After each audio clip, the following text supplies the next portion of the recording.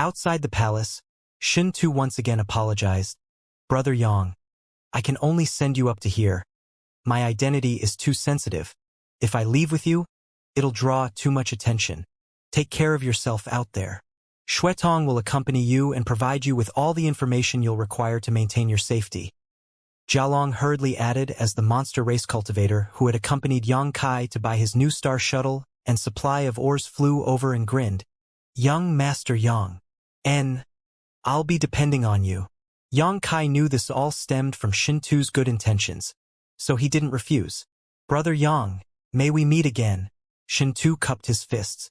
Yang Kai returned the gesture then, under the leadership of Xuetong, summoned out his star shuttle and flew away. Water-Moon Star starships were all basically used to transport commodities. The various major forces throughout the star field would place orders from Hung Luo Chamber of Commerce through their own branches on Water-Moon Star. Then when the goods were prepared, the Chamber of Commerce would deliver the goods to the stars specified by these forces via starship. Along the way, according to Xuetong's explanation, Yang Kai understood that the starship the two of them were about to board was headed to a place called Emerald Star, the home star of a force called Roaring Flame Sect. This force was neither strong nor weak and could only be considered mid-ranked among the entire star field. It controlled 2 cultivation stars, with Emerald Star being one of them. The total transit time would be about half a year, and there would be stopovers at some other cultivation stars along the way. Understood. I'll make a decision when the time comes. Yang Kai nodded. Followed behind Xuetong, Yang Kai quickly arrived at the space array he had used once before, then transferred to another city before eventually coming to an area crowded with other cultivators. This place was an open square that was incredibly vastness, and at fixed intervals various large and small starships were parked, with an endless stream of cultivator hurrying about, carrying goods in and out of these starships in an orderly manner. The contents of the crates most gave off strong energy fluctuations, and many of them were clearly extremely high-grade goods. After Xuetong brought him to this place, Yang Kai couldn't help marveling once again at the immense wealth of Hung Luo Chamber of Commerce. Just these few dozen starships were worth a massive fortune, and that wasn't even taking into consideration their loads of precious cargo or the countless cultivators manning them. Great forces really had the style of great forces. The two men hadn't gone far before several Saint King realm cultivators flew over and barred their way, releasing clear murderous intent as they stared vigilantly towards Xuetong and Yang Kai. One of them raised his hand and shouting, "You there? Halt!" Xuetong paused his steps but didn't reveal any kind of fluster, simply taking a token out from his space ring and handing it to these two men. One of the cultivators accepted the token and carefully examined it before gently nodding, no longer asking anything and simply waving Xuetong and Yang Kai along. Young Master Shintu has already arranged everything. We will be leaving here with a senior who he is on good terms with, Xuetong whispered, flying through the starship dock. A short time later, Xuetong's eyes lit up and pointed towards the front. In the direction he pointed was a Saint King grade high-rank starship with its main hatch wide open and a line of cultivators carrying supplies into it. Outside this starship was a big burly man with his hands crossed in front of his chest, his pair of eagle-like eyes glittering sharply, his expression one of cold indifference. All the cultivators carrying goods involuntarily stayed away from him, many of them doing their best to not catch his eyes. When Xuetong and Yang Kai came over, this burly man couldn't help frowning slightly as he stared towards Yang Kai, causing the latter to feel a slight pressure. Senior Xian Rue. Xuetong stepped forward and politely cupped his fists. Is this him? The big man who was called Xian Rue looked Yang Kai over before snorting lightly. Young Master Shintu wants me to ferry him away from this place? Yes. Xuetong nodded. He's not from our Chamber of Commerce, is he? Xian Rue narrowed his eyes slightly and asked. Xuetong shook his head. He is a friend of young Master Shin Tuesday. Oh. Xian Rue's eyes revealed a curious light. He's actually Shin Tu's friend? That's something quite rare.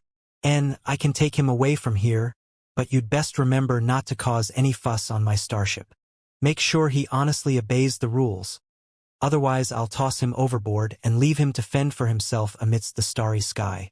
Rest assured, young Master's friend won't stir up any trouble. Xuetong smiled lightly. Not paying any mind to this threat, Xen Rue spat disdainfully. If he wasn't a troublemaker, how could Shintu be so anxious to arrange for him secretly depart? Seeing him in person, it's obvious he's not the law-abiding type. Directing a profound and meaningful look towards Yang Kai, Xen Rue seemed to have noticed something. But he didn't ask any questions and simply shouted, "Go in already." "Many thanks." Xue Tong smiled before motioning for Yang Kai to follow him into the starship. Inside the ship, there were still quite a few cultivators running about, each of them incredibly busy. Xue Tong ignored all the chaos around him and calmly led Yang Kai down a couple of corridors before arriving at a pair of rooms. "If young Master Yang feels this room is not satisfactory, I can help you find a different one," Xue Tong consulted Yang Kai. Yang Kai walked inside and stared out a large window at the surrounding scenery before slowly shaking his head and saying, "No need. This place has a wide view. That's plenty. As long as you're satisfied." That Xien Rue. What is his relationship with Shintu? Why would he go out of his way to help him? Yang Kai asked. "Senior Xien Rue?" Xue Tong thought for a moment before replying. "He is young Master Shintu's uncle." "What?" Yang Kai was stunned. Xue Tong grinned. Senior Xien Rue's sister was young Master Shintu's mother. The president and senior Xien Rue's sister met many years ago, but for various reasons, the two of them could never officially become a couple. "Forget it, don't explain any further. I'm sure it's a troublesome story." Yang Kai waved his hand. Xue Tong also smiled bitterly. There's a number of unpaid debts related to it. If young master doesn't have any other instructions, I'll retire first. After an hour or so, this starship should set sail." "Good." Xue Tong immediately withdrew. Yang Kai stood by the window and looked at the crowds down below, his heart beating slowly, once again feeling a sense of loneliness and solitude. The star field was so massive it seemed nearly limitless. He was an outsider here, with no relatives or friends and nowhere to call home. From where he stood, everything felt foreign and distant. As a lone wanderer in the strange land, Yang Kai couldn't help subconsciously thinking of the warmth of little senior sister and the tenderness of Su Yan, even remembering the charms of the seductive Shan Qingluo and the sharp wit of Qiu Yimeng. As these familiar faces crossed his mind, his pulses quickened slightly. Were they all happy and healthy right now? Had they encountered any kind of difficulties? Were they also thinking about him? Yang Kai's thoughts drifted about like this, causing his mood to sour slightly. However, when a certain figure appeared in his line of sight, all these melancholy thoughts were swept aside and his eyes couldn't help but shrink, his face quickly becoming gloomy. Out in the giant square, a group of 3 people were slowing walking this way. The young man leading them was extraordinarily handsome, his skin so fair it would make any woman jealous, his long black hair gently falling across his shoulders, a warm and genial smile that seemed as refreshing as a spring breeze adorning his face. Wherever he went, the female cultivators who were carrying supplies stopped their movements and stared at him longingly. What's more, he was actually walking towards this very starship. "Shuiyu!" Yang Kai quickly left the window and flew straight out of his room, arriving at the door of the one adjacent to him and walking straight in. Xue Tong was meditating on top of the bed, but upon seeing Yang Kai suddenly burst in, he couldn't help feeling a bit stunned and asking, "Young Master Yang, do you require something?" Yang Kai stared at him deeply and spoke in a cold tone. "Answer me honestly, did Shintu sell me out?" Xue Tong's expression only became more confused upon hearing this, frowning as he asked, "What does young Master Yang mean by that? Take a look outside for yourself." Yang Kai coldly snorted. Xue Tong stood up and gazed out the window, his eyes immediately shrinking up as he cried out, "Young Master Shuiyu? How can he be here? If you ask me, who am I supposed to ask?" Yang Kai sneered. "Did Shintu rat me out to him?" Xue Tong wore a serious expression and replied, "Young Master Yang, if you really think so, you look down on young Master Shin too far too much. He sincerely treated you as a friend. How could he suddenly betray you? Moreover, young Master Shui, you should have left Water Moon Star yesterday. It was only because of this fact that young Master Shin Tu chose to have to depart today. Left yesterday? Yang Kai frowned, his eyes staring fixedly towards Xue Tong, not letting off the slightest change in his expressions. Young Master Xue Yu was assigned an important mission and should have left yesterday to complete it. Xue Tong nodded heavily. Many people witnessed him board a starship that left Water Moon Star. So how could he appear here? And on top of that, head for this particular starship? Yang Kai asked flatly. Xue Tong smiled bitterly. I don't know. But young Master Shin Tu did not betray you. He would not do such a thing. Yang Kai stared at him for a moment before letting out a sigh and nodding. Good. I believe you. Should we get off now then? That's too risky. There's too great a chance of running into him. Xue Tong hurriedly waved. If young Master Xue Yu intends to travel aboard the starship, you'd best remain here and conceal your presence. Hopefully, he is just coming over to discuss something with Senior Xian Rue. I'm afraid there's no chance of that. Yang Kai slowly shook his head as he perked up his ears. Xue Tong and his rooms weren't far from the hatch, so even if he didn't circulate his strength to enhance his senses, Yang Kai could hear bits and pieces of the conversation going on outside. Listening to the dialogue being exchanged between Xian Rue and Xue Yu, Yang Kai knew that the latter really came here to board this battleship. Yang Kai's mood suddenly turned pitch black. Young Master Xue Yu, as far as I know, you should have left Water Moon Star yesterday. How could you suddenly appear here today? Next to Starship, Xian Rue asked curiously. Xue Yu smiled lightly. There were a few matters that weren't settled on time yesterday, so I let that starship depart first. Uncle Xian Rue is sailing for Emerald Star, so I thought there shouldn't be a problem if I rode your starship instead. In any case, you will be passing through Rainfall Star. That's my destination as well. Xian Rue's brow couldn't help furrowing slightly. Xue Yu observed this and continued to laugh. Is there something inconvenient about my presence, Uncle Xian Rue? Could it be there's something aboard the starship you don't want me to see? Xian Rue's attitude made him feel somewhat suspicious, so Xue Yu couldn't help probing him slightly. Xian Rue broke out into laughter hearing this. Young Master Xue Yu surely jests. Aboard my starship are only the materials ordered by Raging Flame Sect. How could there be anything I don't want you to see? Please feel free to step aboard. Young Master Xue Yu. Saying so, he opened the way. Many thanks, Uncle Xian Rue. Xue Yu nodded before he and his two followers walked up the ramp to the starship under the solemn and respectful gazes of all the surrounding cultivators. Check if there are any materials aboard this starship that aren't supposed to be here. Xue Yu never lost his smile as he sent a divine sense message to his two subordinates. Does young Master suspect Xian Rue of smuggling supplies? One of them asked back. He shouldn't be, but the way he was acting just now makes me a little curious. An abundance of caution is not unwarranted. Subordinate will verify the situation as quickly as possible.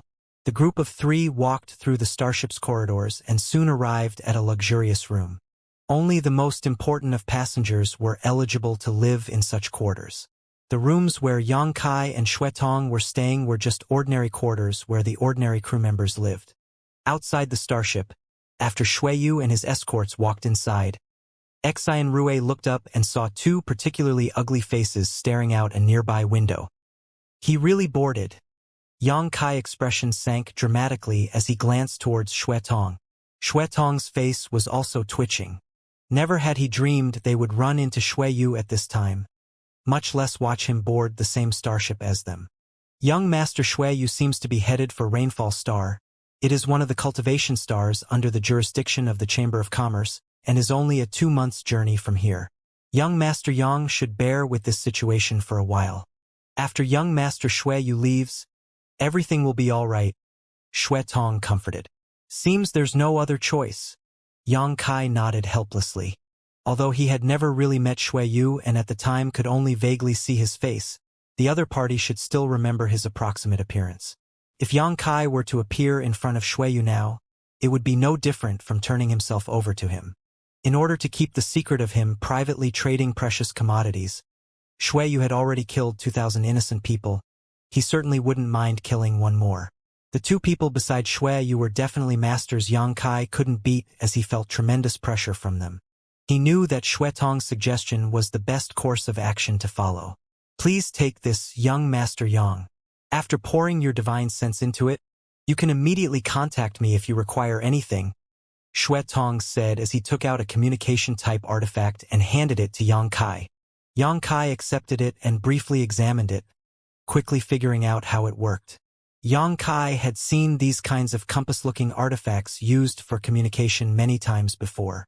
The cultivators from Purple Star and Sword Union also used these to communicate, but it wasn't until now that Yang Kai actually got hold of one of them, piquing his curiosity slightly. Good. Then I'll go back first, Yang Kai said, storing the communicator into his pocket. He had heard the footsteps of the group of three, led by Shui Yu, pass by a while ago, and knew they must have left by far by now, so for the moment there wasn't any problem moving about. Young Master Yang, Shui Tong suddenly called out towards his back. Is there something else? Yang Kai looked back at him. Shui Tong hesitated a moment before declaring, Young Master Shin Tu sincerely wished to become friends with you. He would not do something to betray your trust. Yang Kai stared deeply into his eyes before gently nodding. I understand. He had only suspected that Shin Tu had betrayed him because this situation was too coincidental. Anyone would have been confused by it. However, from the conversation between Shui Yu and Xian Rue, Yang Kai had already determined that this was just his own misunderstanding. When Shin Tu had learned that he had killed 3 cultivators from the Chamber of Commerce, he showed no intention to pursue it, so it was obvious how much he valued their friendship. Otherwise, he would have at least revealed an unpleasant look at the time. However, he had not done so. Compared to Yang Kai, Shin Tu didn't care one bit about the death of 3 of his Chamber of Commerce's cultivators. Returning to his room, Yang Kai closed the door and sat down on the bed to cultivate. After about an hour, a humming sound echoed throughout the huge starship, and for a moment it seemed to shake. Soon after, though, everything became smooth again and the starship slowly lifted off and adjusted its heading. After rising a few thousand meters, the starship rapidly accelerated, turning into a streak of light that rushed off into the starry sky. Yang Kai opened his eyes and looked over his shoulder just in time to see the scenery outside his window rapidly rush past, and soon, everything on Water Moon Star's surface became incredibly small. After passing through the thick layer of clouds, the starship arrived in the realm of stars and swiftly headed in the direction of Emerald Star. Since he knew that Shui Yu was also aboard the starship, Yang Kai behaved with extreme caution, not even opening his own door.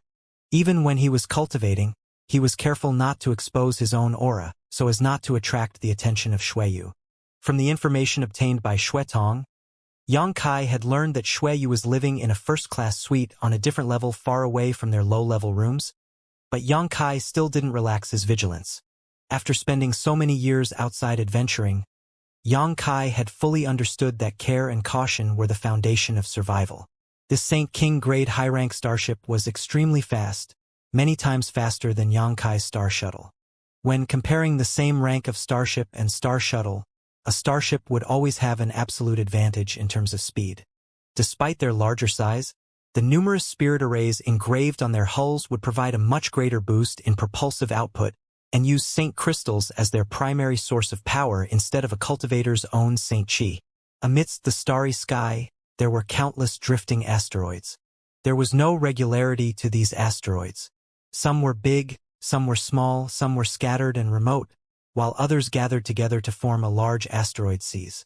As the starship moved through the starry sky, it would avoid most of these asteroids with great finesse so as not to cause unnecessary damage to the hull. If an asteroid couldn't be avoided, cultivators from the starship would be dispatched to shift its track or to simply destroy it. The journey was calm and peaceful. Yang Kai remained inside his own room, mostly cultivating but occasionally observing the fascinating outside scenery to ease his nerves. One day, he suddenly took out the communication-type artifact and poured his divine sense into it to contact Shui Tong. What command does young Master Yang have? Shui Tong quickly responded. What kind of cultivation do the 2 people around Shui Yu posses? One of them is an origin-returning realm master, and the other should only be a third-order Saint King. Origin returning realm.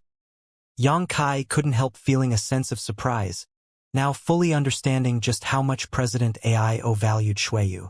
Even the best guards in Shentu's palace were on the same level as Jialong, third-order Saint Kings, but Xueyu actually had an origin returning realm master serving as a bodyguard. In President AIO's mind, Xueyu's position must be significantly higher than Shentu's. What about Xueyu himself? Yang Kai asked. 10 years ago he broke through to the second-order Saint King realm, but currently I'm not too sure. Xuetong spoke in a somewhat exasperated tone. Young Master Xueyu's talent is outstanding. Among President AIO's many sons, Xueyu's cultivation is the highest. Young Master Shentu only ranks a distant second. Fierce, Yang Kai acclaimed with sincere admiration. Besides the master accompanying Xueyu, are there no other cultivators on this starship at the origin returning realm? And there aren't. After all, such masters are not very common. The number of origin returning realm masters on each cultivation star is never that high. Most of them are scattered throughout the star field, and each one is a mainstay of each force. Shipping commodities from place to place is a minor matter that most origin returning realm masters pay no mind to. Only if something of extreme value is being shipped will an origin returning realm cultivator be sent to escort it. After explaining all this, Xuetong paused for a moment before asking, "Is young Master Yang worried about the safety of the starship? If so, you may be rest easy. Hung Luo Chamber of Commerce's influence has spread to every corner of the star field, and we have connections to every major force in existence. Even those robbers and murderers from Galaxy Ridge and Abandoned Lair won't get any ideas about our Chamber of Commerce's starships because they too need to maintain trade relations with us." Galaxy Ridge and Abandoned Lair were Hung Luo star field's two great evil forces. Yang Kai has previously learned from Shentu that these two forces were rampant pirates who pillaged and murdered across the star field, robbing starships and plundering their goods while turning the males into slaves and the women into toys. They were savage and ruthless to the bone. Any starship would steer well clear of these two places. In the past, the star field's great forces had collaborated many times to encircle and rout these two forces out, but their two hideouts were natural fortresses and possessed extremely strong fortifications. Every time they have encircled these two places, the star field's great forces would suffer heavy losses, and although they could temporarily suppress Galaxy Ridge and Abandoned Lair, it wouldn't be long before they recovered and then wreaked terrible revenge upon the starfield. After repeating this thankless job several times, the great forces eventually gave up. As long as this starship bears the insignia of the Chamber of Commerce, no one will dare move against it, Xuetong said with an obvious note of pride in his voice. "And understood." Yang Kai nodded, chatting with Xuetong for a while to alleviate his boredom before ending the conversation with him. Immersing his consciousness into his knowledge sea, Yang Kai materialized his soul avatar and began studying the giant star chart once again. A moment ago, during his conversation with Xuetong, Yang Kai had inquired about Rainfall Star and their end destination Emerald Star. From Xuetong, Yang Kai learned that these two stars were cultivation stars with rich world energy auras and that Rainfall Star belonged to Hung Luo Chamber of Commerce while Emerald Star was the home star of Raging Flame Sect. After learning this general information, Yang Kai became curious and decided to seek out the positions of Emerald Star and Rainfall Star in his star chart. Yang Kai's divine sense flew like lightning across the giant star chart suspended above his knowledge sea. Soon, he found a cultivation star matching the description Xuetong had given him. This cultivation star was half ocean, half dry land, and was almost the same size as Hung Luo Chamber of Commerce's home star, Water Moon Star. Rainfall Star. Around Rainfall Star there was a great sun as well as a number of small moons. These moons orbited Rainfall Star under the influence of its gravity field, while Rainfall Star orbited the sun under the influence of its gravity. All of these celestial bodies were invisibly yet inextricably linked together. The entire star field was like this, and observing it was equivalent to observing some kind of grand heavenly principle. Suns and moons were two kinds of stars that would inevitably exist around any cultivation star. Suns would give off brilliant sunlight, providing the plants and creatures on the surface of a cultivation star with the energy required to support life. Moons scattered holy radiance and cold moonlight that would allow cultivators to calm their minds and souls. After finding Rainfall Star, Yang Kai began trying to use his understanding of the star field to plot a safe course to it. Soon, Yang Kai was pleasantly surprised to discover that using his consciousness as a pen and his spiritual energy as ink to sketch routes on the star chart was actually able to enhance his understanding of the use of his divine sense. This unexpected discovery caused him some elation. He spared no effort mapping out other safe routes on the star chart, copying them into his star shuttle whenever he completed one. Yang Kai soon immersed himself in this task and gradually forgot the passage of time. Plotting then copying these safe routes on the star chart then into his star shuttle consumed a great deal of spiritual energy. Yang Kai continued mapping out various safe routes from one cultivation star to another on the star chart for several days. Some of these safe routes were extremely long and would take several years even with a fast starship. Others were short enough that only a couple of months would be required to complete them. Yang Kai's understanding of the star field became more and more profound as he continued this unusual form of practice. His understanding and control over his conflagrated knowledge also grew at a noticeable rate. Both inside and out, Yang Kai felt as if his soul had been baptized and sublimated. However, he didn't really know how much use these various routes he was plotting out would have. With the giant star chart in his knowledge moving safely about the star field was a simple task for him. The only way to verify their usefulness would be to put them to use. Yang Kai stopped plotting new courses at one point and compared the route the starship he was sailing about to the one he had created. When he found that the safe route he had plotted using the giant star chart did not differ greatly from the sailing route of the starship, Yang Kai was quite excited and his confidence and motivation were both boosted. Yang Kai then began to observe the route ahead, wanting to see if they would encounter any danger. After a short observation, though, he found something wrong. The starship he was aboard would sail for another day or two before entering a cold and desolate part of the star field.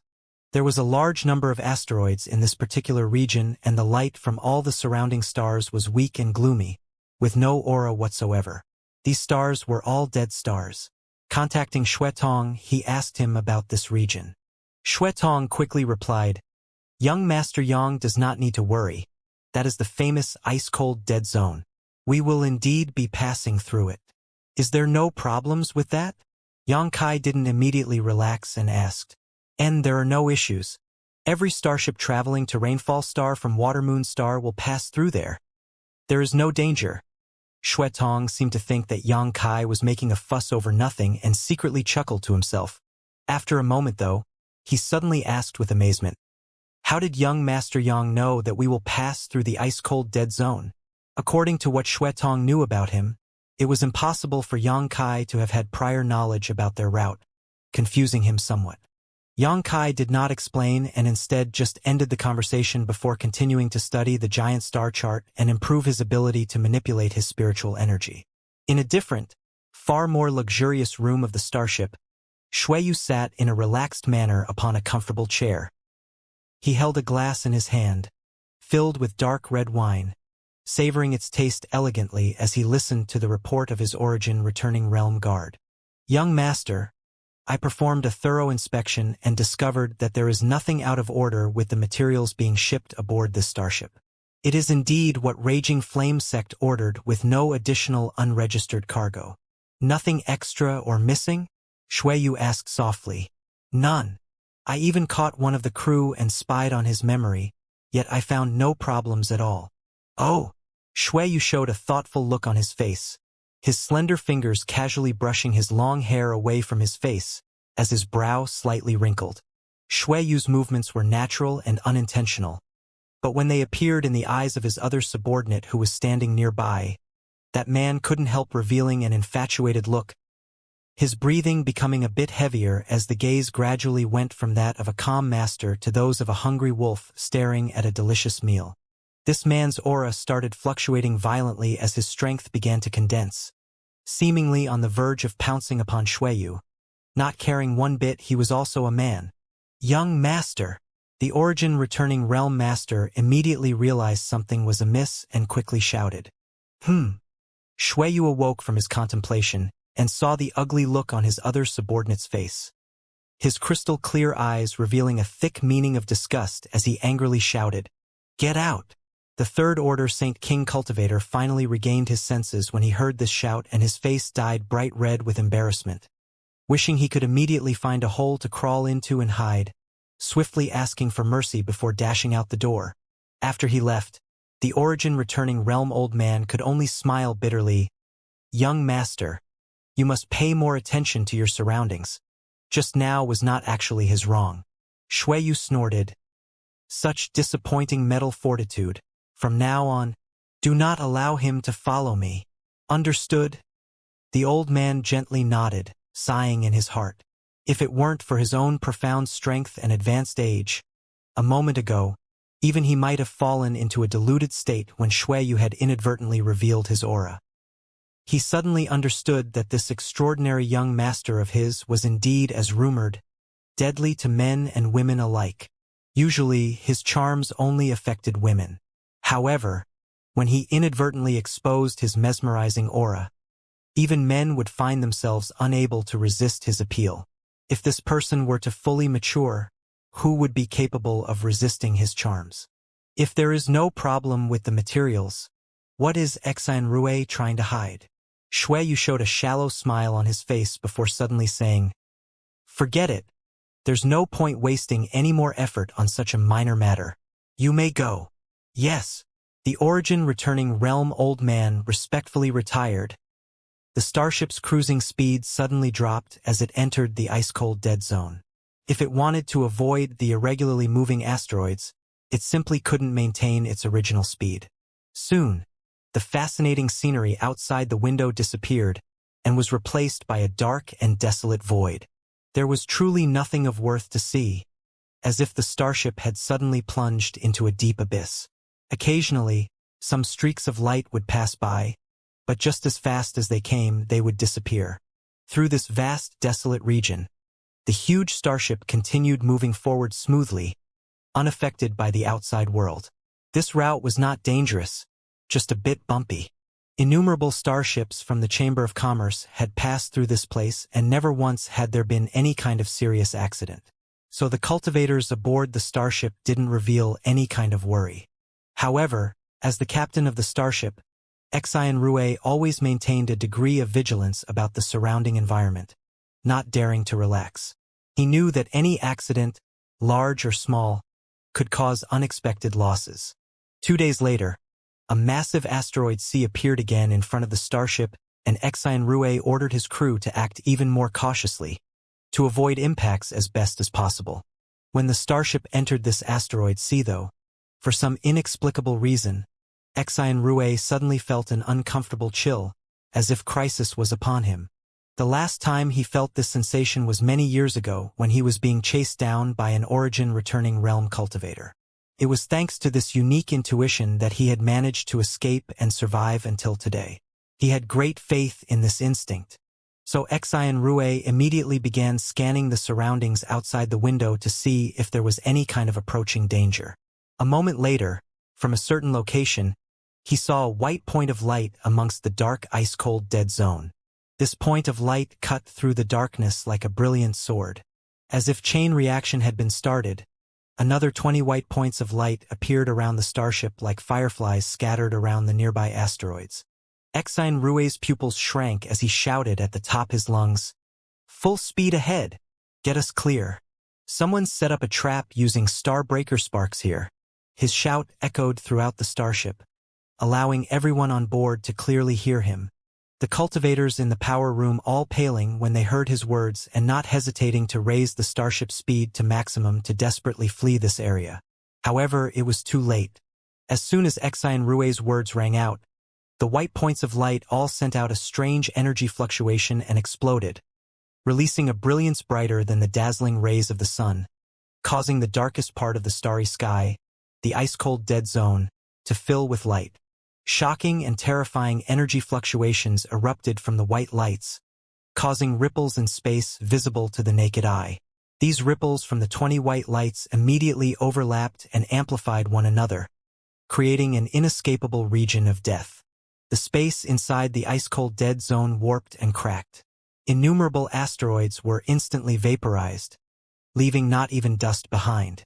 The Saint King grade high-rank starship which had just accelerated was swiftly engulfed by these destructive waves. The incredibly sturdy hull, which could allow the starship to safely roam the star field, was as fragile as tofu before these ripples and, like the surrounding asteroids, turned to ash, exposing the interior.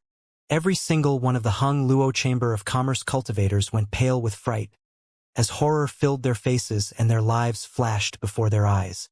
When the destructive waves hit, regardless of how high their cultivation was, all burst into bloody fog with not even their bones surviving.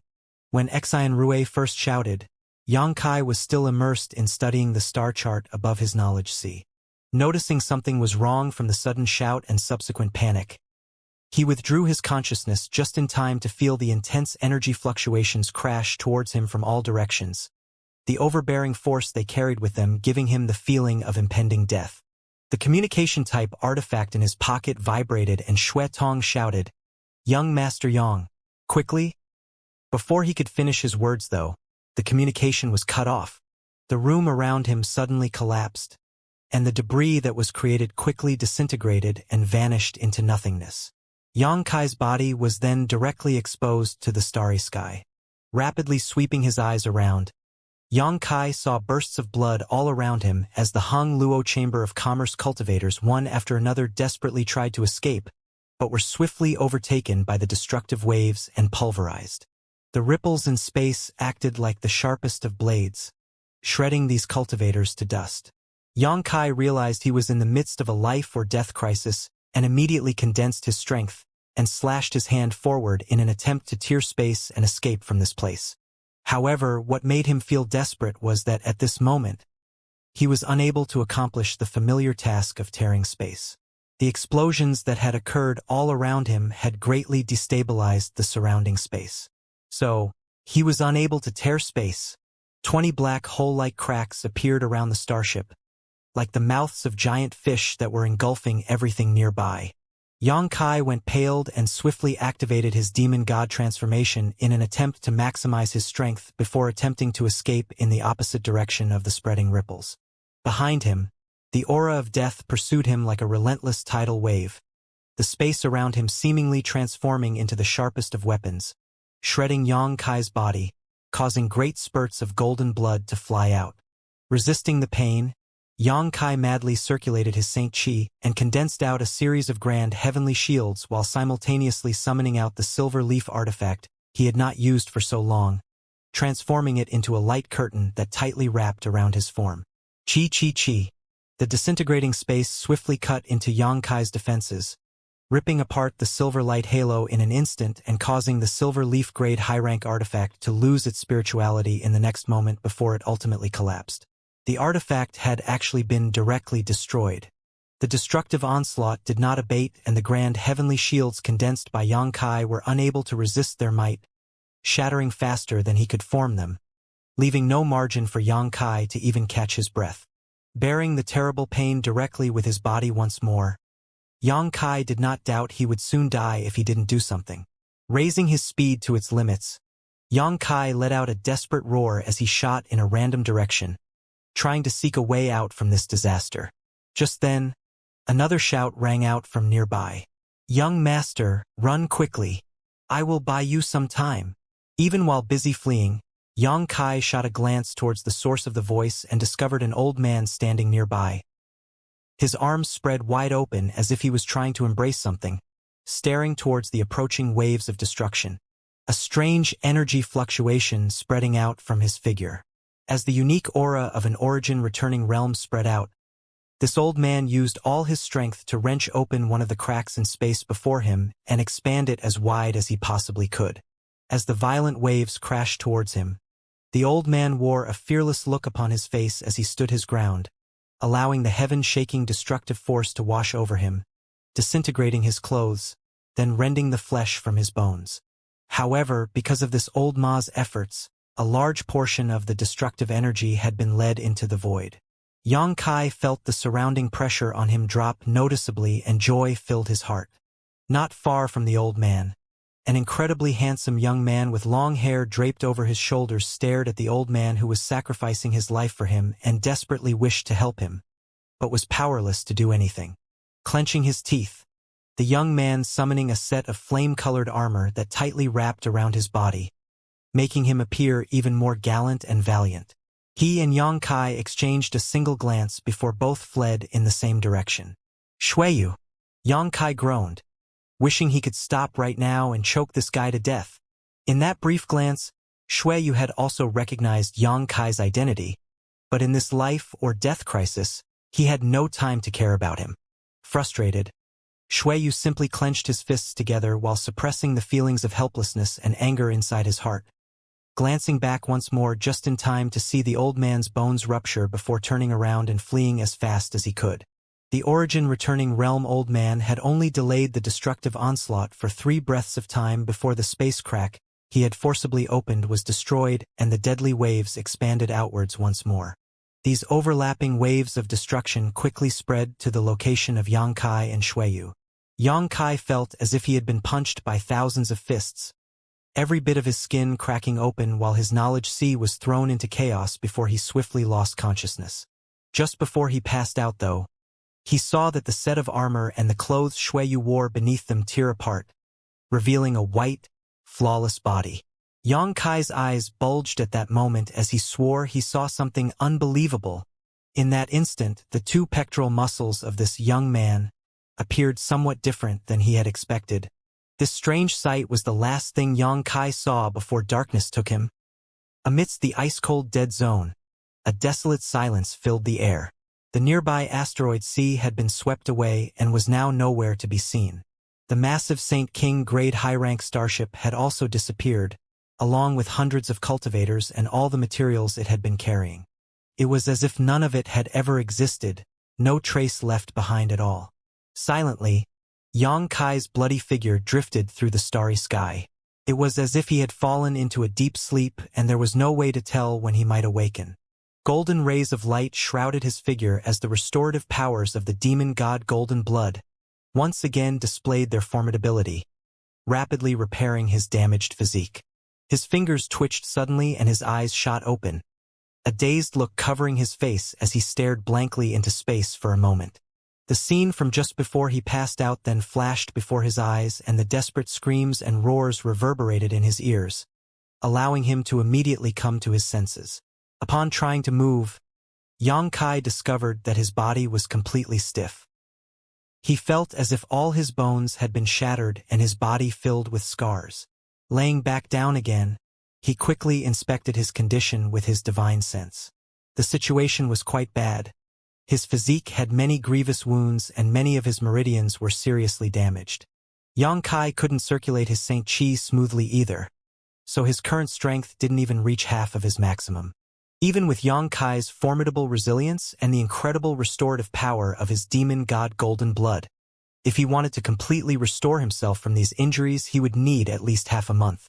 After clarifying his current state, Yang Kai took out a healing saint pill from his demon mystic tome and stuffed it into his mouth. At the same time, Yang Kai couldn't help rejoicing slightly. If it weren't for the old origin returning realm master who had been accompanying Xueyu dampening the destructive wave for a moment back then, his current injuries would be far more serious and the chances of him having died would not have been small. Even a master at the origin returning realm had died. What hope did a small second-order saint like him have? What about Xueyu? Did he die? Recalling the scene he saw right before slipping into a coma, Yang Kai's expression became strange. He thought about it carefully and confirmed that it was not an illusion born of his own confusion. The Starfield's famous Hung Luo Chamber of Commerce third young master apparently had an incredible secret. Yang Kai released his divine sense but didn't notice any life auras nearby. If he hadn't died, Yang Kai anticipated that Xueyu's situation would be similar to his own. He had accidentally seen the other party's greatest secret, and even before that Xueyu had intended to kill him. So now it was even more impossible for him to let Yang Kai off. Yang Kai fully regarded Xueyu as his enemy. Xuetong. Remembering about the other person who had been accompanying him, Yang Kai quickly took out the communication-type artifact from the demon mystic tome and poured his divine sense into it, trying to get in touch with Xuetong. To his disappointment, though, no matter how he called out, Yang Kai received no response from Xuetong. Before the disaster, Xuetong had used this communication-type artifact to try to warn Yang Kai to escape, but he had been cut off before he could even finish his words. It seems that at that time, Xuetong had already suffered disaster. Yang Kai sighed deeply before stowing away the communication-type artifact. He was a bit sad that Xuetong had fallen. This monster race cultivator had been good to him. If Shintu hadn't made Xuetong accompany Yang Kai, he wouldn't have been caught up in this disaster. His luck was really bad. Who laid such a trap in that asteroid sea though? Why did they want to destroy a Hung Luo Chamber of Commerce starship? Also, what kind of trap was capable of such immense destructive power? Was it for revenge? Was it an assassination? Yang Kai had no way to know. He only remembered that Xian Rue had said something about Starbreaker sparks before the disaster occurred. But Yang Kai had no idea what that was. Yang Kai secretly decided that he needed to discover the truth of this matter. Not only because he had almost been killed, but also because he needed to give Shin Tu an explanation for Xuetong's death. From behind Yang Kai, a slight attractive force appeared, pulling his body downwards. Yang Kai turned his head around with great difficulty and discovered that a few hundred kilometers or so away there was a small dead star. The force which had caught Yang Kai was the gravity generated by this dead star. Yang Kai didn't resist and allowed the dead star to pull him in. 2 hours later, when Yang Kai was just about to hit the surface of this dead star, he slowly, roughly circulated his Saint Chi to stabilize his figure. Glancing around, Yang Kai felt that this place truly deserved its dead star classification. A thick death chi lingered about the deserted surface, with no trace of vitality or life anywhere to be seen. Only some scattered craters and mountains added variety to the landscape. At the moment, Yang Kai stood next to a huge pit, not a single strip of clothing on his body. All his clothes had been destroyed in the previous incident. After this short period of recovery, Yang Kai felt a bit better and was just about to take out a set of clothes from the demon mystic tome when his expression suddenly changed and he hurriedly released his divine sense. He noticed another life aura in a place not far from him. His brow wrinkling slightly, Yang Kai didn't even bother wearing clothes first before quickly flying over to investigate. 1,000 meters from where Yang Kai had landed was another massive pit. There, a woman with an astonishingly beautiful body and exposed jade-white skin sat. Standing up in the pit, she rubbed her forehead, slowly kneading it as she scanned her surroundings. Similar to Yang Kai, because of the recent disaster, she was in somewhat of a daze and couldn't immediately tell what had just happened.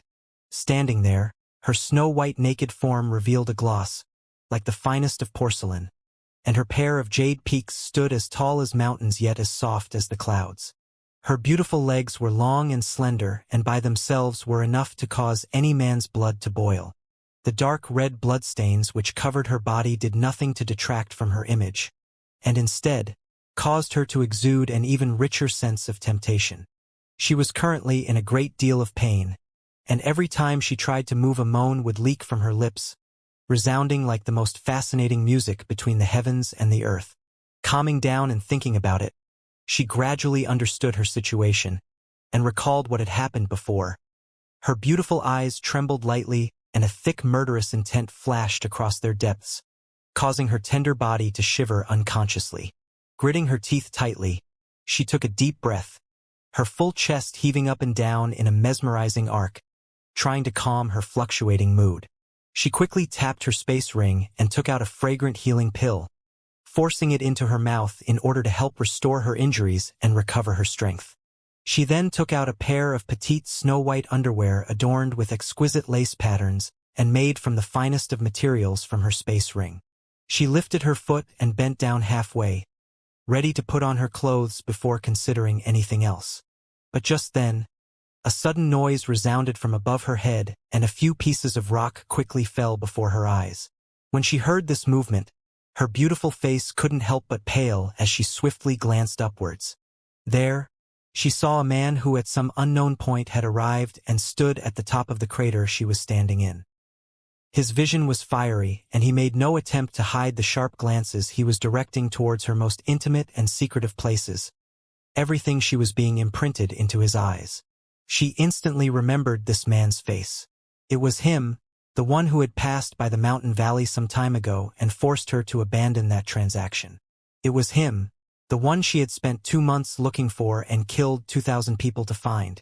It was him, the one who had fled together with her when the starship they had been riding was destroyed. His whole body was also stark naked, his solid, powerful muscles exposed and the symbol of his manhood, like the long trunk of an elephant, on full display, tarnishing her delicate eyes and forever engraving its image into her innocent soul. It was then that she realized that she was also not wearing anything, and at this moment was bent over halfway, her twin peaks pressed together tightly while she lightly lifted and extended one of her legs towards his direction. It was as if she was a seductress actively showing off her beautiful figure to please her lover. Her rage and anger soared to unprecedented heights. "You seek?" she tried to shout, but before she could finish her sentence, her face went pale and she began coughing fiercely, her thin, tender mouth overflowing with red blood, her delicate hand reaching up to cover her chest as she staggered backwards. Her injuries were much more severe than Yang Kai's, her 5 viscera and 6 organs all heavily battered, and although her red flame armor had managed to stop her skin from receiving many serious bruises, her internal injuries were awful to the extreme. "Death!"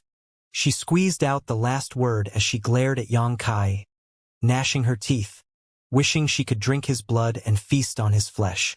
No man had ever seen her body like this, and aside from a few select people, none even know about her secret identity, yet now she had actually exposed everything to this nobody, her whole body put on display for his dissolute eyes to wantonly gaze upon. She couldn't help feeling as though she was being blasphemed. "Young Master Xueyu?" Yang Kai grinned, a meaningful grin appearing on his face, not caring one bit about his own nakedness. Not only did he not try to cover himself, he even took a step forward, allowing his figure to be seen even more clearly, chatting as he walked. "I didn't expect that young Master Xueyu was actually a woman. This is really a fantastic tale." The woman standing at the bottom of the pit was 70 or 80% similar to Xueyu, whom Yang Kai had seen before, but the difference now had made Xueyu reborn as an astonishingly beautiful woman. Her beauty was hard to describe in words. Everything from her looks to her body was the epitome of perfection, without the slightest blemish. It was as if the heavens themselves had concentrated all their blessings onto her, allowing anyone who laid eyes upon her to fall into a fascination they would never be able to extricate themselves from. Her beautiful eyes were also crystal clear, so much so that if one were to stare into them, they would feel as if their soul was being drawn from their body, shattering their sense of free will, and making them willing to dedicate their entire being to serve her every whim. When Yang Kai had first arrived here and caught sight of her, he felt as if lightning had struck his body, and a deep intoxication swiftly filled his heart. At that moment, he wished time and space would freeze so he could forever see the scene of her leaning over to dress herself. Her whole being was like the most beautiful of dreams, beguiling one's soul and causing them to wish they would never awaken. Yang Kai was a wanderer, and in his travels, he had seen many different women, many of them possessing outstanding beauty, but when carefully comparing them, none could reach the height this woman before him had reached. No one was as perfect as she was. Even Su Yan and little senior sister fell short of her. A woman like her could only be described as a miracle. This was the gracious gift of the heavens to mankind. She was clearly the same as he was, knocked out by the disaster, then pulled by the gravity of this dead star, forcing her to land here. On top of that, she shouldn't have woken up long ago, otherwise there was no way she wouldn't have put on her clothes. She had killed 2,000 people, innocent people, just to seek him out in order to ensure her secret never leaked. Whether Yang Kai was willing or not, she had become his enemy. But at this moment, Yang Kai wasn't certain whether he should immediately attack her or take a step back. After all, this person was still related to Shen Tu. She was Shen Tu's sister. Also, Yang Kai found himself a bit reluctant to act against her, secretly feeling that bullying such a beautiful woman wasn't something he should do. This thought, however, only raised his vigilance even higher, and he quickly stabilized his mind to resist Xueyu's natural aura. Xueyu had not used any kind of seduction technique and had not used any kind of secret technique or skill to affect his judgment. She was just standing there, staring at him resentfully without disguising her disgust and murderous intent. However, Her mere presence was pulling at Yang Kai's heart, making him wish to cherish and protect her. Such a fearful woman, Yang Kai secretly screamed to himself. Yang Kai clearly knew she had ill intentions towards him, and couldn't wait to kill him brutally. Yet he still couldn't immediately bring himself to attack her. A woman capable of such magnetism was something Yang Kai had never before encountered. What do you want to do? Shuiyu seemed to know that her current state was horrendous, so she didn't rush to find trouble with Yang Kai. She did, however, use the last remnants of her strength, release a 7-colored light screen around her to cover her more sensitive parts, so as not to give Yang Kai a chance to continue gawking at her. However, possibly because she was weaker than she realized, this 7-colored light film wasn't very strong, and instead of completely obstructing her figure, it only added a translucent covering to her body. She suddenly became even more seductive. This kind of alluring scene ruthlessly slammed into Yang Kai's mind, giving him an intense visual impact. Compared to when she was fully naked, her current appearance was even more fascinating. Shuiyu's face became even uglier, her shame and embarrassment reaching levels she had never even imagined possible before, all of which finally snapped her last thread of reason, and she gathered the 7-colored light onto her fist and ruthlessly leapt towards Yang Kai while he was still in a daze. Shuiyu flew right up to Yang Kai and sent her seemingly delicate fist hurtling towards him. This punch was filled to the brim with an amazing energy fluctuation that shot straight towards Yang Kai's heart. She had to kill this man who had defiled her beautiful body with his obscene eyes and protect her life's greatest secret. Meeting this murderous intent head-on, Yang Kai remained indifferent, his brazen gaze continuing to sweep over Shuiyu's body, focusing on the 2 delicate cherries atop her grand peaks, then the fine grassland between her 2 legs, all of her features becoming like a great vortex which sucked in his heart, making him unable to extricate himself. Shuiyu's pretty face showed a look of utter disdain and loathing as she condensed even more power into her fist. Her jade-white fist pounded directly onto Yang Kai's chest, a fierce strength penetrating right through to his core, shattering his 5 viscera and 6 organs, causing him to burst into a bloody fog. Or at least that's what Shuiyu expected to happen. However, at the moment of impact, she saw a mocking grin appear on Yang Kai's face as he swiftly stretched out his arms and directly grabbed hold of her. Shuiyu's face went pale as she let out a scream.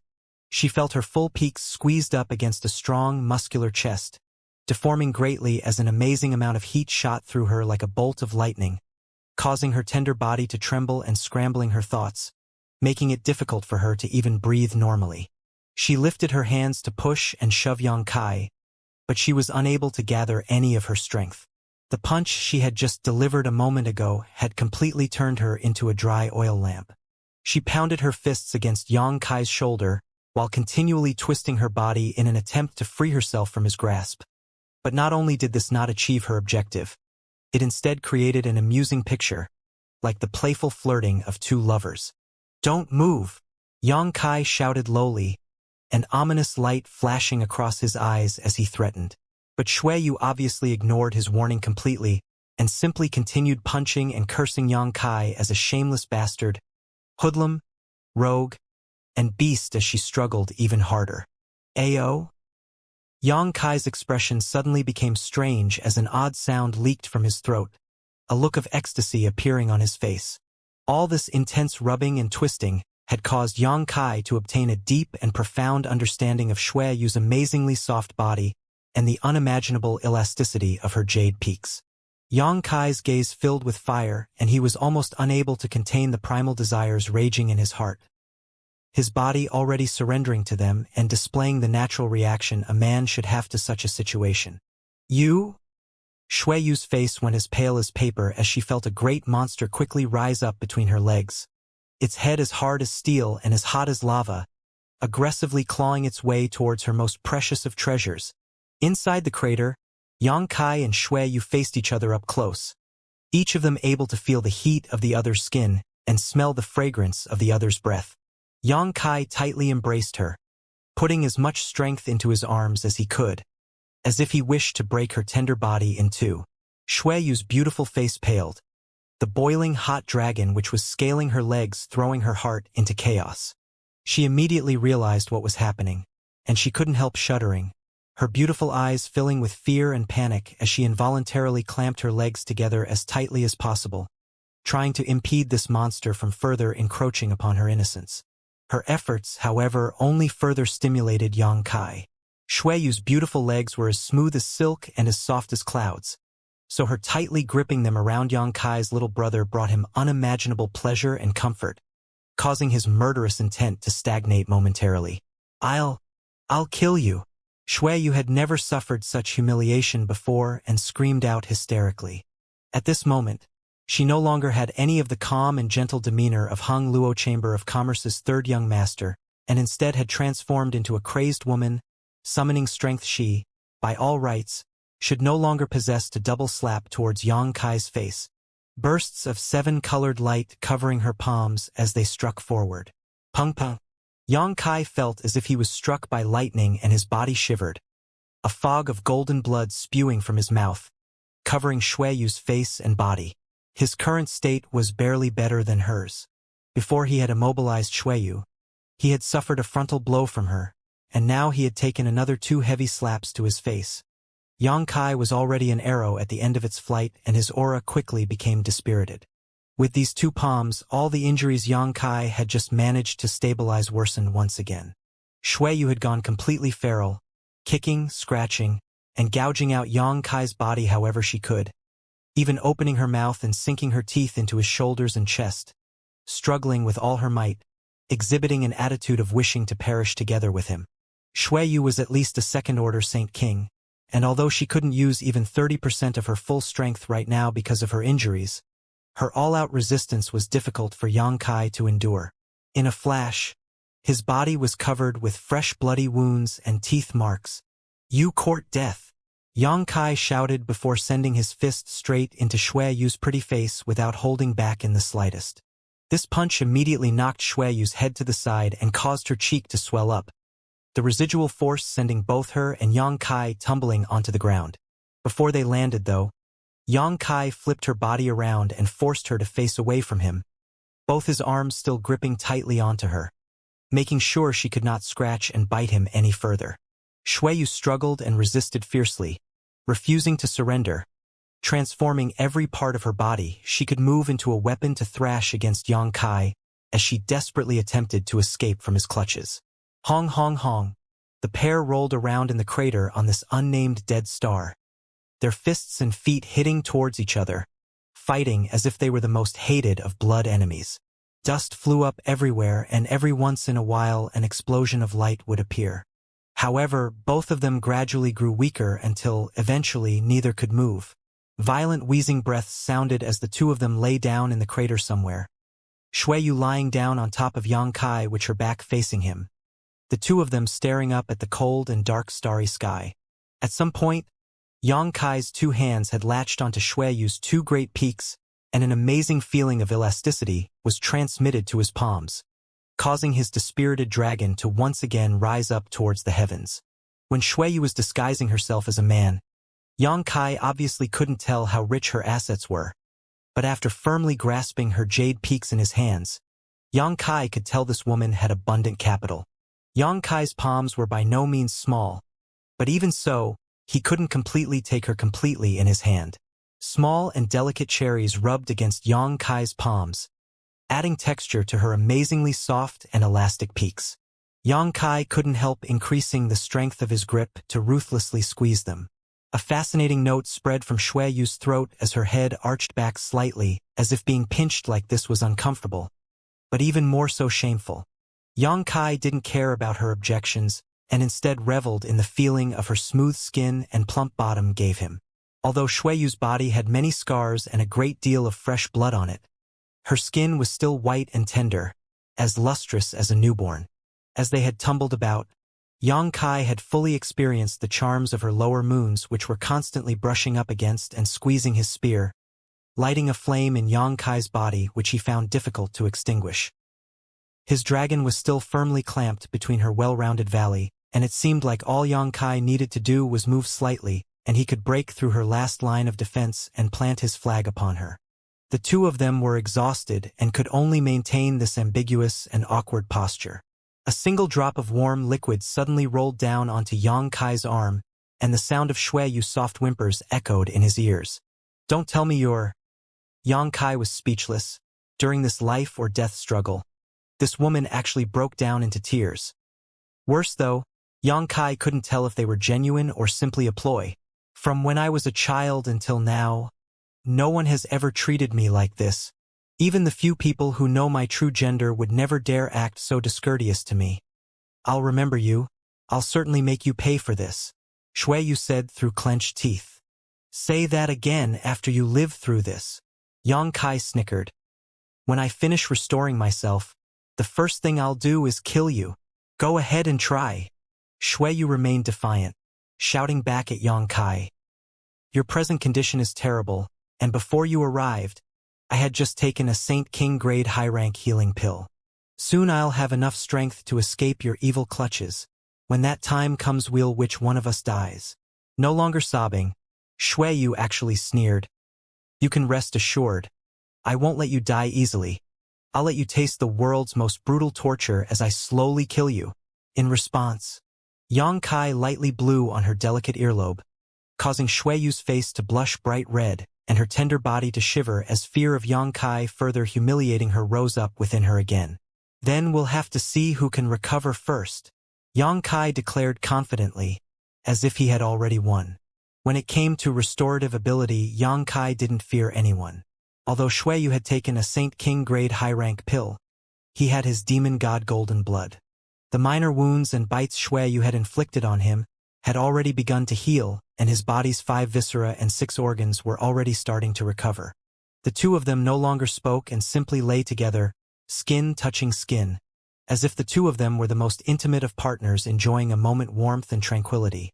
However, beneath this spring scenery was a cold and potent murderous intent.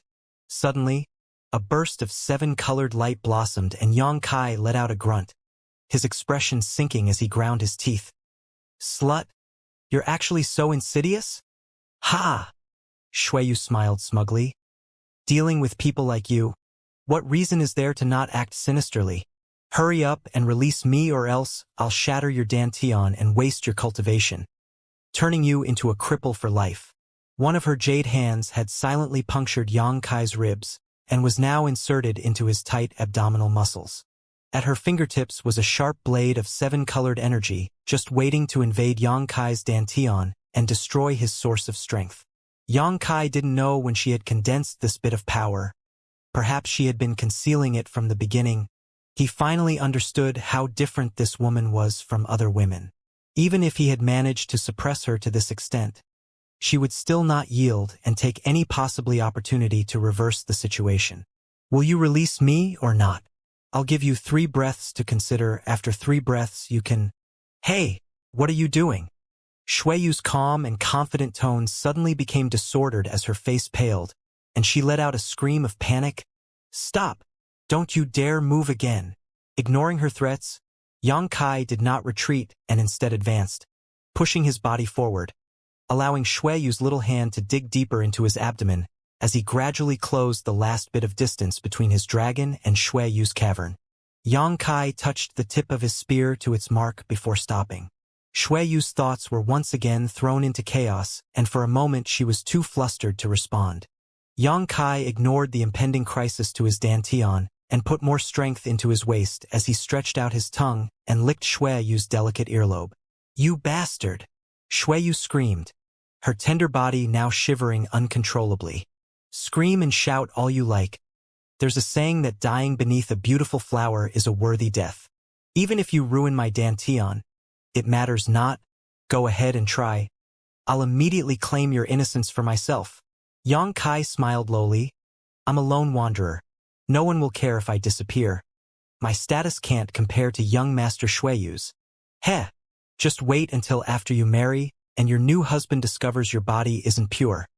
I'm sure it will be a glorious show to see. A small nobody like me being able to possess a woman like you. Even if I need to give my life, it will be worth it. Lunatic. Madman. You're insane. Shui Yu's beautiful face filled with panic. She was really scared that Yang Kai would follow through with his threat, and feeling of the hard foreign body between her legs. She knew that all her carefully laid out calculations and schemes had completely collapsed. This man was more vicious than any bandit from Galaxy Ridge and more sinister than any rouge from abandoned lair. How am I insane? Our situation has already reached the point where it is either you die or I perish. Since there's no other path forward from here, I may as well enjoy your taste before I die, then wait in the underworld to taste it again. Saying so, Xianxia put more strength into his waist and slowly but surely swung his hips forward.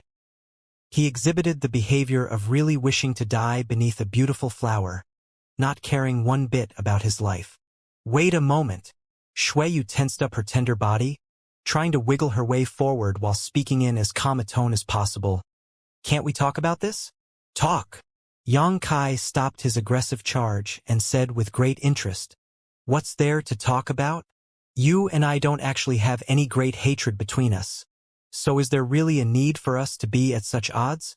Xueyu lightly opened her lips to speak these words while flames of pure hatred burned within her eyes. But for her innocence, she had no choice but to compromise.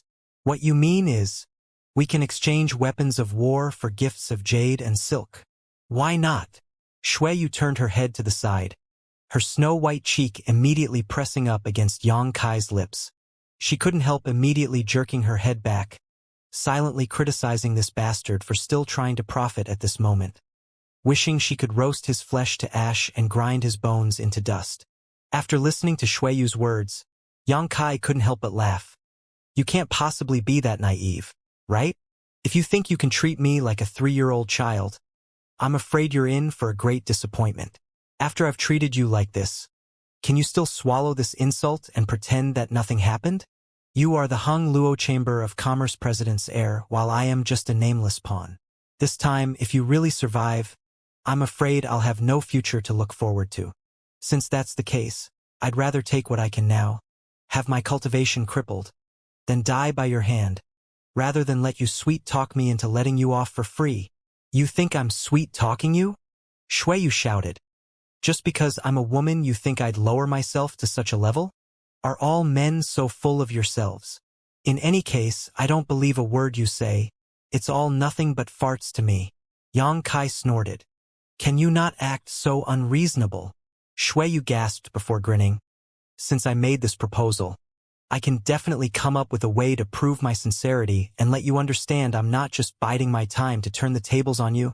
Xianxia's expression changed as he stared deeply towards her. Right now, both he and Xueyu were stuck in a deadlock, neither one possessing any kind of advantage. Xueyu's cultivation was much higher than his, but her injuries were more severe and the rate she could restore herself was also lower than his, allowing this tenuous stalemate to continue. However, doing nothing wasn't a viable solution. If things were left as they were, the end result would definitely be both of them losing something, and neither of them was willing to see that. In truth, Xianxia was wholly unwilling to give up his own cultivation just to win a woman's chastity, while Xueyu was even more reluctant to be defiled by a peasant like Xianxia. He suddenly felt that it wouldn't be a problem at least hearing Xueyu out. You talk, I'll listen.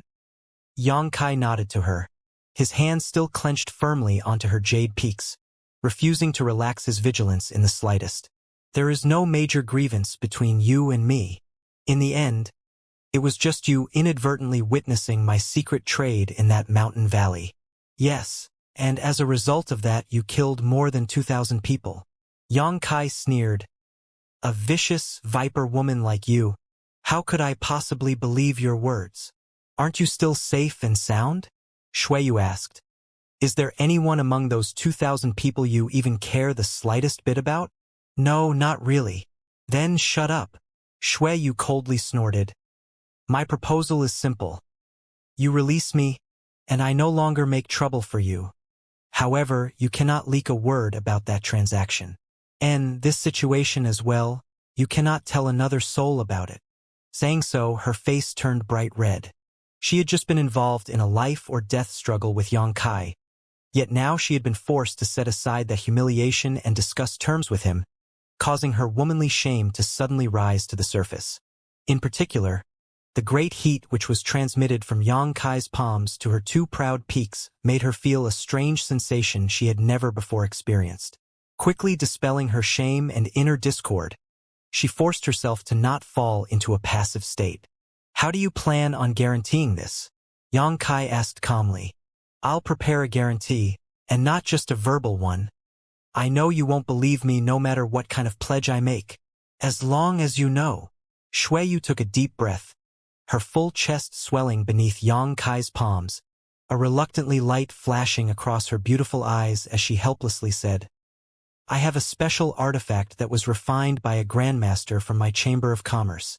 It was originally prepared for me when I encountered extreme danger. Now I have no choice but to use it on you. What artifact? Yang Kai asked curiously. Soul chains. Shuiyu grit her teeth. This artifact can tie our souls together, meaning that if either one of us dies, the other person will also die. Is this guarantee enough? Live and die together? Yang Kai smiled brightly and said with a strange grin, Beauty, I don't think our relationship has reached that point yet. Has it? Although you and I have indulged in each other's touch and met one another with no barriers between us. This kind of progress is a bit fast even for me. On top of that, I already have a wife and two actually. Can you be serious for an instant? Are you only capable of acting so loathsomely? Shuiyu snorted. Do you think I am willing to link my life to yours? You're just a tiny second-order saint. The slightest danger you encounter could send you to the afterlife. If we really do this, I'll have no choice but to constantly protect you. Yang Kai's expression slowly became solemn as he carefully observed Shuiyu's breathing, pulse, and soul fluctuations. After a while, he asked lowly, Why should I believe in you? I have already compromised to this degree. If you still refuse to believe me, we can only fight and perish together. That's not the ending you want, is it? You and I both have long, bright futures ahead of us. How could we be resigned to dying on this barren dead star? Yang Kai's lips curled into a grin. Why does it seem like your desire to survive is much stronger than mine? Shuiyu's pretty face sank and she no longer spoke. Let me ask you one last question. Can the effects of this artifact be lifted? I don't want to bind my life to yours for all eternity. Even with Shuiyu's extreme self-control, she nearly flew into a rage when she heard Yang Kai utter these words. Just who was it that didn't want to be bound to the other? He was making it sound as if she was some kind of shameless woman forcing him to accept her when in truth, them being tied together in any way was this little bastard's greatest honor. Shuiyu's cursed viciously in her heart as she forced her voice to remain calm. It can be lifted, but both parties must be willing. If either one refuses, the artifact's effects cannot be dispelled. Good. Yang Kai smiled, thought about it for a moment, then nodded. I'll believe you. So we have an agreement? And we have a deal. I need to take out the artifact. Loosen your grip a bit. Like this I can't even move, Shuiyu said weakly as she struggled slightly. Yang Kai slowly relaxed his arms, but he maintained the highest degree of vigilance while simultaneously bringing his lips to Shuiyu's delicate ear and whispering, Don't try to play any tricks. As long as I use a bit more force, you'll be mine. I know. Shuiyu ground her teeth in anger. While still tightly held in Yang Kai's embrace and with one hand still inserted into his abdomen, Shuiyu brought her other hand wearing her space ring to her mouth and poured her divine sense into it. With a flash of light, an artifact shaped like a chain appeared and landed on the ground. This thing. Yang Kai reached out and seized the artifact before Shuiyu could grab hold of it. The function of this artifact is quite odd. Why would one of the grandmasters from your Chamber of Commerce refine something like this for you? As I said, this thing was prepared for when I fell into great danger. If I was confronted by an enemy I could not match, I would be able to use this artifact to connect our lives together, preserving my own. Yang Kai nodded lightly before pouring his divine sense into the artifact, quickly discovering a series of unfamiliar spirit arrays engraved inside of it. There was also a very strange energy contained within it that was potent enough to cause his complexion to pale slightly. Without a doubt, this strange energy belonged to a powerful origin king, and it contained a mysterious soul fluctuation. Yang Kai immediately understood that it was not this artifact but rather the divine ability of the Origin King Realm Master, who forged it, that was special. This artifact was just a vessel used to seal this divine ability. Realizing this, Yang Kai's heart relaxed slightly but still insisted, "I can't trust you still. So tell me how to stimulate the power contained in this artifact." Shui Yu angrily spat. "Are you really so cowardly? Are you even a man? Would you like to verify for yourself whether I'm a man or not?" Yang Kai snorted. "No need." Shui Yu shivered and quickly said, "Just pour your divine sense into it and the seal will open." Yang Kai followed her instructions and poured in his divine sense, and the seal inside the artifact easily broke. In the next moment, a shocking soul fluctuation suddenly emanated from the artifact and a halo of purple light burst forth, instantly covering both Yang Kai and Shui Yu's bodies. This purple halo was incredibly invasive and rapidly flooded into Yang Kai and Shui Yu and soon disappearing.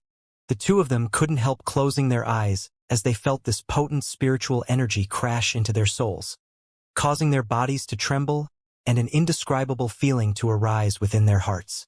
It was as if their two souls had become intertwined with one another all of a sudden. Shui Yu let out a gentle moan. This fascinating melody caused Yang Kai to suddenly awaken and his expression to become weird, lowering the strength he was putting into his arms. One of his hands was still cupping her jade peaks, while the other had slid down to her waist and began caressing her full moon, indulging in the amazing softness and plumpness of Shui Yu's abundant assets. Shui Yu's voice became even more enthralling as her tender body squirmed, her red lips pouting as her snow-white skin took on a tinge of pink. Yang Kai's big rough hands caressing her like this involuntarily caused her to have a shameful reaction. What's more, at the moment, she didn't seem to want to resist and was actively cooperating with Yang Kai, allowing him to do whatever he pleased. Her brow suddenly tightened, condensing into a line as she tried to struggle and resist this overwhelming sensation, biting her tongue in the next instant, the sharp pain causing her to wake up and allowing her to leap out of Yang Kai's arms like a frightened rabbit. Only after scampering a few dozen meters away did Shui Yu turn back to direct an anger-filled glare towards Yang Kai as she gnashed her teeth. "Shameless!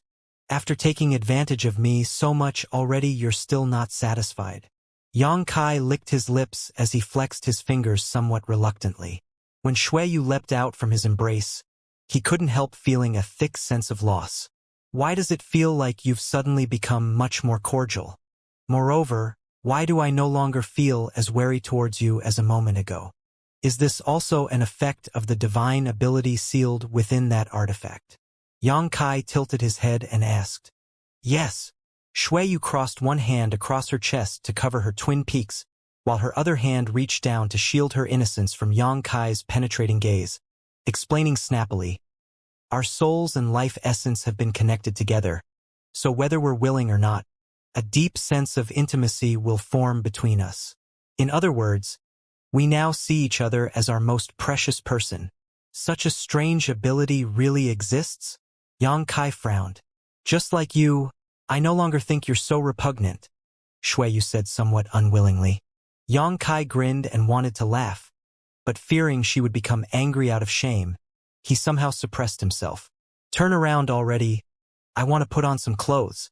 "Don't peek," Shui Yu shouted tenderly. "I've seen and touched every bit of your body and know all of its features from top to bottom. What's there to be embarrassed about now?" Yang Kai chuckled, disagreeing with her sentiments. Shui Yu squatted down angrily, picked up some loose gravel at her feet, and ruthlessly threw it towards Yang Kai, sending him fleeing like a scared rat. Atop the dead star, Yang Kai sat in meditation, resting while recovering his strength and restoring his injuries. A light sound of footsteps suddenly appeared in front of him, and he quickly opened his eyes, his vision becoming bright. Shui Yu was standing in front of him at the moment, wearing a fiery red dress, its long skirt overflowing with soft light. It was clearly a high-quality artifact.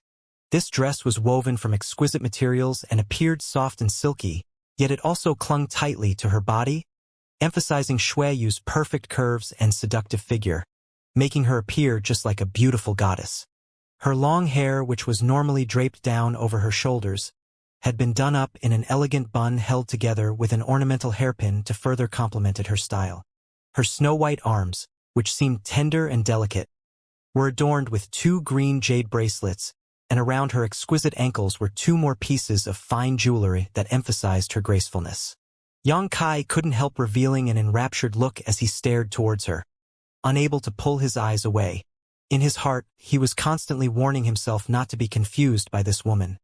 But he still couldn't quite resist her ethereal beauty, almost as if all she needed to do was beckon to him gently, and he would willingly pledge his undying loyalty to her. Just as this thought surfaced in his mind, Yang Kai's instincts flared up in warning, and he forcefully bit his tongue to awaken himself. Shui Yu's beautiful eyes narrowed slightly as she observed Yang Kai, and as if realizing what kind of state he was just in a moment ago, a happy smile appeared on her face, and an unknown sense of satisfaction filled her heart. This kind of satisfaction could only be felt by a woman. After Yang Kai broke free from her invisible aura, Shui Yu couldn't help but frown, a trace of surprise and loss appearing on her face. Twirling around once to show off her beauty even further, she smiled and asked, "What do you think?" "Beautiful," Yang Kai praised sincerely. "Thank you." Shui Yu smiled even more happily. "You're even more attractive without clothes though," Yang Kai added. Shui Yu's pretty face sank as she rolled her eyes. "A dog's mouth really can't speak pleasant words. Remember, everything that happened between us can never be told to anyone, especially the secret about my true gender. If you dare try to leak this to anyone, our agreement will be invalid and I'll immediately commit suicide. Then let the soul chains end your miserable life." "I know." Yang Kai gently nodded, his eyes narrowing slightly as he wore a grin on his face and asked, "Why does it feel like you're enjoying yourself right now?" As Shui Yu spoke to him, she was constantly looking down at herself, observing the jewelry and clothes she was wearing. The more she looked, the more joyful she appeared. "Naturally, I'm enjoying myself." Shui Yu smiled happily. "Ever since I can remember, I was forced to act like a boy. From the time I was a child until now, I have never openly worn women's clothes. These things have been kept in my space ring for many years, but today I was finally able to use them. Why would I not be happy? Why must President AIO force you to act like a man? Why do you need to hide your true gender? He has many other sons, so even without you, he'd have plenty of successors to choose from. Why insist on making you put on this charade?" Yang Kai rapidly asked all the questions he had in his heart. Shui Yu's expression sank, and after a short pause, she desolately replied, "He has his reasons, and I'm used to it." Seeing her not answer clearly, Yang Kai did not insist. Just when he was about to change the subject, though, his expression suddenly dropped as he muttered, "Some people are approaching." Shui Yu was stunned by these words and stared at him suspiciously. "How do you know?" "They entered into the scope of my divine senses coverage." Yang Kai's face became dignified. "Shui Yu only become more confused though? Did you release your divine sense? Why can't I feel it?" Her strength was much higher than Yang Kai's, and although both of them were currently quite weak from their injuries, if Yang Kai had really released his divine sense, she should have been able to detect it. However, she actually couldn't sense anything. "I also have my own secrets. Just trust me," Yang Kai said sincerely. Shui Yu nodded without hesitation. "How many people are there, and what kind of cultivations do they have?" "There's a lot of them, and there are several Saint Kings among them, a number of whom give me a stronger sense of pressure than you did at your peak." Shui Yu's complexion darkened as she called out in alarm, "If that's true, wouldn't you spying on them be discovered by them? Anyone who could appear in the ice-cold dead zone at this time must have something to do with that trap we encountered. If they find any survivors, they definitely won't let us off." "I agree with you, but don't worry. They can't discover my divine sense." Yang Kai shook his head. After dramatically increasing his understanding of the Tao of space on the floating continent, Yang Kai's divine sense was now able to leap across space, allowing it to act in a far more nimble manner than others who needed to continuously spread out their divine senses to explore an area. This kind of distributed divine sense was incredibly difficult to detect, and even if one was able to sense it, there was essentially no way to trace it back to Yang Kai unless that person's strength far exceeded his own. It was for this reason that Yu couldn't detect anything about Yang Kai's divine sense. The death chi on this dead star is heavy, and there isn't the slightest trace of life aura or other forms of energy. Once they get closer, they'll definitely notice us. Yu's expression grew ugly.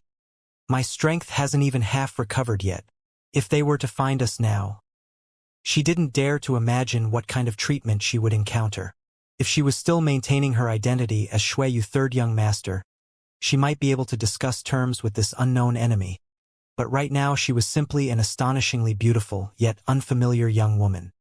Yu was clearer than anyone just what kind of fate awaited a captured beautiful woman. That was a brief future filled with ruthless humiliation and disgrace. Let's get moving then. We first need to evade them. Yang Kai didn't panic and simply summoned out his star shuttle before leaping up onto it and extending a hand to Yu. Are you confident you'll be able to avoid their search? Yu asked seriously. No, but it's better than sitting here waiting to die. Yang Kai shook his head. Yu bit her red lips in frustration but felt Yang Kai's words made sense, nodding a moment later before accepting his hand and mounting his star shuttle. Yang Kai embraced her in front of himself, resting her head on his shoulder while activating his star shuttle and transforming into a stream of blue light that quickly escaped from the dead star. Don't make any unnecessary moves, although I don't find you so hateful right now. There's still a voice in my heart screaming at me to kill you. Don't let that hatred gain the upper hand. Yu whispered as her white neck took on a hint of red and her delicate earlobes became somewhat hot. This was the first time she had ever accepted the embrace of a man. Previously, when she was rolling around stark naked with Yang Kai on the dead star, all her attention was on finding a way to seize the initiative and kill him, so she didn't have any time to pay attention to the new sensations she was experiencing. But now, at this moment, through the connection of the soul chains, her body became exceptionally sensitive towards Yang Kai's touch, and the hot air that brushed past her ear caused her tender to noticeably heat up. Don't you trust me? Yang Kai smiled. I am very honest. Humph, you and honesty have nothing to do with one another. Yu snorted, taking note of Yang Kai, inadvertently grabbing hold of her smooth waist. Yang Kai didn't try to flirt with her any further, and instead became serious, randomly flying his star shuttle through the cold and dark starry sky in no particular direction. Although Yu didn't dare to release her own divine sense for fear of revealing their whereabouts, she could tell that Yang Kai was flying evasively to avoid these unknown enemies. She couldn't help becoming curious about Yang Kai's divine sense, wondering just what kind of fortuitous encounter this little second-order saint obtained that allowed him to cultivate such strange spiritual energy. Also, she didn't know why, but when she was embraced by Yang Kai into his chest, Yu felt a profound sense of security. It was as if so long as she remained in his arms, it wouldn't matter how many pursuers there were, they would never be able to harm her. As soon as this thought arose in her heart, Yu became frustrated, knowing it was the side effects brought on by the soul chains, causing her to subconsciously feel that this man was kind and reliable. A hint of fear welled up inside her, and that fear quickly became deeper and deeper, making her wish to free herself from the soul chain's effect as quickly as possible in order to purge herself of these weak thoughts.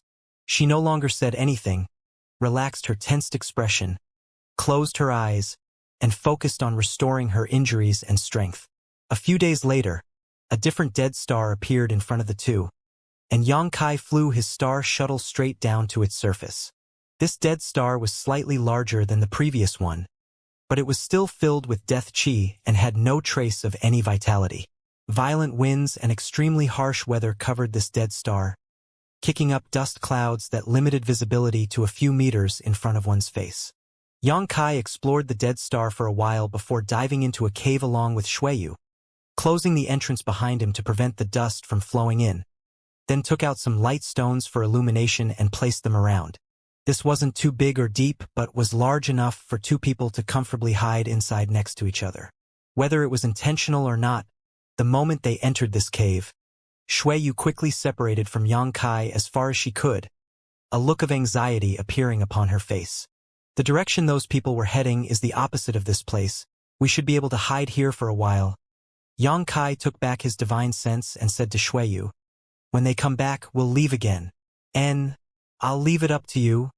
Shuiyu nodded lightly, not having any opinion, taking out a good piece of Saint Crystal and holding it in the palm of her hand while meditating. As she meditated, she also secretly paid attention to Yang Kai's movements. She imagined that Yang Kai wouldn't be able to restrain himself and would attempt to appeal to her somehow. After all, she was the heir to Hung Luo Chamber of Commerce's president, her cultivation and status both highly venerated, while on the other hand, Yang Kai was just a small unknown cultivator. No matter which aspect was compared, she was far beyond him. It was simply his privilege to be able to associate himself with her. And Shuiyu didn't believe Yang Kai would easily let go of such a rare opportunity to forge a relationship with her. He would definitely have some absurd and unrealistic expectations of ingratiating himself to her. Therefore, Shuiyu took the initiative to sit in meditation while pretending to not pay him any mind. At the same time, she would secretly wait for Yang Kai to take the initiative to talk to her, then take the opportunity to ruthlessly humiliate him, so she could teach him of the profound gap between them and thoroughly cut off all his vain hopes. Shuiyu had secretly calculated everything, and was ready to let Yang Kai know what the true meaning of a toad lusting after swan meat was, while at the same time getting rid of her own heart knot, allowing him to realize the gap in identity between them as well as drawing a line between this man and herself. Everything was set. Now all she needed was an opportunity. She silently waited for Yang Kai to open his mouth and speak to her. How could she have imagined, though, that even after waiting for so long, things did not progress as she had envisioned? After what seemed like forever, Shuiyu couldn't help opening her beautiful eyes to peek towards Yang Kai, her face cramping up in the next instant. This man, who had taken advantage of her so wantonly, touching every single part of her body. Under these circumstances where the two of them were stuck alone in a small room together, was actually sitting down calmly with a piece of Saint Crystal in his hand while meditating and restoring himself. He was actually just cultivating. An intense sense of frustration suddenly rose inside Shuiyu's heart, and she secretly clenched her teeth and glared hatefully towards Yang Kai. Unable to stand this irksome feeling, she took the initiative to open her mouth to speak, trying to make her voice sound as calm as possible. I don't understand a few things. Can you explain them to me? Yang Kai opened his eyes quickly and stared towards her, suddenly grinning. I also have some things I'd like to ask you. I'll go first, Shuiyu declared lightly. Go ahead. Yang Kai replied naturally, not arguing with her over such a trivial matter. Shuiyu was startled for a moment but quickly said, What is your name? Where are you from?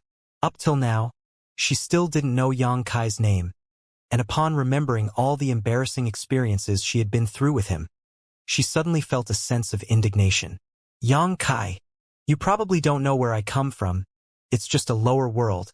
I was the first cultivator to successfully escape its bonds and enter the starfield. Yang Kai answered honestly. A lower world? Shuiyu looked at him strangely and said with great interest, What cultivation did the most powerful person in your world possess? Third Order Saint Realm. And there was once a Saint King, but before he could join the starfield he fell. That was a matter from several thousand years ago though. Only up to the Third Order Saint Realm. It really is a lower world. And it was only after I came here that I learned about the Saint King Realm above the Saint Realm, and the Origin Returning Realm and Origin King Realm above the Saint King Realm. Humph, truly an ignorant bumpkin. Shuiyu covered her mouth and smiled tenderly, a hint of ridicule in her voice. However, a little fellow like you being able to arrive at this level is quite impressive actually. You must have experienced a lot of hardship along the way, right? The way she spoke made it seem like she cared greatly about Yang Kai's story. But after realizing this, the smile on her face suddenly disappeared. It was just good luck. Arriving here was more of an accident. No need to elaborate. I don't really care. Shuiyu interrupted him with a cold face. I have to ask you, why couldn't I find you back on Water Moonstar? Where were you hiding? Did someone shelter you? Why would they do that? Oh, that. I was living inside Shintu's palace. You probably didn't go there to look for me. Yang Kai replied casually, not feeling at all like he was selling out Shintu. Shintu. Shuiyu muttered under her breath, suddenly wearing a faint smile. So it was him who was making trouble for me. And I understand now. Humph. Seems like if I don't hit him frequently enough he becomes arrogant enough to dare oppose me. Just wait till I get back. I'll make him pay for this. As she said so, a vicious look appeared on her face as she ground her teeth, as if she couldn't wait to tear Shin-Tu apart. Did he also arrange for you to leave aboard that starship? Shui-Yu continued to ask. And he thought that you had left Water Moon Star the day before. I hadn't expected that just after I stepped aboard that starship, you would come over to board it. Beauty, could this be fate? Yang Kai said as he smiled towards Shui-Yu. Who exactly shares any fate with you? Shui-Yu glared over at Yang Kai. Her unique charm and style had caused his heart some distress, forcing his mind to drift back to their little tussle atop the previous dead star. All the rich and tender sensations still vivid in his mind. The look he directed towards her suddenly changing flavor as well. What are you thinking about? Shui-Yu's face suddenly blushed, as if she too had seen through Yang Kai's dirty thoughts, somewhat dreading the aggressive look in his eyes and quickly changing the subject. What exactly is going on with your divine sense? I've been paying special attention to it these days. But why does it feel so strange? It's almost as if it's drifting about erratically. What is the mystery behind that? That's because I am proficient in... Yang Kai didn't even think about it before beginning to explain, but halfway through his expression cramped and a frown appeared on his face. Isn't the power of this soul chains too great? It's like I'm not even the slightest bit wary of you. Anything she asked, he was willing to answer. Realizing this, Yang Kai's heart filled with alarm and he quickly raised his guard. Seeing Yang Kai actually wake up at the critical moment, Shui-Yu couldn't help cursing to herself, an annoyed look appearing on her pretty face. Just a little bit longer and she would have been able to unravel the secret to Yang Kai's strange divine sense. Yet she had actually fallen short at the last moment. The divine ability sealed with the soul chains was created by a senior executive of my Chamber of Commerce. Naturally its power is incredible, but you actually being able to resist it is quite surprising. Shui-Yu looked at him with amazement. Were you planning to take this opportunity and let me explain everything about myself? Yang Kai smiled meaningfully. Naturally. Just think about everything you've taken from me. Of course, I'd want to find out everything about you in return. If you give the rest of yourself to me, even without the power of the soul chains, I'll make an honest confession to you. In your dreams. Shui-Yu snorted, feeling extremely resentful of how shameless Yang Kai was. Good. My turn to ask you question now. Yang Kai smiled lightly, not giving Shui-Yu any time to think, swiftly asking, how did you disguise yourself as a man? I know of some artifacts that can change one's face, but even the shape of your body and your stature were altered. Isn't that a bit too exaggerated? The male Shui-Yu and female Shui-Yu did have many similarities in appearance, but their body shapes were worlds apart, especially her plump round bottom and rich twin peaks. Yang Kai really couldn't understand how she managed to hide these assets. That's also thanks to a special artifact, Shui-Yu replied reluctantly. One of my Chamber of Commerce's grandmasters especially refined a unique artifact for me. But in this latest disaster, that artifact was damaged, so now I can only maintain this appearance. It's good like this. I also feel this is good. Shui-Yu responded with a smile, seemingly very much liking her current female look. What is your current cultivation? Yang Kai asked again. Shui-Yu's brow furrowed, not really wanting to answer this, but still eventually responding, Third Order Saint King. I broke through about a year ago. This is also a secret. Don't reveal it to anyone. Yang Kai's expression became serious, calculating silent before muttering. So your realm is one great realm and one minor realm higher than mine? Shui-Yu giggled pleasantly. Have you realized the gap between you and me now? If it weren't for my being so seriously injured back there, how could I have had any trouble with a little brat like you? I could pinch you with just 2 fingers. What could you have done to resist? How old are you this year? Yang Kai stared at her. Shui-Yu's pretty face sank as she ground her teeth in anger. None of your damn business. Hasn't anyone ever taught you to never as a woman about her age? Yang Kai could only smile awkwardly. There's still one thing that I can't understand. Shueyu's expression suddenly became serious. In that disaster, I had to rely on an origin-grade armor to survive. But even then, I nearly lost my life. How did you, a mere second-order saint, not die? My luck is quite good. Yang Kai shrugged his shoulders, suddenly recalling that at the time of the disaster, Shueyu had summoned out a fiery red armor, but even that armor had subsequently been blown away. I don't think it's just a matter of luck. Shueyu stared thoughtfully at Yang Kai. Before, I should have caused a lot of damage to your body, but looking at you now, it's as if all those injuries have been healed, and the blood in your body is golden. The vitality and restorative power it contains are also incredible. Just how many secrets do you have? As her beautiful eyes drifted over Yang Kai, a look of curiosity began filling her face. In her opinion, such a disaster, which had nearly even killed her, should have easily claimed the life of someone as weak as Yang Kai. My resilience and restorative abilities are very strong. That's probably the biggest reason why I was able to survive. Yang Kai smiled and forcefully changed the subject. Do you know what this was all about? I don't know. Shueyu shook her head, a dispirited expression appearing on her face. I don't know if it was a trap targeting the Chamber of Commerce in general, or if I was the intended target. But what's for certain is that there were some people on the inside colluding with our enemies on the outside. Once I find out who it was that dared to betray me, I will make them pay for it with their blood. Saying so, Shueyu's beautiful eyes flashed with ice-cold killing intent. She seemed to have instantly changed back into the incomparably cruel, cold-hearted, and merciless Shueyu, third young master, who had not hesitated to kill 2,000 innocent cultivators just to find Yang Kai. Moreover, those Starbreaker sparks used to create that trap were developed by the Chamber of Commerce and are never sold to outsiders.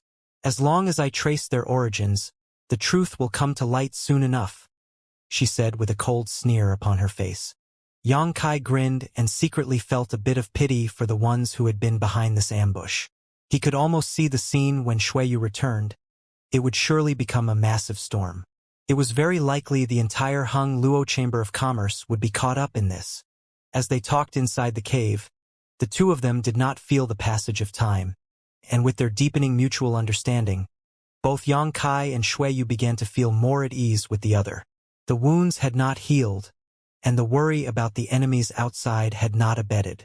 On top of that, Shueyu did not have Yang Kai's abnormal resiliency, so after speaking for a while, she felt weary and soon nodded off. She didn't know how long after it was, but Shueyu suddenly heard Yang Kai gently call out to her.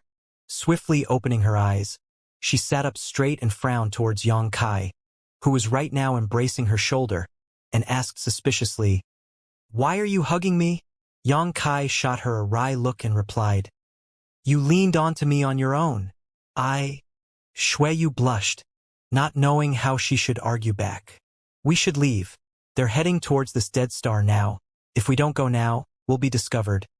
Yang Kai said hurriedly as he stood up, opened the entrance to the cave, summoned his star shuttle, and beckoned to Shueyu. Shueyu rushed over and stood on the star shuttle, snorting lightly. "Next time, keep your distance from me, and especially don't hug me. It's not my intention." "Sure. From now on I won't care about whether you live or die." Yang Kai simply nodded. For nearly 2 months, Yang Kai and Shueyu continued to shuttle across and hide on various dead stars in the ice-cold dead zone. By now, Yang Kai had realized that whoever it was that had plotted to destroy the Hung Luo Chamber of Commerce starship was being extraordinarily cautious. There had been a continuous stream of cultivators flying about the ice-cold dead zone, looking for something, and it was only a couple days ago that their presence had started to decrease. They had spent 2 whole months confirming that no one had survived that disaster. "I feel that the trap was directed at me." Atop a certain dead star, Shueyu muttered thoughtfully. "No kidding." Yang Kai nodded in agreement. If at the beginning the two of them did not know whether the trap had been for Shueyu or the Chamber of Commerce starship, both of them had now arrived at the same conjecture. This incident was planned to assassinate Shueyu. "Oh!" Shueyu looked at Yang Kai with a smile, a hint of interest appearing on her face as she asked, "Why do you think so? Explain your reasoning. I want to see if it lines up with my own." Yang Kai didn't try to conceal anything and simply said, "Time." They spent far too long searching for survivors. There wasn't supposed to be any important people or important materials aboard that starship. If all of this was set up to damage the Chamber of Commerce, they wouldn't have bothered conducting such an exhaustive search. Them acting so cautiously, spending a whole 2 months combing through this barren expanse, can only mean that they're frightened that someone might have survived and would retaliate against them.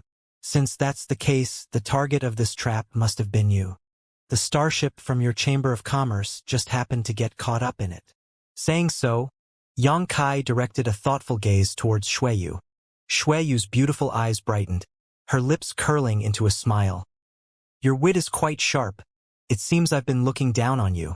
Yang Kai's reasoning was basically the same as her own. From this, Xueyu had also unexpectedly discovered that Yang Kai had the makings of a good seedling, smiling light and asking, if one day the soul chains are unlocked and I don't immediately want to kill you, do you want to serve me? Are you trying to win me over? Yang Kai looked at her strangely. But it's much more likely that the moment the soul chains is untied, I'll kill you. Xueyu spoke such horrifying words so lightly and with a smile upon her face, as if she was casually talking to a friend. No thanks, I won't be restrained by you.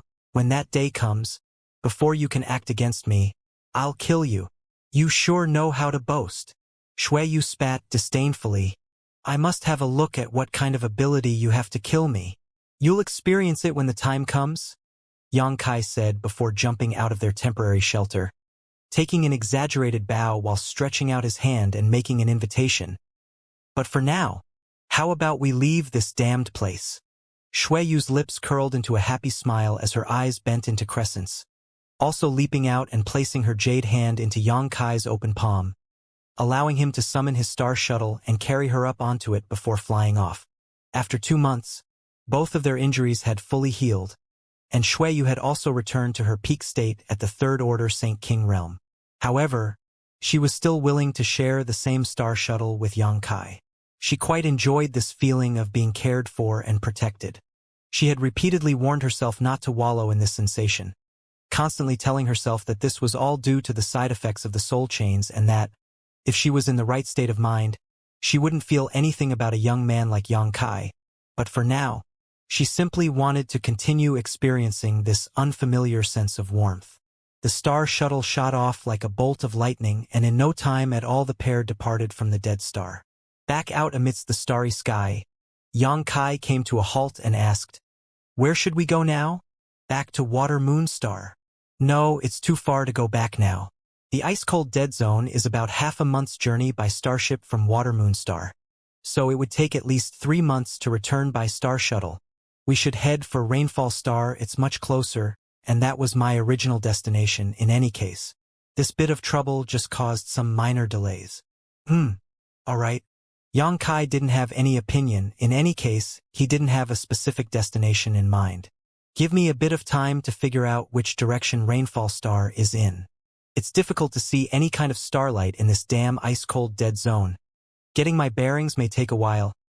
Xueyu's brow furrowed as she glanced around, attempting to find some kind of reference.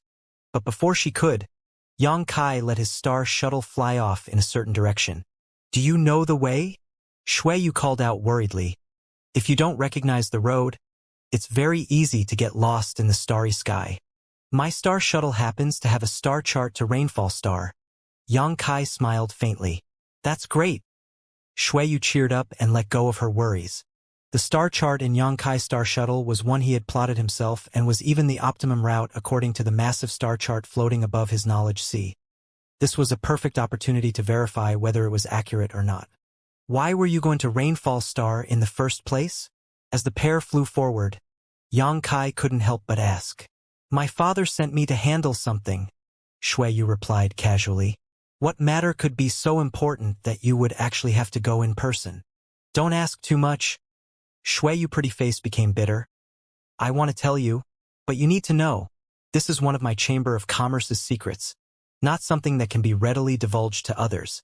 Can you please not make this awkward for me? She sincerely asked in a soft and gentle tone. All right. Just pretend I didn't ask. Yang Kai immediately agreed, somewhat unable to endure seeing her like this. He had no choice but to admit that once a woman like Shui wore a pitiful look and begged, no one would be able to refuse her. Yang Kai had already been completely entranced by her unique charms, and the days with her had been a great battle between his heart and mind. He constantly needed to remind himself not to accidentally fall under her spell and pledge his loyalty to her. It was because of his constant efforts in the regard that he was able to maintain some semblance of sobriety and not become enslaved by the soul chains. He believed that Shui was also working hard to cope with the power of the soul chains. The two of them had a tacit understanding about this, so they quickly stopped talking about this particular subject. Seemingly because she felt a bit embarrassed about what had just happened, Shui suddenly asked, "What attribute strength do you cultivate? Is it yang or fire?" The first day, when she and Yang Kai had tossed about atop that dead star, she had learned a little bit about Yang Kai's strength, but even until now she wasn't clear about its true nature. "Why do you ask?" Yang Kai became somewhat vigilant. "I thought that if you were willing, I could help you look for a master who could guide your cultivation and teach you how to use and gain insight into your strength." Shui sincerely said, "On the road of cultivation, having someone to teach you can make a big difference, and since you are the first person from your world to enter the star field, no one should have taught you even some common sense things." "Yes. Look for a master?" Yang Kai heard these words and was quite surprised. There are many elders and masters in my Chamber of Commerce who are proficient in all kinds of different attribute strengths. It should not be difficult to find one who matches well with you. Even I have several masters who I study under." "No thanks. There's probably no one who can teach me." Yang Kai smiled and shook his head. "Don't be in such a rush to refuse. This doesn't have any disadvantages to you. It's not that. No one can teach me because the attribute of my strength is somewhat special." "Special? Special how?" This time it was Shui's turn to be surprised. Yang Kai frowned slightly, but in order to dispel any strange thoughts Shui was having, he quickly produced a cluster of demonic flame. The blazing pitch-black flames exuded a mysterious kind of charm, like a blossoming black rose that seemed capable of swallowing one's soul, while at the same time reducing anything in the world to ash. Shui's eyes flashed as she stared stupefied at this mass of black flame. She could feel how profound the mystery of this cluster of demonic flame was, and as she examined the attributes behind it, she couldn't help calling out in alarm, "How could such a contradictory strength exist?" The cluster of demonic flame was both cold and hot at the same time, with pure yang and malevolent evil perfectly coexisting. All kinds of contradictions were combined together, promoting one another, evolving into something unique that seemed to have no equivalent. Shui had never seen such a strange power. It was difficult for her to imagine just how a cultivator who was invaded by this power would be able to resolve or even resist it. At the very least, she couldn't think of any way. A touch of panic, as well as excitement, flashed across the depths of her beautiful eyes. She was frightened by the unique properties of this demonic flame and also excited about Yang Kai's enormous potential. This man was currently just a second-order saint, so his unique strength couldn't play much of a role, but if he were to receive proper training and become a master at the Saint King realm or Origin Returning realm, then this demonic flame would be able to display unimaginable might. The contradictory attributes of his power would give him a natural advantage others could only dream of obtaining. Once he was fully matured, it would be difficult to find anyone who could be his opponent in the same realm.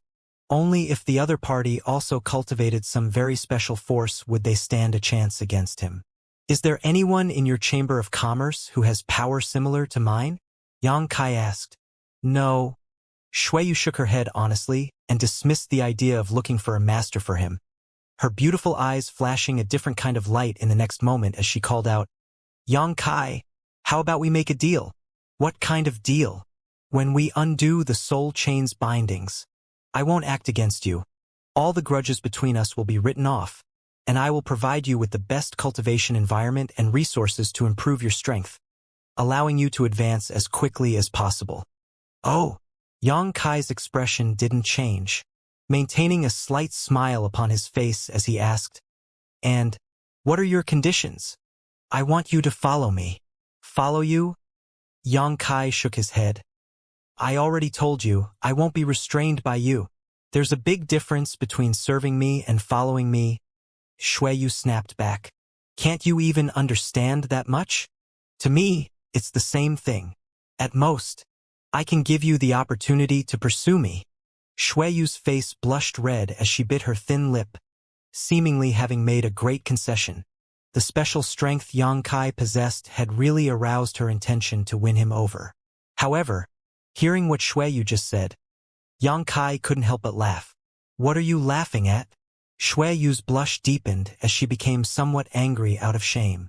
Your public identity is Xueyu, third young master. If I don't pursue you, would there even be anyone in this world who does?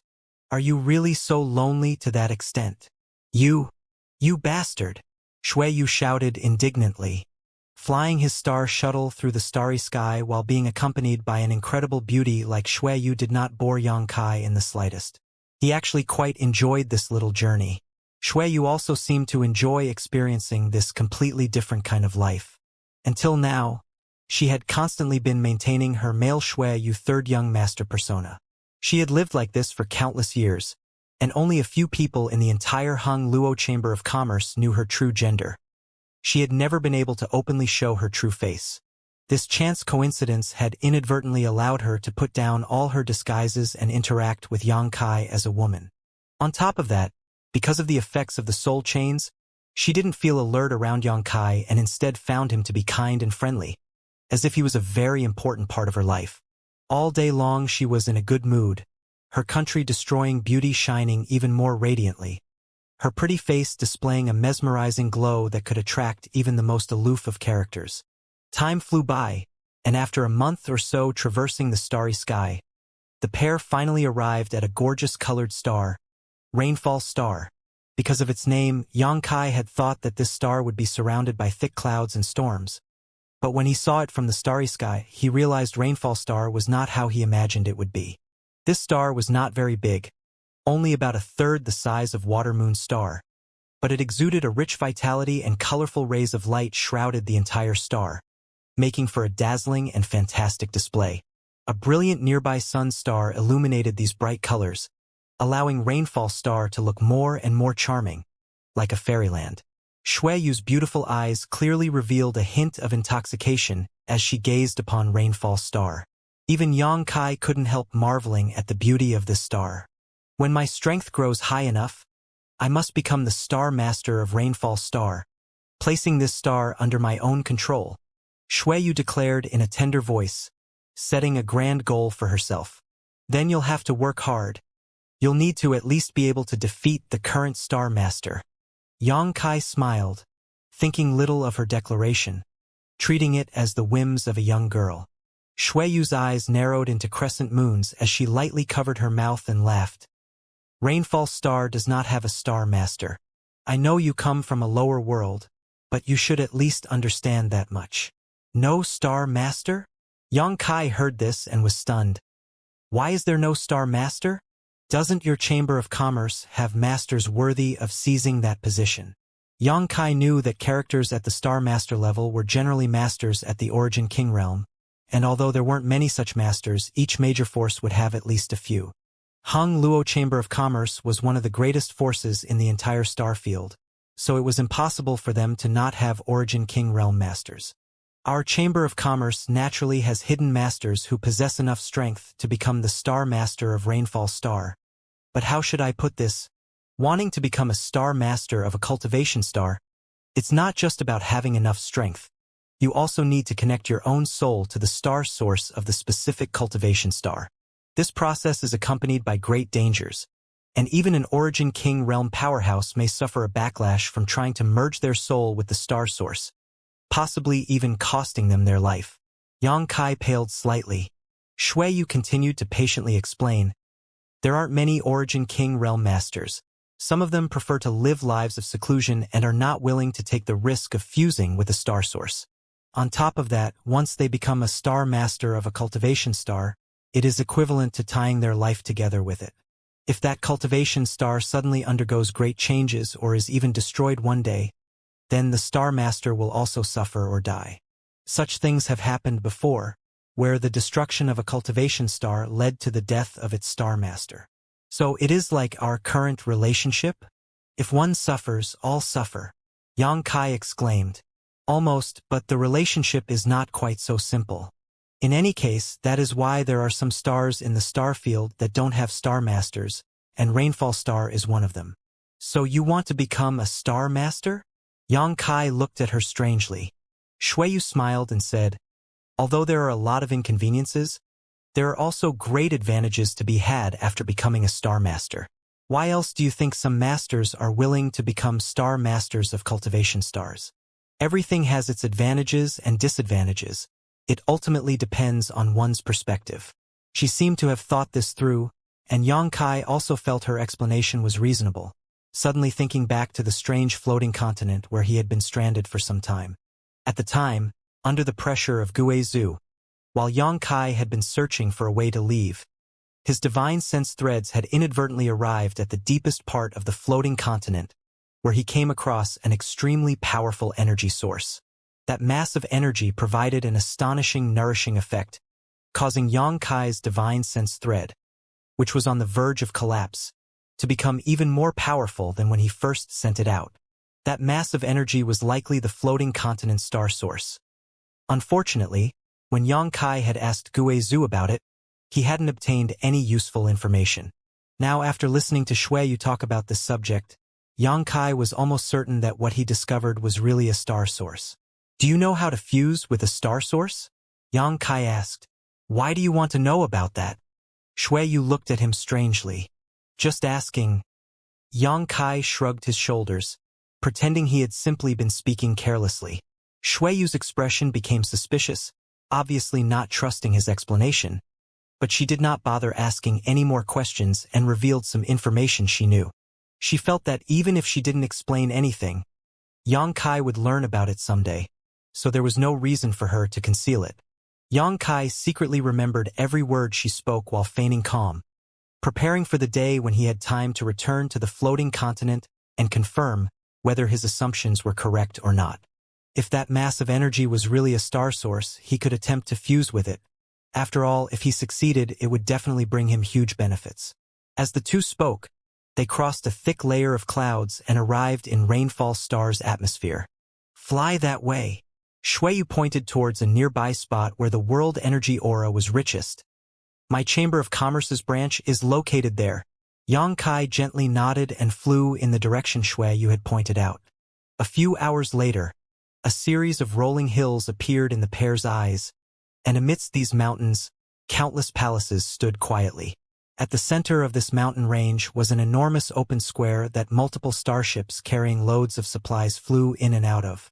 Most of these starships were emblazoned with Hung Luo Chamber of Commerce's insignia, while a small portion belonged to other big forces which were here to either sell or purchase items.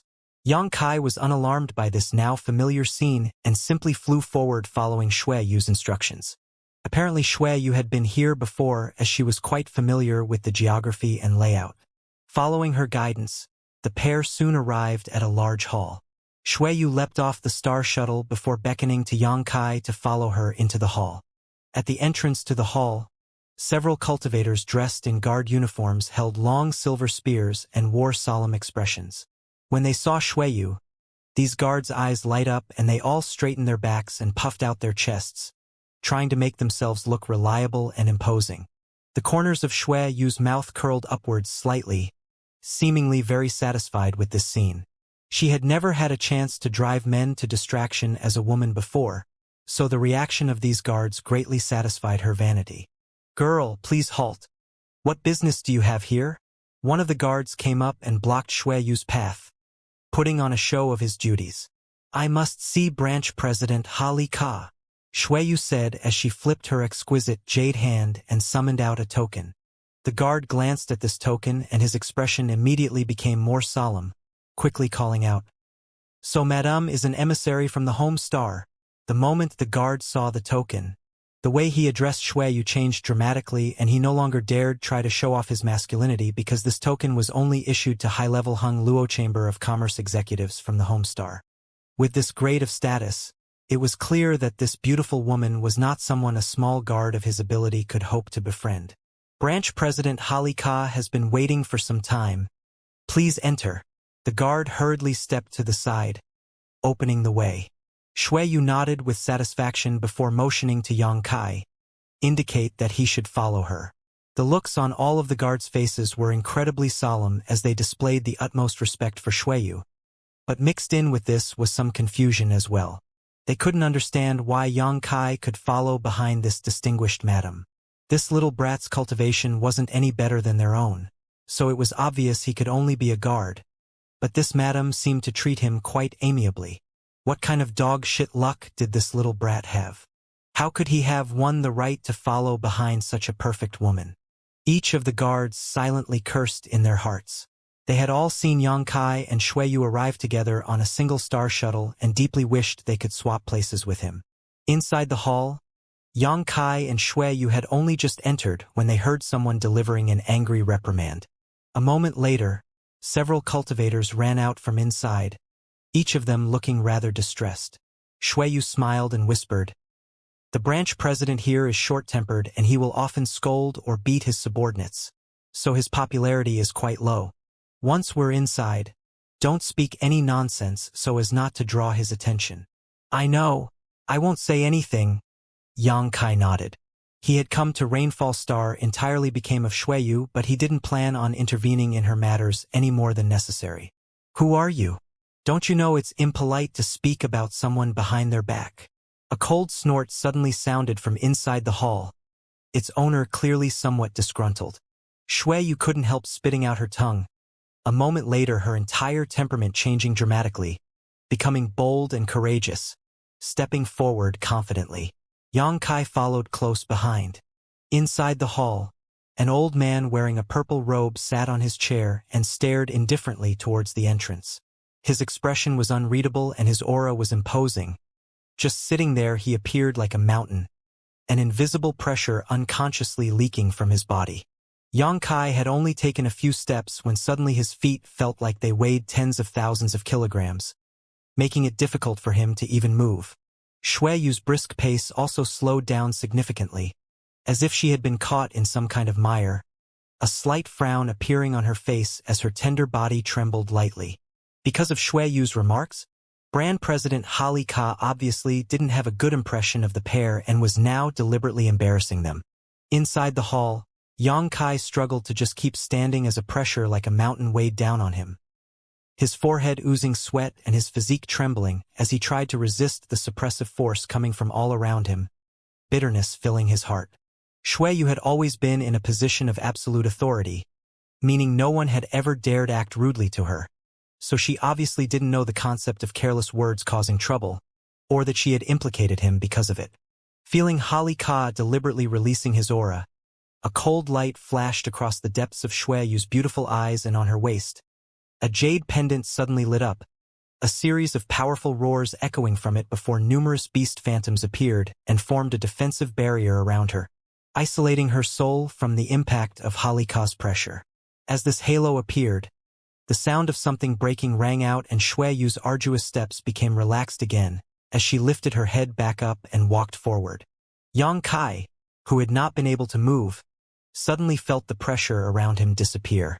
It seemed that under the defensive halo of these strange beasts, Brand President Holly Ka's momentum had instantly disintegrated. Yang Kai suddenly felt relaxed and couldn't help glancing towards Xueyu's thin waist.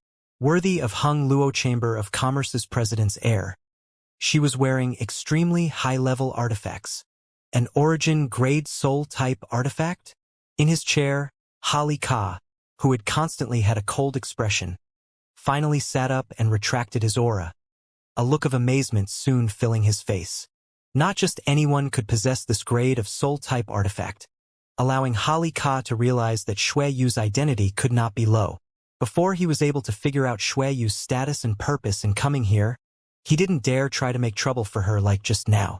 Glancing over at Yang Kai again though, he still didn't pay him any mind, instead focusing all his attention on Xueyu and asking, "What is this young miss name?" Xueyu smiled and said sweetly, "Xuer." Yang Kai's mouth couldn't help twitching as he stood silently behind her, diligently putting on the appearance of a guard. "Miss Xuer." Holly Ka gently nodded. "So, what business do you have here?" Shueyu didn't answer him directly, and instead took out the token she had previously shown the guards outside and handed it over. Accepting and examining the token, Halika's expression changed dramatically as he finally got up off his chair and politely cupped his fists. So you are one of young Master Shueyu's people. This old man had eyes but failed to see, causing him to offend Lady Shuer a moment ago. I hope you will not take this matter to heart. Saying so, he handed the token back respectfully. Branch president is too polite. Shueyu's expression became lighter as she looked around for a moment before walking over to a chair and sitting down. Halika remained standing in the same place, his expression showing clear puzzlement, asking after a moment, Lady Shuer, when will young Master Shueyu be arriving? He won't be.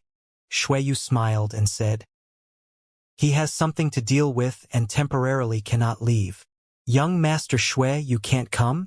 Halika was startled, hesitating for a while before asking, then the matter here. He has given me sole responsibility for all the affairs here. Branch president only needs to coordinate with me? Shueyu said decisively, putting on a bossy appearance. You will take solely responsible for this matter? Halika couldn't help but frown, seemingly not completely trusting Shueyu's words. This old man must ask, Lady Shuer, to young Master Shueyu, who are you? Shueyu wore a radiant smile and showed an expression overflowing with charm as she replied, he has given me responsibility for such an important matter. Who do you think I am to him? Halika suddenly wore a look of comprehension, his expression becoming somewhat ambiguous as he stared at Shueyu, a myriad of emotions coursing through his chest, thinking that young Master Shueyu had finally been moved by a woman just like any ordinary young man. He had never heard of this kind of thing happening before. Young Master Shueyu had never shown interest in any woman, and no matter how devastatingly beautiful they were, he simply wouldn't spare them anything more than a polite nod. Many of the older generation in the Chamber of Commerce were worried about young Master Shueyu in this regard, wondering if he perhaps had some physical or psychological problem. But now it seemed like he had simply not bumped into a woman capable of moving his heart. Just, why did this Lady Shuer and young Master Shueyu share somewhat similar appearances? This little girl couldn't possibly be the product of one of President AIO's youthful escapades outside. If that was the case, she and young Master Shueyu would be. All kinds of thoughts passed through his mind, and Halika couldn't help shivering slightly as his expressions became more and more awkward. Lady Shuer, about that ancient. Halika was about to deliver her a progress report when he was suddenly cut off by Shueyu. Let's discuss this matter tomorrow. I have just arrived here and am tired from the journey. One night of rest won't cause any kind of problem. Halika thought about it for a moment before nodding. Very well. Then I will arrange for someone to lead Lady Shuer to her accommodations. Saying so, he sent out a divine sense message, and a moment later, one of the guards outside the hall hurried inside. Halika gave the guard a few instructions before having him lead Shueyu out. Yang Kai, who had not said a word the entire time, followed after Shueyu, a pensive look upon his face. Halika had not been able to finish what it was he was trying to say, but the word ancient had aroused Yang Kai's curiosity, making him wonder what exactly had happened on this cultivation star, and how this ancient thing had necessitated Shueyu to personally come over and deal with it. No matter what this matter was, it was obviously something of great importance. Shueyu not letting Halika continue to speak was obviously because she didn't want Yang Kai to hear about this secret. She currently felt quite close to Yang Kai, but the Chamber of Commerce's secrets weren't something even she could casually leak. Yang Kai naturally understood this and didn't attempt to pry. Following behind the guard, Yang Kai and Shueyu flew across the mountain for a moment before arriving at a location with incredibly beautiful scenery, just far enough away to avoid the hustle and bustle in the branch's center. It was just the perfect place to rest. There was a quaint palace built nearby with an exquisite yet temperate atmosphere. Outside this palace was a small bridge built over a flowing stream of water that led to a natural hot spring used for bathing. When Shueyu arrived here, her eyes became bright, seemingly suddenly remembering that she had not bathed for quite a long time. These months flying through the star field, escaping from one dead star to another, both her and Yang Kai, despite their profound cultivations, had accumulated a good deal of filth on their bodies. Seeing the natural hot spring, Shui Yu's tender body couldn't help feeling slightly itchy. After the guard left, Shui Yu walked around the palace and surveyed the mountain scenery, smiling as she nodded. That Holly Ka did a good job, actually arranging such a good residence for me. Seems he's smarter than he looks. Yang Kai curled his lips into a grin. If you live life with your current appearance, you'd quickly discover many things you previously hadn't experienced. Listening to him, Shui Yu thought about it seriously and agreed. What you said makes sense. A difference in identity will create a difference in life. It's truly a marvelous concept. Unfortunately, I can't remain in this form forever. After things are finished here, I will have to return to Water Moonstar to restore my Shui Yu third young master status. As long as she found the Grandmaster who originally refined the artifact which hid her true gender and had them repair it, Shui Yu could return to her previous life. Enough about that, she suddenly said, as if she didn't want to continue thinking about this subject.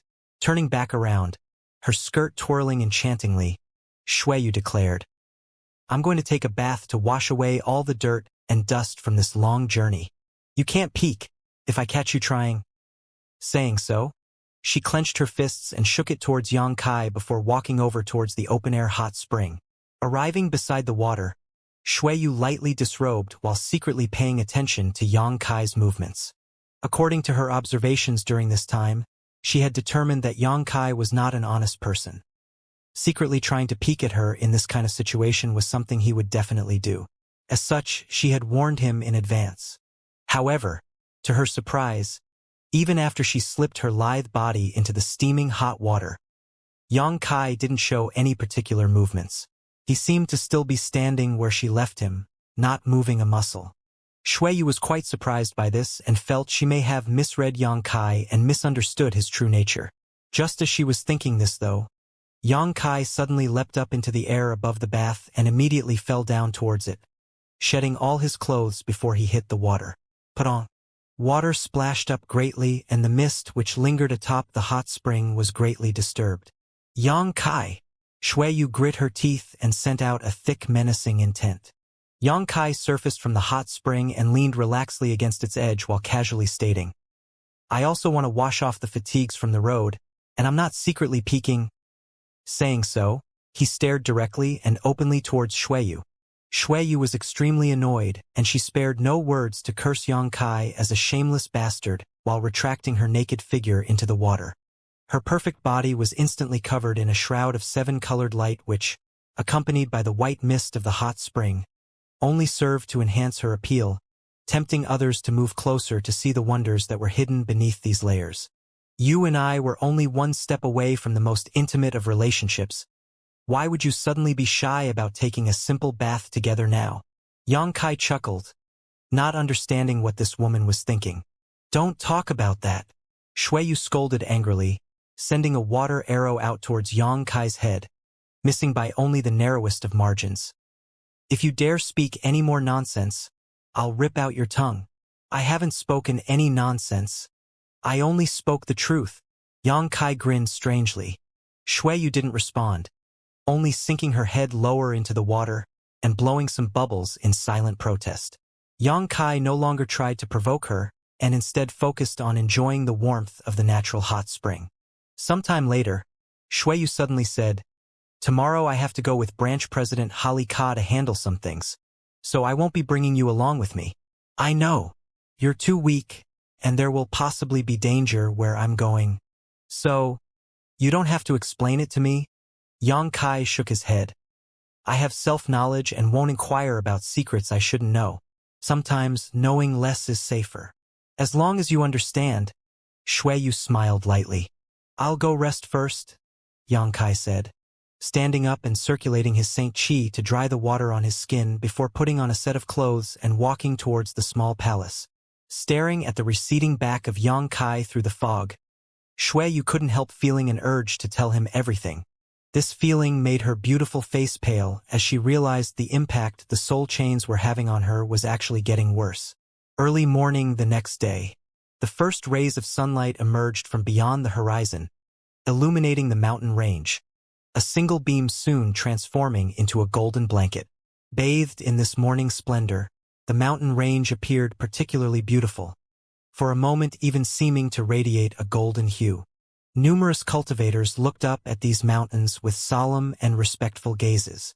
A rich aura overflowed from these massive mountains, rolling down their slopes like a slumbering dragon which had just awoken. On the second floor of the small palace, Xianxia opened his eyes from his meditation and released his divine sense, quickly discovering that Shui was no longer here, but there was an unfamiliar life aura waiting outside. Xianxia turned his head to look outside and found a cultivator dressed in a guard uniform waiting patiently. His cultivation slightly higher than Xianxia's, most likely a third-order saint. He stood there with a bored expression, looking a little impatient and displeased. It seemed that someone had arranged for him to take an errand that he didn't appreciate very much.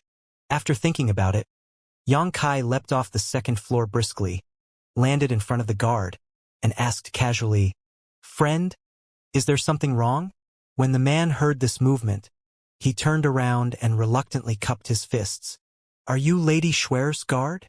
"Yes." Xianxia gently nodded. "Lady Shui has departed to complete a task together with Branch President Halika, and it may take a few days for her to return. Since you are not familiar with this place, I have been ordered to entertain you." "Entertain me?" Xianxia's eyebrows slightly lifted. "I am well informed about Rainfall Star's various sights and scenes. I won't disappoint you." Saying so, he swept his eyes over Xianxia, really not understanding how this young man had become Lady Shui's escort. Since he was her guard, why was he not following behind his charge to protect her safety, but instead being left here by Lady Shui for him to entertain? How was this justifiable? If all guards could receive such treatment, it would be blissful indeed. He was also a guard, so why had he never had such good fortune? This guard was more than a little indignant and desperately wanted to follow Lady Shui if this was the kind of duty it was. After hearing what the guard said, Xianxia suddenly understood that Shui was worried he would get bored, so she had left somewhere here to help him kill time. Shaking his head wryly, Xianxia wore a light smile and said, "I appreciate this friend's offer to show me around, but I have no interest in lively scenes or seeking amusement." The guard shot Xianxia a strange look, seemingly not having expected him to have such a serious attitude, nodding lightly a moment later and continuing, "There are some quiet places we could visit. The branch is just about to hold a large-scale auction where many rare treasures will appear. If this friend is interested, we can go take a look." "An auction?" Xianxia's eyes brightened slightly. About half the items being auctioned will be provided by the Chamber of Commerce, while the rest are contributed by foreign cultivators who obtained them from various exploits throughout the star field.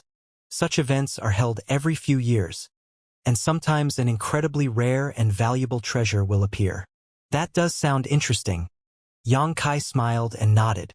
He had never participated in such a grand event, despite having heard about similar ones in Tongxian realm multiple times and knowing that such auctions were an important way for cultivators to purchase exotic treasures.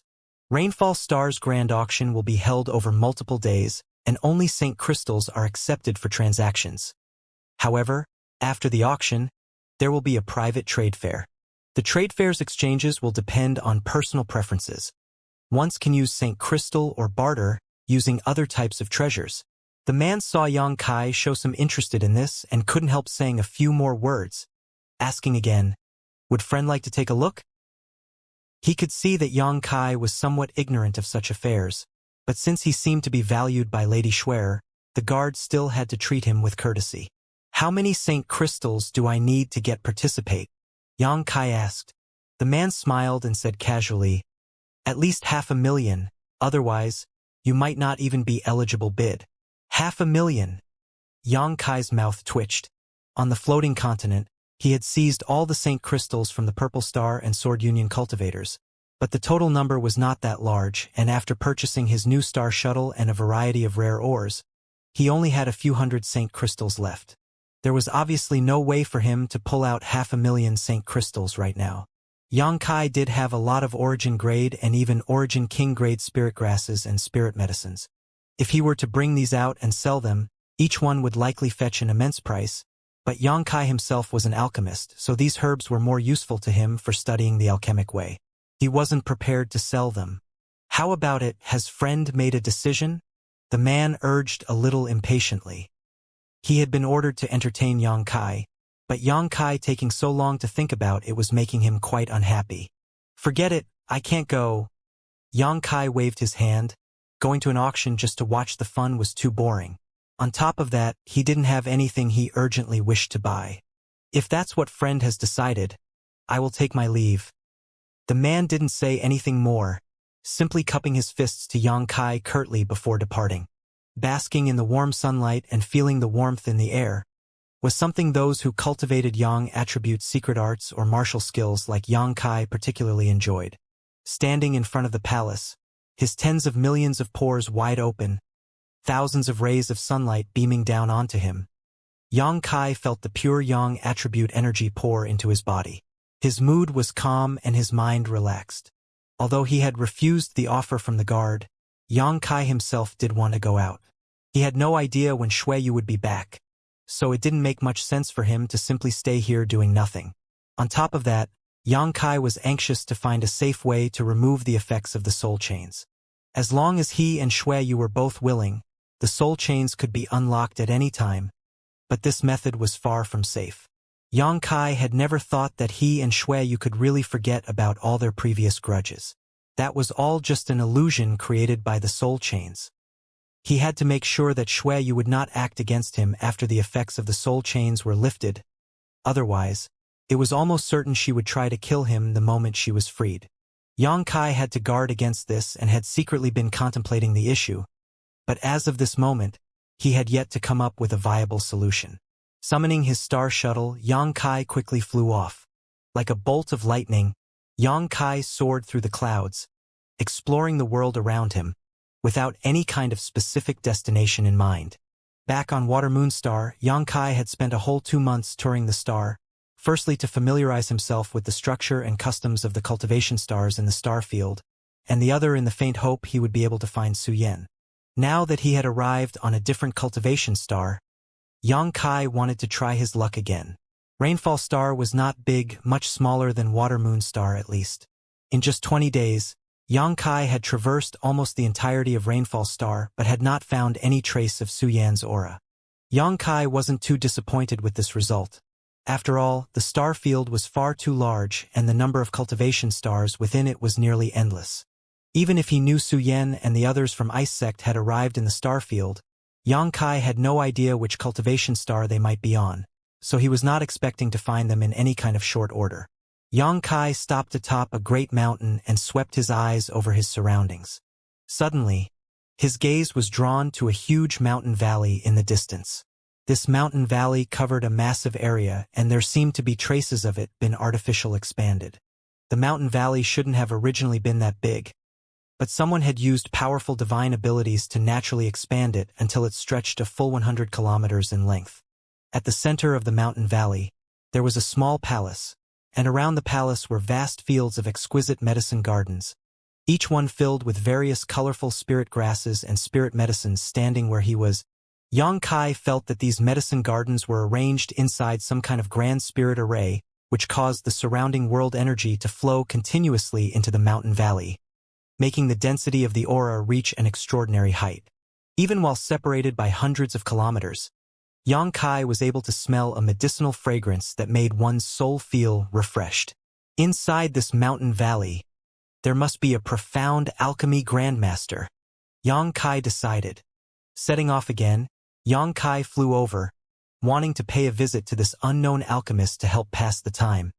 But as soon as he reached the mountain valley, he felt a strange sense of incongruence. This feeling came to him when he spotted something out of the corner of his eye. Pausing, Yang Kai took a more serious look at the vast medicine gardens again, contrasting them with what he had seen a moment ago. Immediately, Yang Kai's eyes narrowed, and he understood where this sudden incongruent feeling came from. The distribution of the medicine garden inside the mountain valley was obviously different from the one he had just seen from the top of the mountain just now. There seemed to be some subtle changes among the planting and placement of the various herbs. The more Yang Kai observed, the more he began to realize the peculiarity of these medicine gardens. Soon, Xianxia was surprised to find that there was a very special power flowing beneath these medicine gardens, and that this power coincided with some kind of heavenly law which in itself was a shocking discovery. The flow of this strange power changed with the various distances between the rows of the medicine gardens, allowing each medicine garden act as part of a larger, more complicated formation. This grand formation of medicine gardens caused the various energies of heaven and earth to concentrate in this place. On top of that, it seemed to allow all the spirit grasses and spirit medicines to more easily accept these energies, improving their vitality noticeably. Xianxia was shocked and attracted by the exquisite layout of these medicine gardens.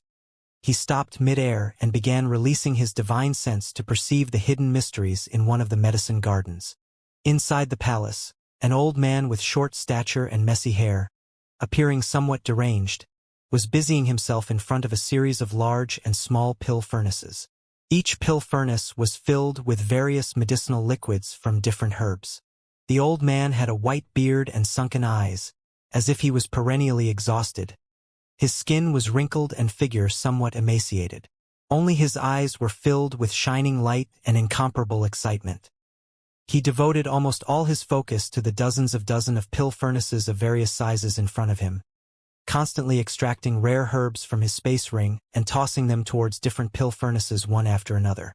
He was simultaneously handling dozens of pill furnaces and refining several dozen different pills at the same time without any errors.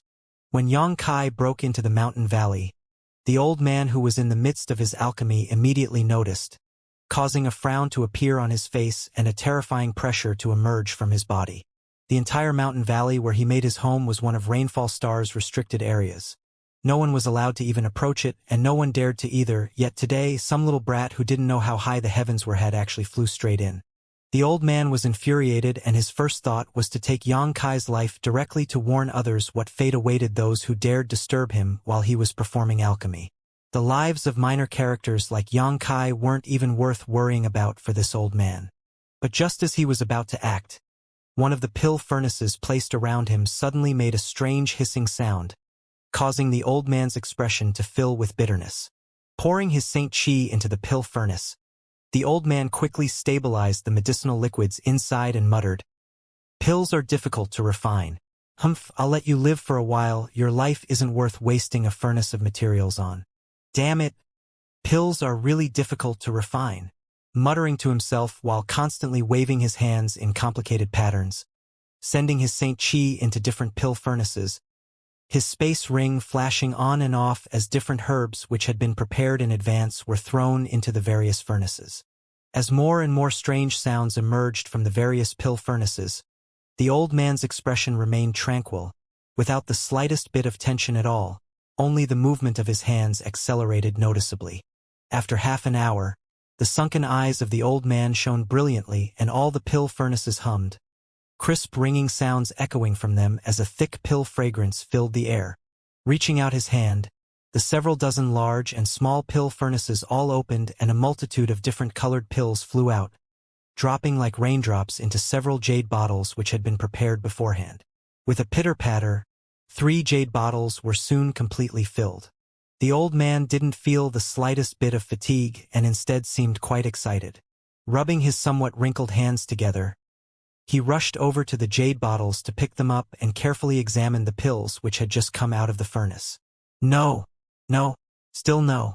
Every time the old man checked one, he would whisper to himself, the look of anticipation on his face gradually disappearing and being replaced with disappointment. After checking through all 3 jade bottles, nearly 40 pills in total, he was still unable to find what he wanted. As if it had received a huge blow, the old man's face became disheartened and he sighed heavily. Pills are really hard to refine. Why aren't there any pill veins? Could it be that this old master's method of mass quantities is actually wrong? No, it can't be. Saying so, he threw these 3 jade bottles aside as if they were worthless trash, not even sparing them a second glance.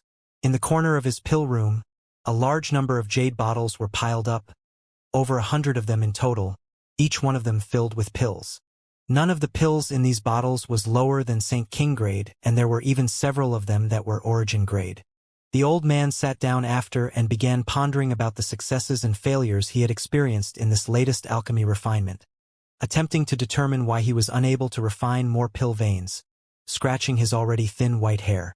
The old man actually sat in this position for 3 days and 3 nights without any movement, just like a dead man, only his eyes revealing a light of contemplation. Suddenly, a subtle wave of energy appeared from the medicine garden. This burst of energy interrupted his contemplation, making him look up unhappily towards the outside. Only then did he remember that 3 days ago some little brat had actually broken into his property. But at the time he didn't have any spare attention to deal with him, so he had simply forgotten about him. "He hasn't left yet?" The old man was surprised and quietly released his divine sense, a moment later letting out a light murmur of surprise, as if he had discovered something interesting, focusing more of his attention on Yang Kai's movements. In the medicine garden, Yang Kai had sat down cross-legged, allowing his divine sense to spread out in all directions like a tide. His divine sense probed every single inch of the medicine garden, trying to understand the secrets it held. These medicine gardens were not arranged randomly. The way they were planted and distributed was in line with some kind of profound spirit array. Each individual garden composed a smaller spirit array, which in combination with the others gathered the surrounding world energy to promote the growth of the various spirit grass and spirit medicines, making them grow both faster and stronger. Any herb grown here for 50 years would have the equivalent of a 100-year-old medicinal age, possibly even higher. Yang Kai didn't know who it was that arranged this, but he figured it was the handiwork of the alchemist residing in Valley's central palace. Yang Kai devoted himself to studying these medicine gardens, trying to spy on its hidden mysteries, becoming completely absorbed in this task and even forgetting everything around him. Yang Kai has studied many different spirit arrays from the true alchemic way, and back on Tongshen realm, these spirit arrays had helped him immensely. However, the true alchemic way was, after all, a product of Tongshen realm. The star field also had its own unique spirit arrays. There were advantages and disadvantages between the two, and while Yang Kai was studying the spirit arrays hidden in the medicine garden, he was also comparing them to those he had already mastered. When the old man inside the palace saw this scene, he immediately understood what Yang Kai was doing, and after thinking about it for a moment, he retracted his murderous intent and chuckled. "I suppose it's not such a bad thing to let you continue." Seeing Yang Kai like this reminded of his own hardships in the study of alchemy. In order to learn different spirit arrays, he had traveled vast distances and visited many famous masters, most of whom would laugh at and despise him, slamming the door shut in his face or expelling him directly. Those alchemy grandmasters regarded their own spirit arrays as their most important treasures and would not easily teach them to others. Even if it was their own disciples, these masters would deny most of them any of their core knowledge, so teaching a stranger was even more out of the question. When this old man was Yang Kai's age, he had been obsessed with alchemy and often vowed to climb high in the alchemic way and amaze the world. However, in his advanced age, he had realized that the idea was wrong. Alchemy was not studied in order to make the world change their views on him, but rather to fulfill his own lifelong pursuit. Yang Kai's serious focus reminded him of his past and washed away his desire to kill him. No longer paying attention to this young boy, the old man simply allowed him to continue studying the mysteries of his medicine garden. Sometime later, the old man inside the palace started performing alchemy again. Just like before, the several dozen pill furnaces all began warming up at the same time as the old man tossed one herb after another into all of them. Outside the palace, Yang Kai sat in silent contemplation, a thin layer of dust soon accumulating on his body as he eagerly delved into these spirit arrays. One old and one young, neither bothering the other, focused entirely on their own independent tasks. Every once in a while, after the old man finished a round of alchemy, he would check to see if Yang Kai was still around, and finding him still sitting in the same place, the old man couldn't help appreciating the patience and perseverance of this little brat. Youths were often hot-blooded and impetuous. Very few were able to calm their hearts and remain focused like this little brat for so long. It was truly impressive. Yang Kai also noticed that the owner of the palace would often use his divine sense to observe him, but seeing the other party not show any intention to drive him away, He thickened his skin and continued studying as if nothing had happened. After he finished studying the spirit arrays here, Yang Kai planned to properly offer this master his thanks. He didn't intend to steal the knowledge arranged here. He had simply become engrossed in it before he knew it. This peaceful coexistence continued on for a number of days, with Yang Kai constantly examining the spirit arrays hidden in the various medicine gardens, comparing them to his previous analysis. But suddenly, a wave of unease spread from his heart. Opening his eyes, Yang Kai immediately expanded his divine sense to check his surroundings. Soon, though, his brow furrowed, because he didn't notice any danger approaching him, and within a few hundred kilometers, besides the owner of the nearby palace, there wasn't even a single bird flying through the sky, much less any other people. Yang Kai thought he was just imagining things, but when he calmed himself down and was about to continue his studies, the feeling of uneasiness became stronger. It was as if his life was being threatened and he was on the verge of death. Standing up, his expression became incomparably gloomy. With his strength having reached his currently level, Yang Kai's senses had also become incredibly keen. He would not be feeling this kind of anxiety for no reason at all, and there were only two explanations for it. Either there was a master who far surpassed him in strength stalking him, or something else was threatening his life. The former was highly unlikely. Although Yang Kai didn't know who the master of the palace was, he was certain this person was a powerful master. If someone harboring ill intent was nearby, the master of the palace would certainly have detected them. Moreover, Yang Kai felt that no one should be currently targeting him. After all, he hadn't stirred up trouble or forged any grudges with anyone recently, and there was no reason for him to be randomly targeted. The only one he currently had issues with was Xueyu, but because of the effects of the soul chains which currently linked their lives, she would only be trying to protect him, and it was impossible for her to be trying to kill him.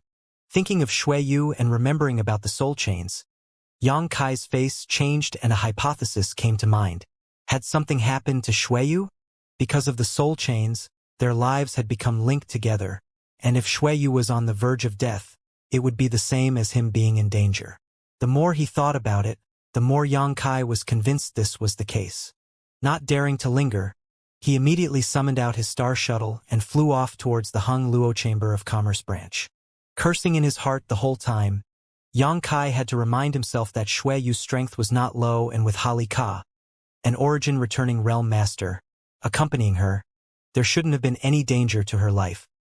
He had simply gone about his own affairs with peace of mind to suddenly have this life-threatening situation to occur.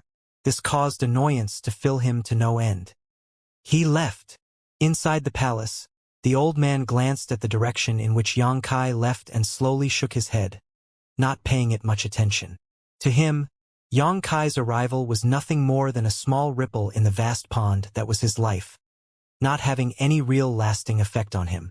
Whether Yang Kai stayed or left mattered not to him. The old man continued to focus on the several dozen pill furnaces in front of him, forming a series of hand seals while pouring his Saint Qi into them to control each individual heating. Yang Kai pushed his Saint King grade high-rank star shuttle to its limits, flying back at maximum speed. The anxiety and sense of crisis in his heart grew stronger with each passing breath. After half a day, Yang Kai arrived back at the mountain range where the branch was located and directly flew to the palace which Hali Ka had arranged for him and Xueyu. Yang Kai released his divine sense and found that the small palace was just as he left it, with no traces of anyone having come or gone. Xueyu was obviously not here. Immediately turning around, Yang Kai flew to the branch's headquarters. A moment later, Yang Kai arrived at the hall where he had met Hali Ka. Several guards who were standing at the gate of the main hall saw Yang Kai rush over and began to frown, wondering just what had happened to make this young guard so nervous. The last time they had seen Yang Kai, they had learned that he was a guard of Lady Xuer who was a representative of the home star. However, due to his low strength, all of them looked down on him somewhat. Is branch president Hali Ka back? Yang Kai landed in front of them and asked directly. What do you wish to see Sir Hali Ka about? One of the guards asked back. Did he come back? Yang Kai growled, his expression sullen, looking like he was on the verge of snapping. The guard couldn't help but feeling a little frightened seeing this look and shook his head subconsciously. Do you know where he went? Yang Kai asked again. The guard who shook his head seemed to become angry out of shame because of his unconscious cooperation just now and coldly snorted. You think you're qualified to question branch president's whereabouts? Who do you think you are? Even if he came from the Homestar, he was just a second-order Saint Realm guard. His tone and attitude were really unpleasant. Yang Kai shot this man a faint glance but didn't ask anything more. These people obviously didn't have a very high status and shouldn't know much in the first place. Without saying another word, Yang Kai turned around and left, flying towards a different palace. Inside that palace, there was the aura of a master at the origin returning realm. They should know something. Why that little brat? A few guards couldn't help muttering in annoyance as they stared towards Yang Kai's back in anger. If it weren't for him coming from the Homestar, they wouldn't have let Yang Kai just walk away so easily. A moment later, Yang Kai arrived at a different palace and landed, walking straight up to the guards at the door and shouting, "I must see the master inside." "What's the matter?" one of the guards asked.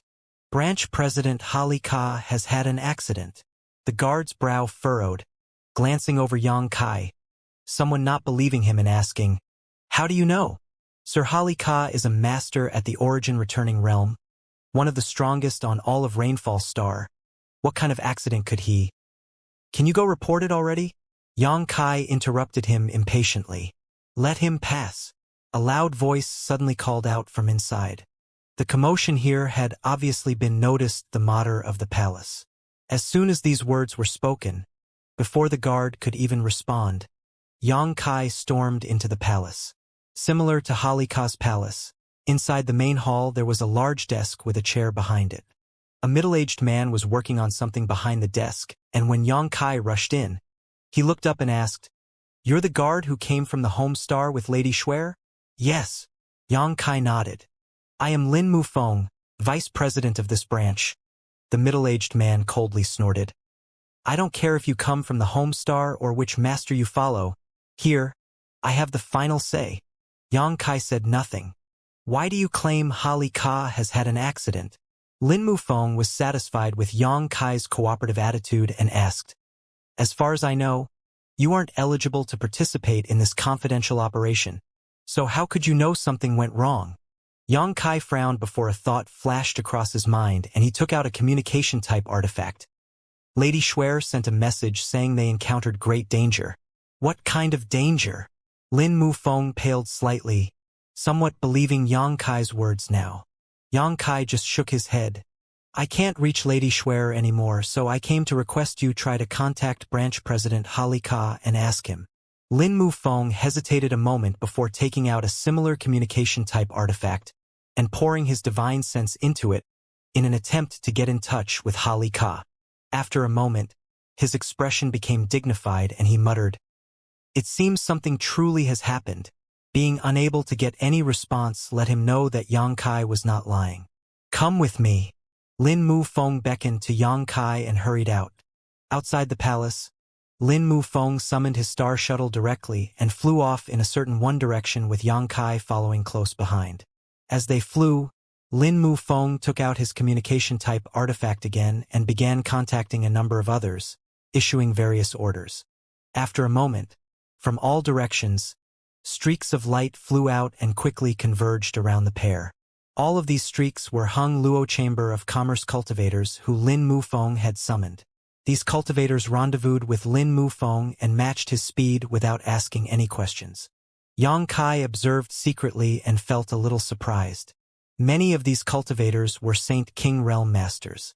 Few were Saint Realm Masters, but even fewer were at the origin returning Realm Masters. "Mufeng, what happened? Calling all of us out in such a flurry?"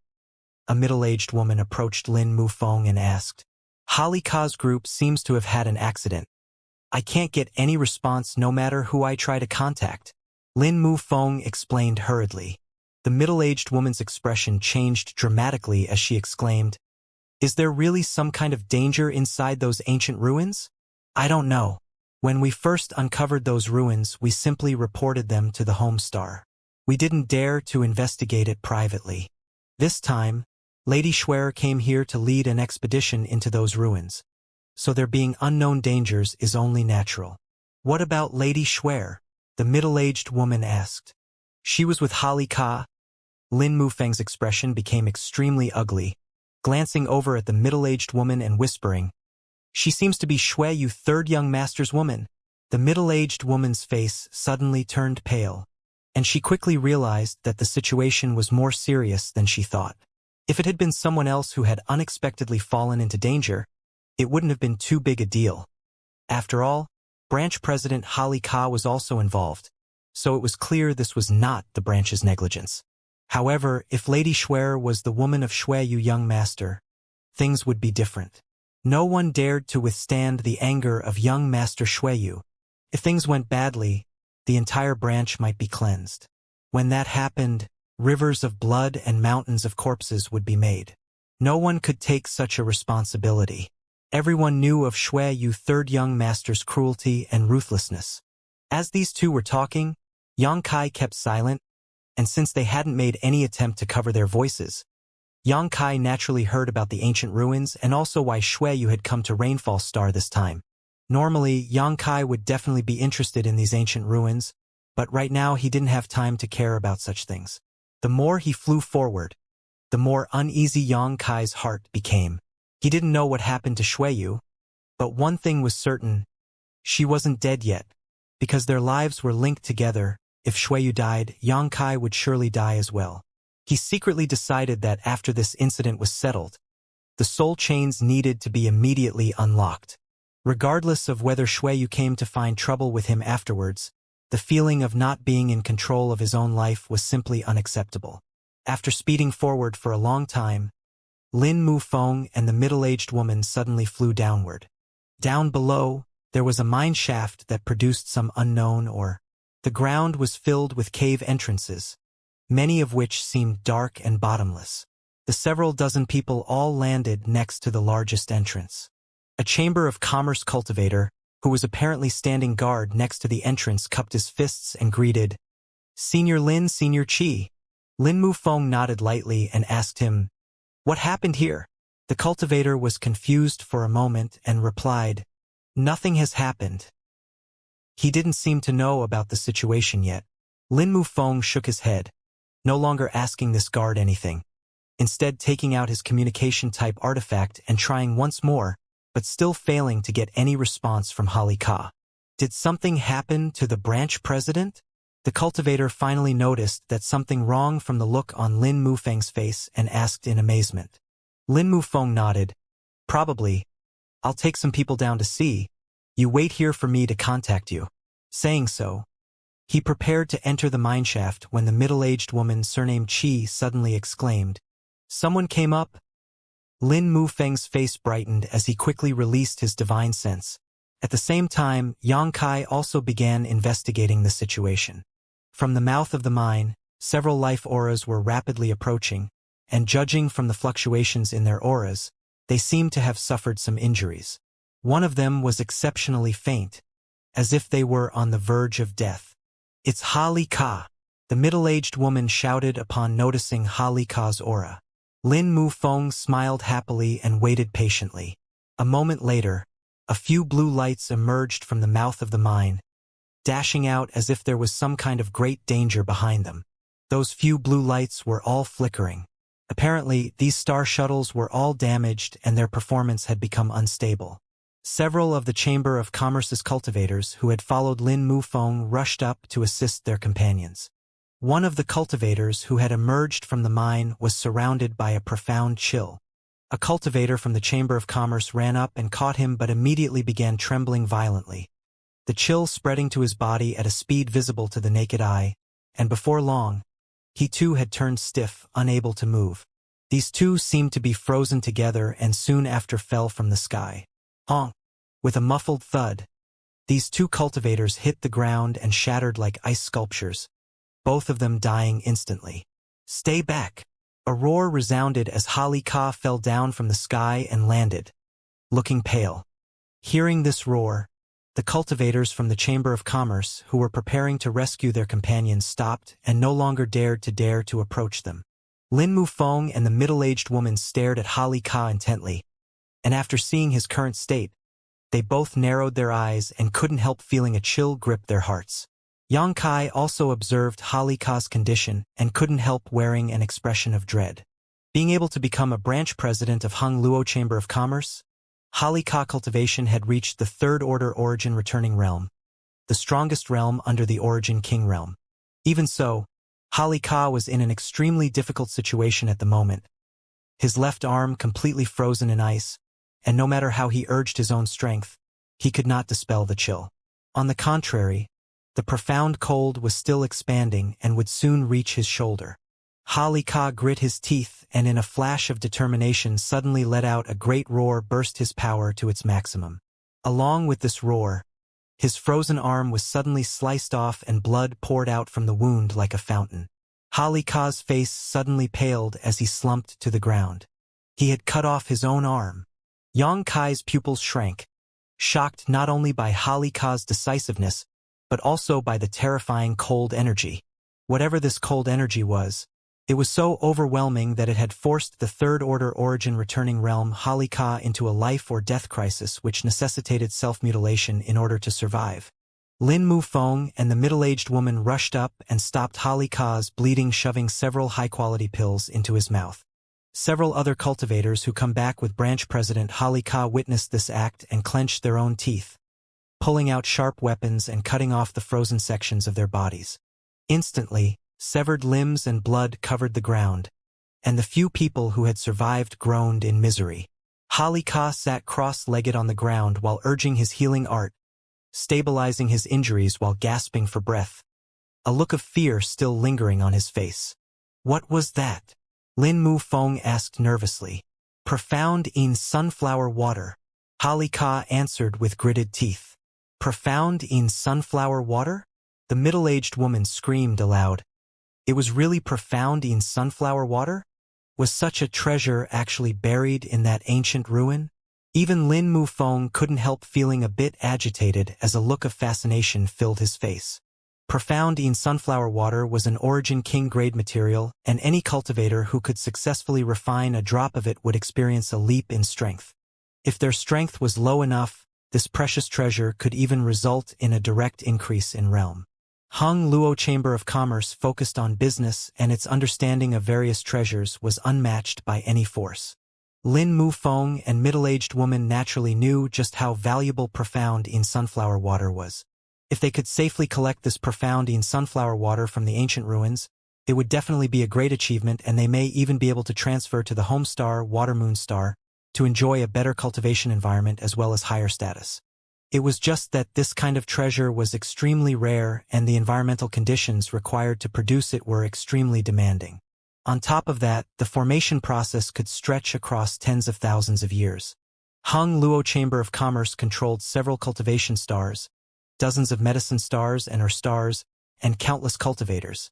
Yet after so many years, they had never once been able to gather profound in sunflower water.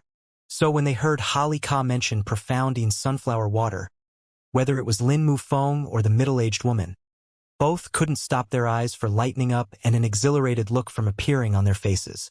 How could there be profound in sunflower water under this mine? Lin Mufeng still couldn't believe it.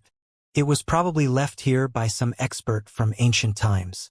We discovered it inside as damaged space ring.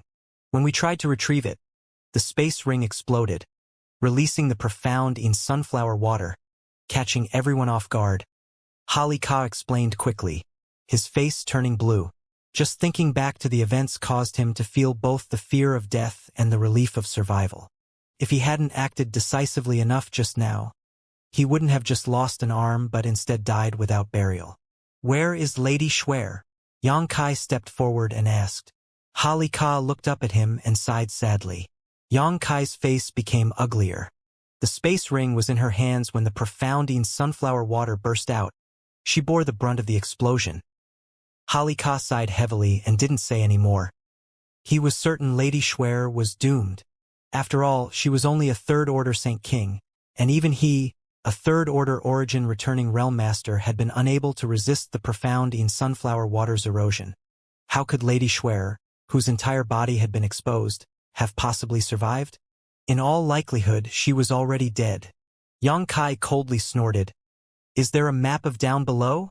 What do you want that for? Lin Mufeng looked at him in surprise. She's not dead. Yang Kai shot him a cold look. Do you want to try to save her? The middle-aged woman immediately understood Yang Kai's intentions and slowly shook her head, attempting to persuade him. Young man, don't be impulsive. After being exposed to a large amount of profound in sunflower water, she has no chance of surviving. Searching for her will just result in you losing your life in vain. Holly Ka also added, there are many barriers down below. With such low strength, you won't be able to reach her. If she's alive, I must see her in person. If she's dead, I must see her corpse. Yang Kai said flatly. The several branch executives directed a stunned look at him when these words came out, many of them showing some appreciation. Yang Kai's external identity was Shui Yu's guard, so when they saw Yang Kai so eager to save her, not giving a single thought to his own safety, their opinion of him rose significantly. Even if this young man didn't have great strength, he was still valuable because he possessed the most important quality a guard must have: loyalty. Everyone present suddenly felt a sense of respect. The ring on Holly Ka's hand flashed, and he pulled out a set of papers he promptly tossed over to Yang Kai. These are the maps we drew up this time to avoid getting lost. They may be of some use to you. Yang Kai caught these maps, gave them a quick glance, then without saying another word dove straight into the mine tunnel. What an honorable little guard. The middle-aged woman gently nodded, looking in the direction where Yang Kai disappeared, muttering somewhat regretfully. I'm afraid he has no chance at coming back alive. He has to go. Lin Mufeng said indifferently. Lady Schwer is the woman of third young master. If she dies as her guard, that young man will definitely die as well. Having been reminded by him, the middle-aged woman's beautiful face couldn't help paling slightly, the excitement brought on by the discovery of profound in sunflower water fading away. Just thinking about how they would now have to withstand the anger of the third young master caused her to feel uneasy. I hope the merits from this event can compensate for the losses. Holly Ka sighed heavily, all thoughts of promotion and transfer to the home star disappearing from his thoughts. Although they had found profound in sunflower water, which was no doubt great merit, the third young master's woman had died as a result. Who knew how third young master would react?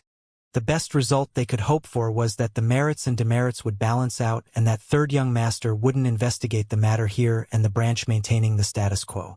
Old Ha, you rest first? Lin Mufeng comforted. We can discuss what to do next after you restore yourself. Looks like we can only act so. Holly Ka nodded and closed his eyes to refine the medicinal efficacies of the pills he just swallowed. Inside the mine shaft, Yang Kai rapidly descended. He didn't know how deep this mine shaft was, but it took Yang Kai the time it would take to make a cup of tea to reach a crossroad. Looking up, only a faint ray of light from the surface reached this place while the mining area all around him was pitch black. Tunnels extended in all directions.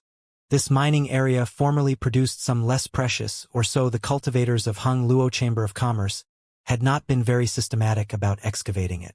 The ancient ruins were discovered during the mining process, and the people from the branch didn't dare to investigate it at will, sealing off the area and reporting the matter to the Homestar instead. Shui Yu had come here this time specifically to deal with these ruins. She had been extremely cautious along the way, exploring the ruins under the leadership of Holly Ka, gaining some harvests in the process, but how could she have known that a simple space ring would contain such danger? Having been placed in the ruins for so long, the space ring had already become unstable, and when Shui Yu used her divine sense to probe what was inside of it, the space ring suddenly burst apart, bombarding her with the profound in sunflower water stored inside. She immediately lost consciousness, and the Hung Luo Chamber of Commerce cultivators in her immediate vicinity instantly died. Only the strongest Holly Ka and a few others who were further away managed to flee in time. Yang Kai recalled the map in his mind and quickly spread out his divine sense and began diving through the various mine tunnels. After half an hour, he finally arrived at the location where the ancient ruins were found. He felt a lot of subtle energy fluctuations from in front of himself and immediately knew that what Holly Ka said was right. The numerous barriers and traps inside these ruins were extremely dangerous. When Shui Yu's team had been exploring it, they had tried their best to avoid these barriers and only cracked or destroyed those they had to. Yang Kai was currently in a rush to save Xueyu, so how could he possibly patiently break these barriers one by one? Making his divine sense leap across space, Yang Kai penetrated deep into the ruins, inspected the situation inside, found a safe location, then tore space to arrive at it. When Yang Kai appeared again, he was already standing somewhere inside the ruins. Then, consulting the map given to him by Hali Ka, he tore space again. After repeating this process several times, he suddenly discovered a faint life aura somewhere nearby. This life aura was like a candle in the wind, in danger of being extinguished at any time. Xueyu. She was just about 1,000 meters away from where he currently was, but Yang Kai was unable to see her situation because of some obstacles between them. The only thing that was certain was that she hadn't died yet. Yang Kai took a deep breath to calm his anxiety and sat down cross-legged, tossing a pill into his mouth to replenish his spiritual energy. Half an hour later, he stood up and tore space once last time. 1,000 meters away, Yang Kai appeared leisurely. Immediately, he saw Xueyu lying on the ground, covered with frost. Even in this frozen sleep, her charms were only magnified, making her seem even more bewitching than before. From her body, a 7-colored hue pulsed, making her look like a glowing goddess. This glow as constantly fighting against the frost covering her body, preventing it from sapping the last bit of Xueyu's vitality, maintaining a strange state of equilibrium. However, with the passage of time, the 7-colored light was growing fainter. Yang Kai didn't know what kind of artifact she was wearing or what kind of unique technique she had cultivated which allowed her to preserve her life even under these extreme circumstances. But if the situation continued as is, it wouldn't even take half a day for this 7-colored light to disappear, at which point Xueyu would die. When that happened, Yang Kai's life would also expire. Inside the ancient ruins, Yang Kai stood not far from Xueyu, staring at her silently with a complex mood. He and this woman were supposed to be life or death enemies, but now that they were linked together by the soul chains, with Xueyu's life on the line, regardless of whether Yang Kai wanted to or not, he had to find a way to save her. Only if Xueyu survived could he live. Yang Kai didn't rush forward though, because suspended around Xueyu were a number of jewel-like drops of liquid, each of them exuding a horrific power that caused his heart to clench. Even his divine sense would freeze as soon as he tried to probe these droplets. Profound in sunflower water. Yang Kai immediately understood that these drops of liquid were the so-called profound in sunflower water Hali Ka mentioned. However, he never expected this treasure to be so strange. Yang Kai counted quietly and discovered that there were about 50 drops of profound in sunflower water floating in the air. There were some gaps between these individual drops, but Xueyu was pretty much surrounded by an airtight barrier of them. It would be very difficult to extract Xueyu from the profound in sunflower water around her. Yang Kai waved his hand to create a strong wind in an attempt to push these profound in sunflower water droplets away, but to his surprise, they remained motionless. Each of these tiny drops seemed to weigh thousands of kilograms. Yang Kai's expression became solemn as he increased his strength, eventually managing to move the profound in sunflower water droplets around Xueyu, opening up a safe path to her. Standing in front of Xueyu, Yang Kai's brow furrowed deeply. He didn't know how to move this woman out from here. The scene where one of the cultivators from Hung Luo Chamber of Commerce tried to rescue his companion, yet wound up turning into an ice sculpture and dying the instant he touched them was still fresh in Yang Kai's mind. What's more, both those cultivators were Saint Kings, yet neither had any ability to resist. Understanding this, Yang Kai didn't dare to touch Xueyu's body casually. Circulating his strength, Yang Kai covered his hand in dark demonic flames and slowly brought them towards Xueyu, hoping his strange flames could isolate him from the frigid power. As the strange and contradictory energy fluctuations of his demonic flames approached Xueyu's body, they suddenly seemed to encounter their natural nemesis and immediately began to wane. Yang Kai's expression became even more dignified, and he hurriedly increased the output of his Saint Qi, rousing the weakened demonic flames once more as he finally pressed his hand against Xueyu's jade-white arm. Suddenly, a fierce clash of energy broke out and the frigid cold wrapping Xueyu's body quickly spread towards Yang Kai, nearly freezing his demonic flame in an instant. The icy strength passed through the demonic flame and flowed directly into Yang Kai's arm, causing him to pale and madly push his Saint Chi to resist. The frozen demonic flame roared back to life and began desperately struggling against the invading cold force. Yang Kai shivered, for the first time ever experiencing what it was like to fully exert himself yet still being unable to resist a cold force. As time passed, the icy strength of the profound in sunflower water was sometimes suppressed by his demonic flame while at others invading into Yang Kai's arm, a kind of stalemate temporarily being established. Although Yang Kai's cultivation was quite low, his demonic flame was the combination of two contradictory attribute energies. Its prestige was unimaginable, and as long as Yang Kai's realm rose high enough, these demonic flames would be capable of incinerating anything and everything in this world. It had immense potential. However, at the moment, it seemed that Yang Kai's demonic flame still wasn't worthy of contending with the profound in sunflower water. He only managed to persist for a moment before the ice-cold strength once again began overtaking him, causing his body and mind to stiffen. Yang Kai quickly sent his consciousness into the demon mystic tome and shouted, "Help me!" He had to ask the divine tree for help. The divine tree possessed an enormous amount of yang attribute energy, cold attribute energy's nemesis. "Yes," divine tree responded quickly. The next moment, an incredible amount of yang attribute energy suddenly burst out from the demon mystic tome, flowing along the same path as Yang Kai's demonic flame to help dispel the invading chill. The cold energy of the profound in sunflower water was thus quickly suppressed. Yang Kai next urged his demonic flame and the yang attribute energy emitted by the divine tree to wrap up Shui Yu's tender body. With the two of them working together, the frost covering Shui Yu was rapidly melted and her pale complexion gradually became rosy. Her cold body gradually became warm and a faint heartbeat sounded in her chest. A smile finally appeared on Yang Kai's face and he redoubled his efforts along with the divine tree. After half an hour, the frost on Shui Yu's body had completely disappeared and the seven-colored halo surrounding her petered out, seeming to have exhausted all its strength. Probing her with his divine sense, Yang Kai found that Shui Yu's condition was still quite strange.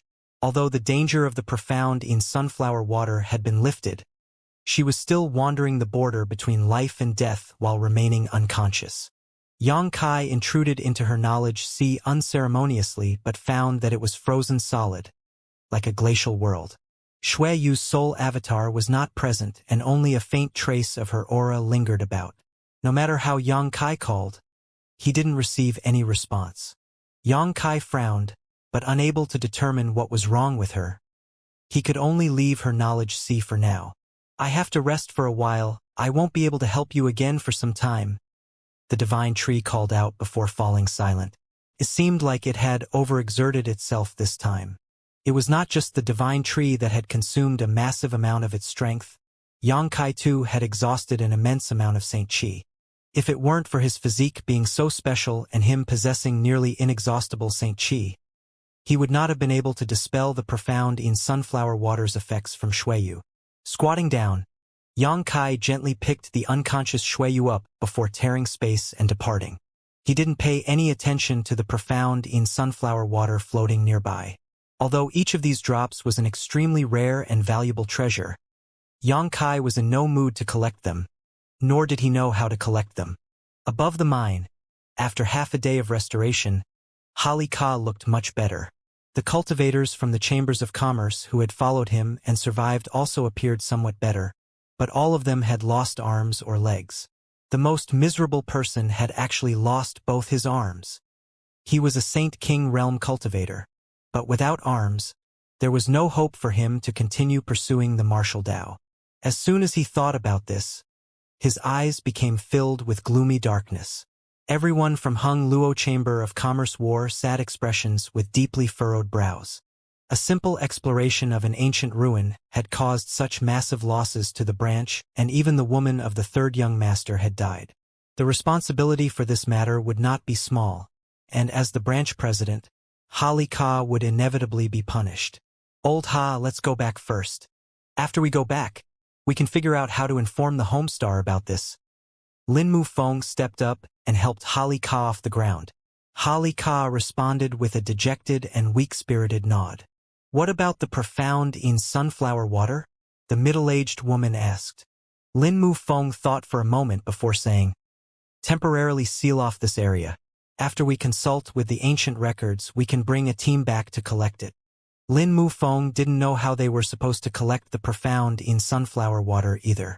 Seems we can only do so, the middle-aged woman sighed. Lin Mufeng calmly arranged things, leaving 2 origin returning realm masters and a dozen Saint King realm to seal off this region, finishing the post-processing in short order. Just as the group was about to depart though, the middle-aged woman suddenly turned to stare in the direction of the mine shaft. The next moment, everyone else turned around stared with suspicion. A figure quickly emerged from the mine shaft. It was actually the young second-order Saint Realm Guard from before. He was currently carrying Lady Schwer in his arms, his expression hazy but his body not seemingly having suffered any kind of injuries or distress. Ka, Lin Mufeng, and all the others were dumbfounded by this scene. When Yang Kai insisted on entering the mine shaft just now, all of them had firmly believed he would never return. After all, his strength was far too low. Just the barriers inside the ruins would be enough to take his life. They weren't something a mere Saint Realm cultivator could handle. However, reality was far different from what they had expected. Not only had Yang Kai not died, he returned unharmed and even brought Lady Schwer with him. How did he do it? Everyone simultaneously wondered to themselves in shock. How is Lady Schwer? Ka immediately calmed down and asked eagerly. She's not dead. Yang Kai shook his head.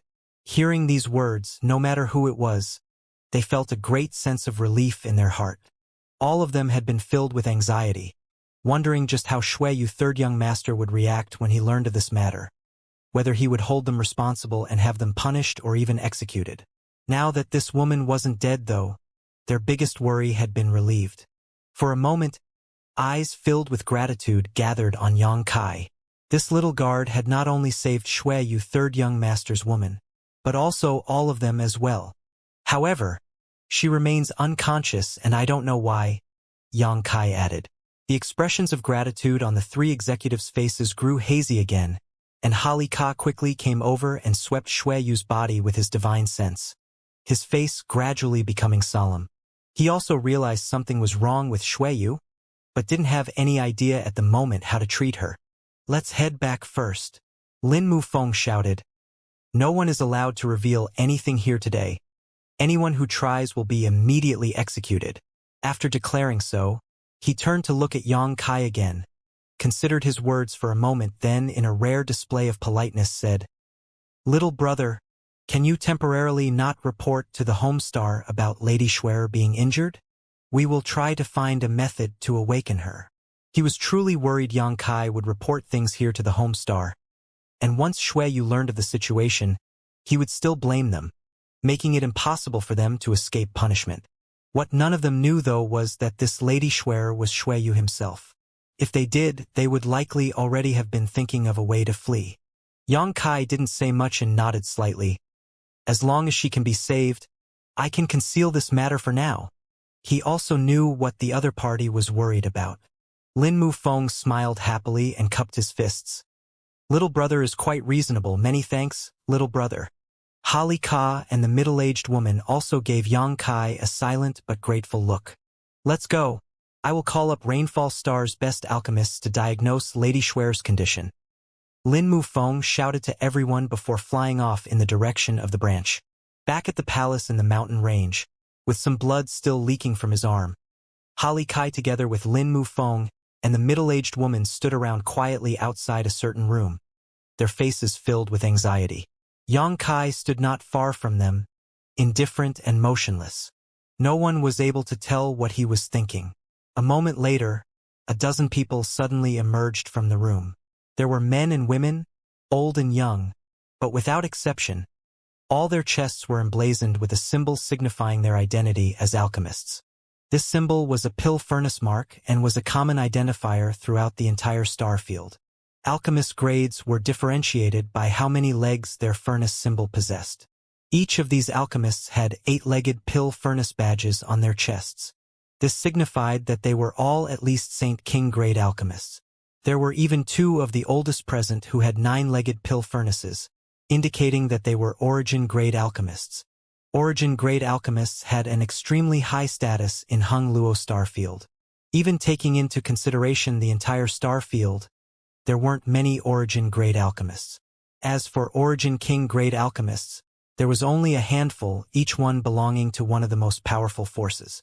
Even a giant force like Hung Luo Chamber of Commerce only had 1 origin king grade alchemist who resided in the home star.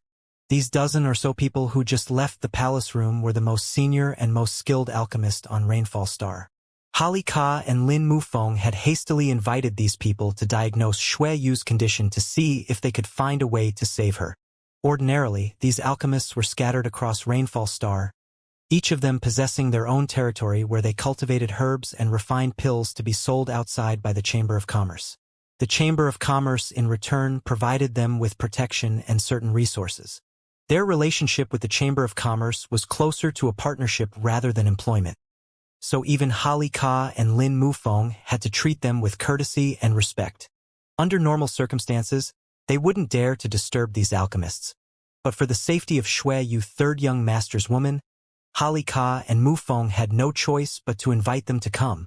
When these dozen or so people came out, Holly Ka and the other executives rushed up to greet them with Lin Mufeng cupping his fists and asking, "Respected masters, what kind of injury is Lady Shui afflicted with? Do you have a way to treat her condition?" The dozen alchemists all looked around at each other, seemingly a bit hesitant to speak.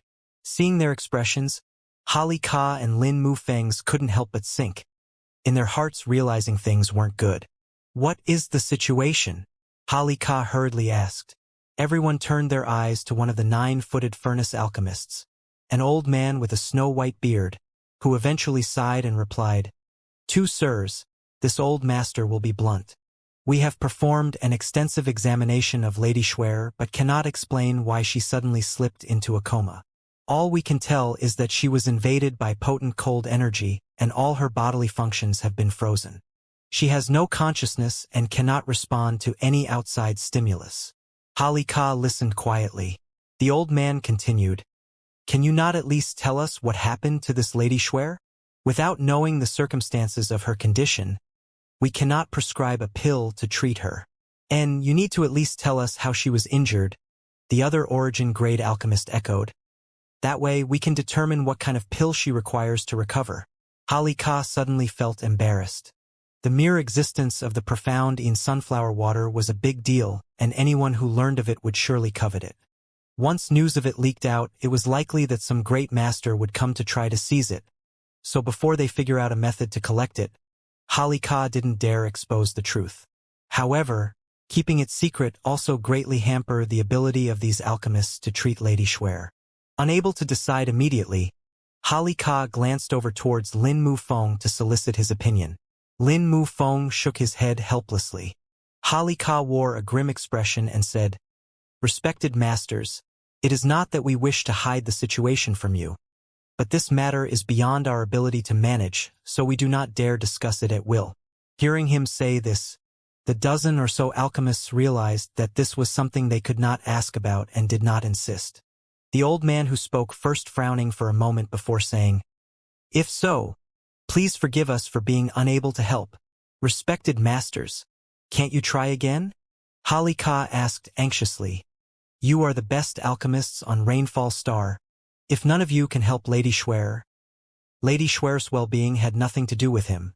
What Holly Ka was worried about was if something were to happen to her, whether it would provoke young Master Shui Yu's rage.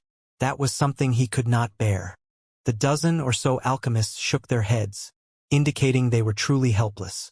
Holly Ka, Lin Mufeng, and the other executives also wore grim expressions as they glanced around at each other. After a short silence, one of the Saint King grade alchemists said, "Sir Holly Ka, saying we are the best alchemists on Rainfall Star is granting us an undeserved honor.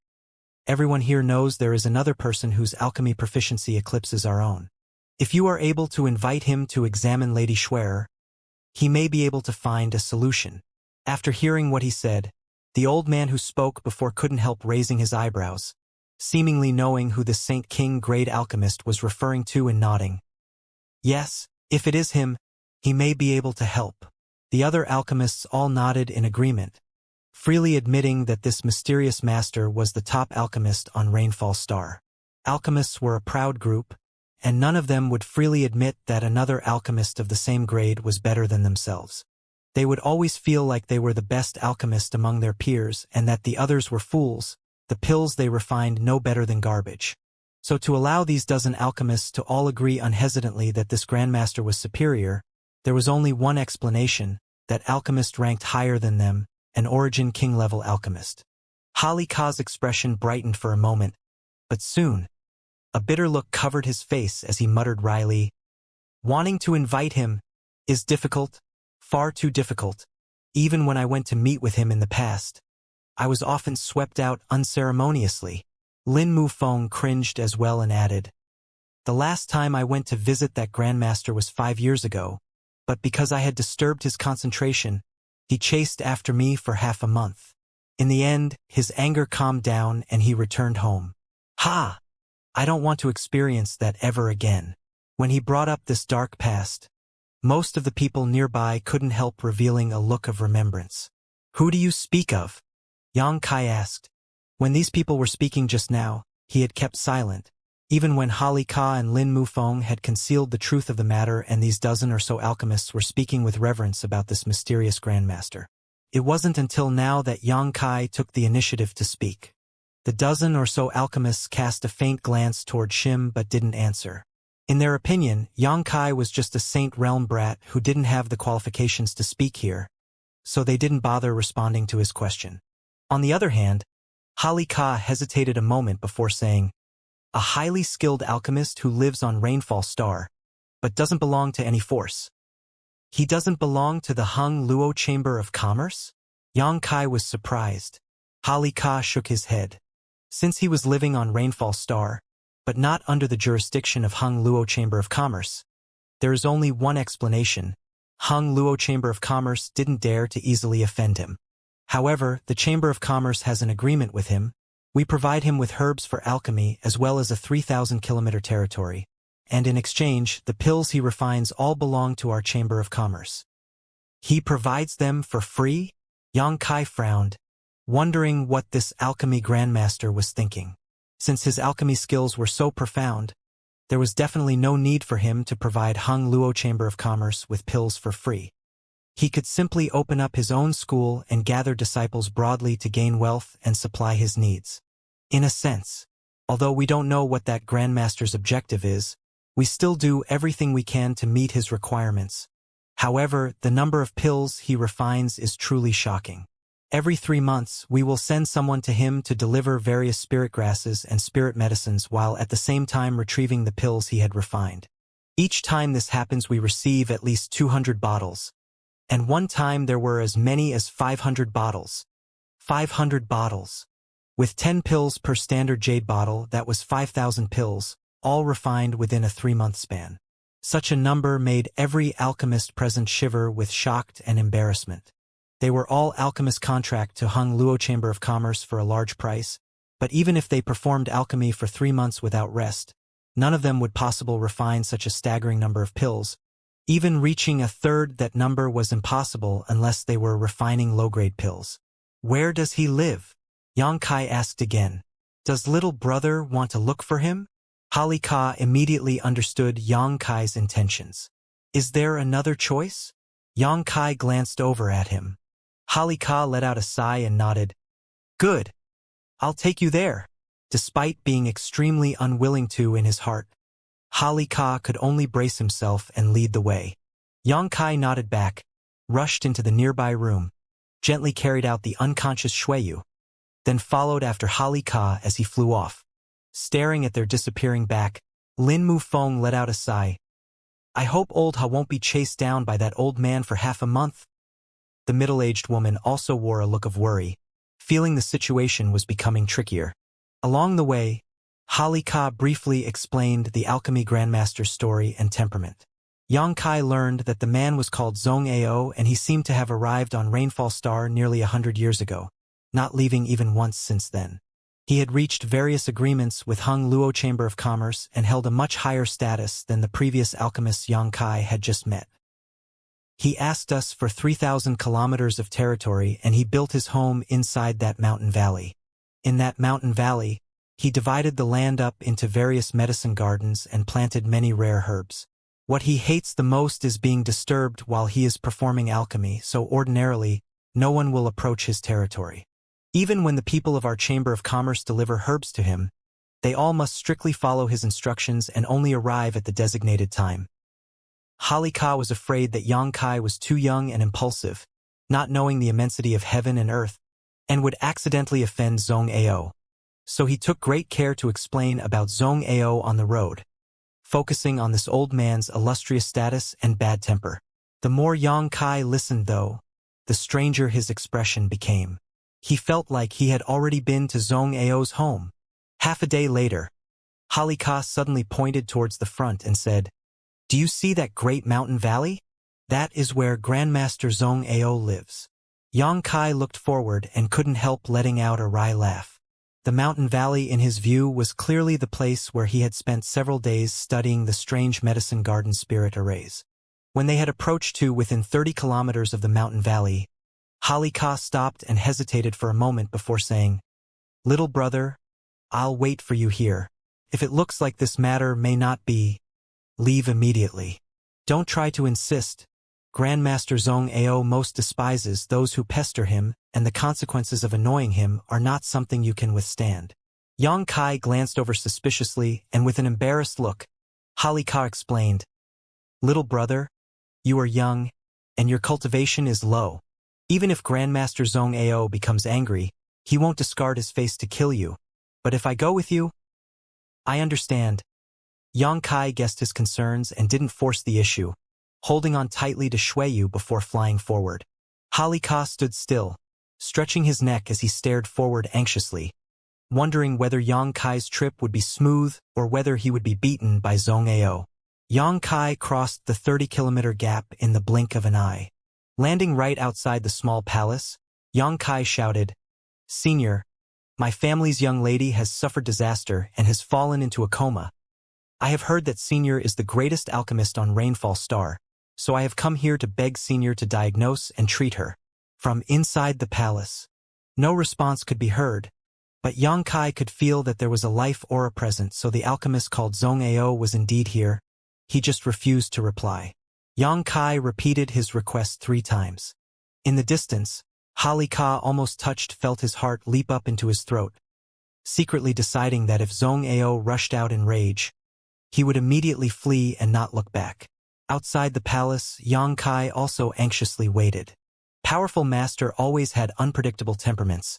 This was something Yang Kai understood clearly, so he didn't dare act recklessly.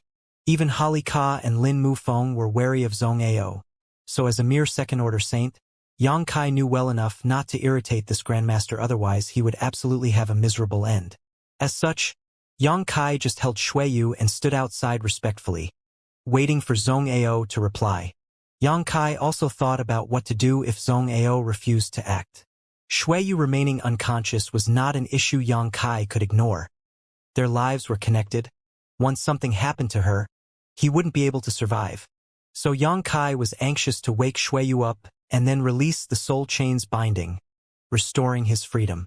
Just as Yang Kai was debating what to do next, an aged voice suddenly came from inside the palace. "Come in!"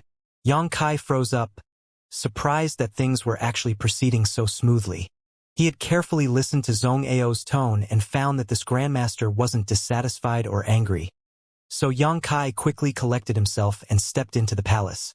The doors to the palace were wide open and there were no guards or servants around. It seemed that only Zhong Ao lived here. After walking through the palace's corridors for a moment, Yang Kai arrived at a massive room from which a strong medicinal scent wafted. Walking inside this room cautiously, Yang Kai scanned his surroundings, his eyes narrowing slightly as he did. This large room should be Zhong Ao's pill room. Inside, there were several dozen large and small pill furnaces, each one still retaining some residual heat, apparently having just been used for alchemy. In one corner of this room, a large number of jade bottles were piled up, each one filled with different types of colorful and spectacular pills. Yang Kai roughly estimated that there were 200 jade bottles, piled up on the floor in a disorderly manner like they were trash waiting to be disposed of. Yang Kai was secretly shocked, realizing that Hali Ka was not exaggerating before, when he said the number of pills Zhong Ao produced was phenomenal.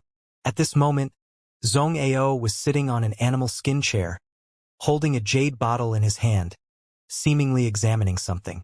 After a quick glance, apparently not finding what he was looking for, Zhong Ao tossed the bottle he was holding onto the pile of jade bottles in the corner. There were several jade bottles on the table in front of him. After checking through them one by one, Zhong Ao suddenly grinned and said to himself, "Another one, hehe, not bad. It seems this old master did not exhaust himself in vain. Pills are truly difficult to refine." Saying so, he took one of the pills out of the jade bottle he was holding and placed it into another one he had prepared. Yang Kai observed carefully and noticed that all the pills in the latter jade bottle had formed pill veins. This Zhong Ao seemed to be only interested in keeping pills that formed pill veins. All others were discarded regardless of their grade or value.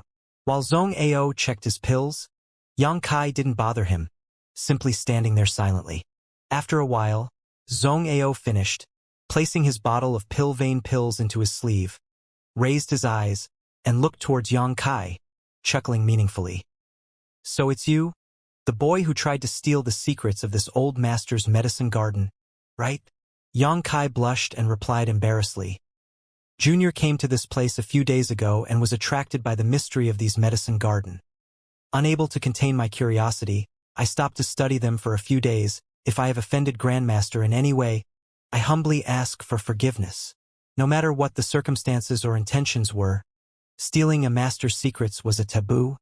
Yang Kai also understood that he was in the wrong here. At the time, he had simply been too absorbed in studying the unique aspects of these medicine gardens and hadn't thought much about it. But now that their owner was investigating the matter, Yang Kai had no way to defend himself. Zhong Ao was satisfied with Yang Kai's frank admission, got up from his chair and laughed. "Forget it, it's not a big deal. Seems your luck is quite good. Today this old master just finished performing alchemy and had some positive harvests. Since you are a fellow alchemist, this old master won't hold you accountable." Zhong Ao understood well that the secrets of his medicine gardens would only attract the attention of other alchemists. "What happened to your family's young lady?" Zhong Ao took the initiative to ask. Yang Kai's expression became solemn as he replied, "She has fallen unconscious, her vitality frozen, her consciousness scattered, and her soul avatar is nowhere to be seen." "You dove into her knowledge sea?" Zhong Ao looked at Yang Kai in surprise. Yang Kai nodded slightly. Zhong Ao suddenly let out a strange laugh. "Seems your relationship with this little girl isn't simple." Saying so, he gave Yang Kai an ambiguous grin, seemingly a little more interested now. Only those who were incredibly intimate with one another would dive into the other's knowledge sea. If Yang Kai was really just Shueyu's guard, it would be impossible for him to have committed such an act. Zhong Ao was an old soul and could see the hidden meaning behind these words. Yang Kai didn't deny anything and instead simply said, "I hope Senior can lend his assistance." Zhong Ao grinned and asked, "Hali Ka came with you as well? So this little girl's status can't be low." Were the other alchemists on Rainfall Star helpless? A dozen or so were invited to diagnose her condition, but they could not determine anything. A bunch of wastes who know nothing other than alchemy. Zhong Ao spurned without mercy, casually strolling over to Yang Kai while checking Shueyu's condition with his divine sense. A moment later, his expression becoming dire. Yang Kai clearly felt that Zhong Ao's divine sense strengthened, as if he had discovered something. Seeing this, Yang Kai also held his breath and waited anxiously. Zhong Ao's expression fluctuated, seemingly hesitant, seemingly excited, his eyes widening more and more, only after a long time asking, "Boy, was this little girl injured by profounding sunflower water?" His tone was somewhat uncertain. Apparently even he didn't dare to draw this conclusion. Even so, Yang Kai couldn't help but admire this old man. The dozen or so other alchemists who had performed an extensive examination of Shuiyu before were unable to discover anything, but after only a quick glance Zhong Ao was able to determine the root of the problem. It was obvious that Zhong Ao's skill and experience were far more profound. Yang Kai thus nodded sincerely. Yes, it really was profound in sunflower water? Zhong Ao yelled, somewhat losing his self-control. Profound in sunflower water. Ha! Zhong Ao old face shivered as he found it difficult to hide the excitement in his heart, letting out a riotous laugh. Profound in sunflower water. It's really appeared here. Dancing around excitedly, Zhong Ao shouted continuously for a while before stretching out his hands and grabbing Yang Kai's shoulders like an iron vice, his eyes flashing a startling light, eagerly saying, "Boy, where is that profound in sunflower water? Quickly bring this old master to it. Senior, please rescue my family's young lady first." Yang Kai remained unmoved. You dare discuss conditions with this old master? Zhong Ao's expression became cold and a little displeased, focusing his gaze on Yang Kai and threatening. If this old master wants to kill you, you cannot resist, yet you dare try to discuss terms with me? Please forgive my insistence.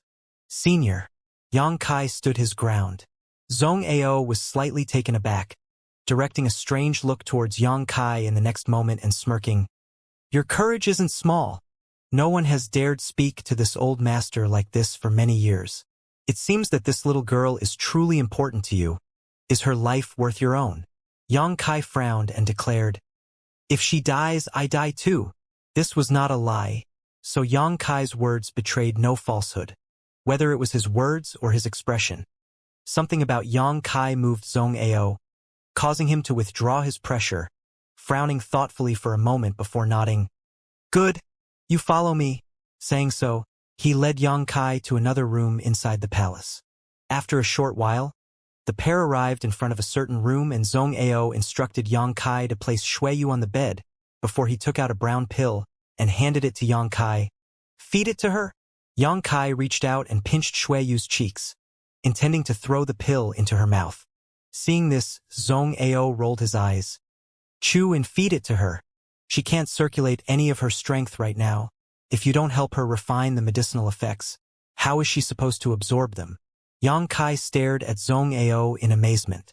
Zhong Ao laughed wickedly. Too embarrassed?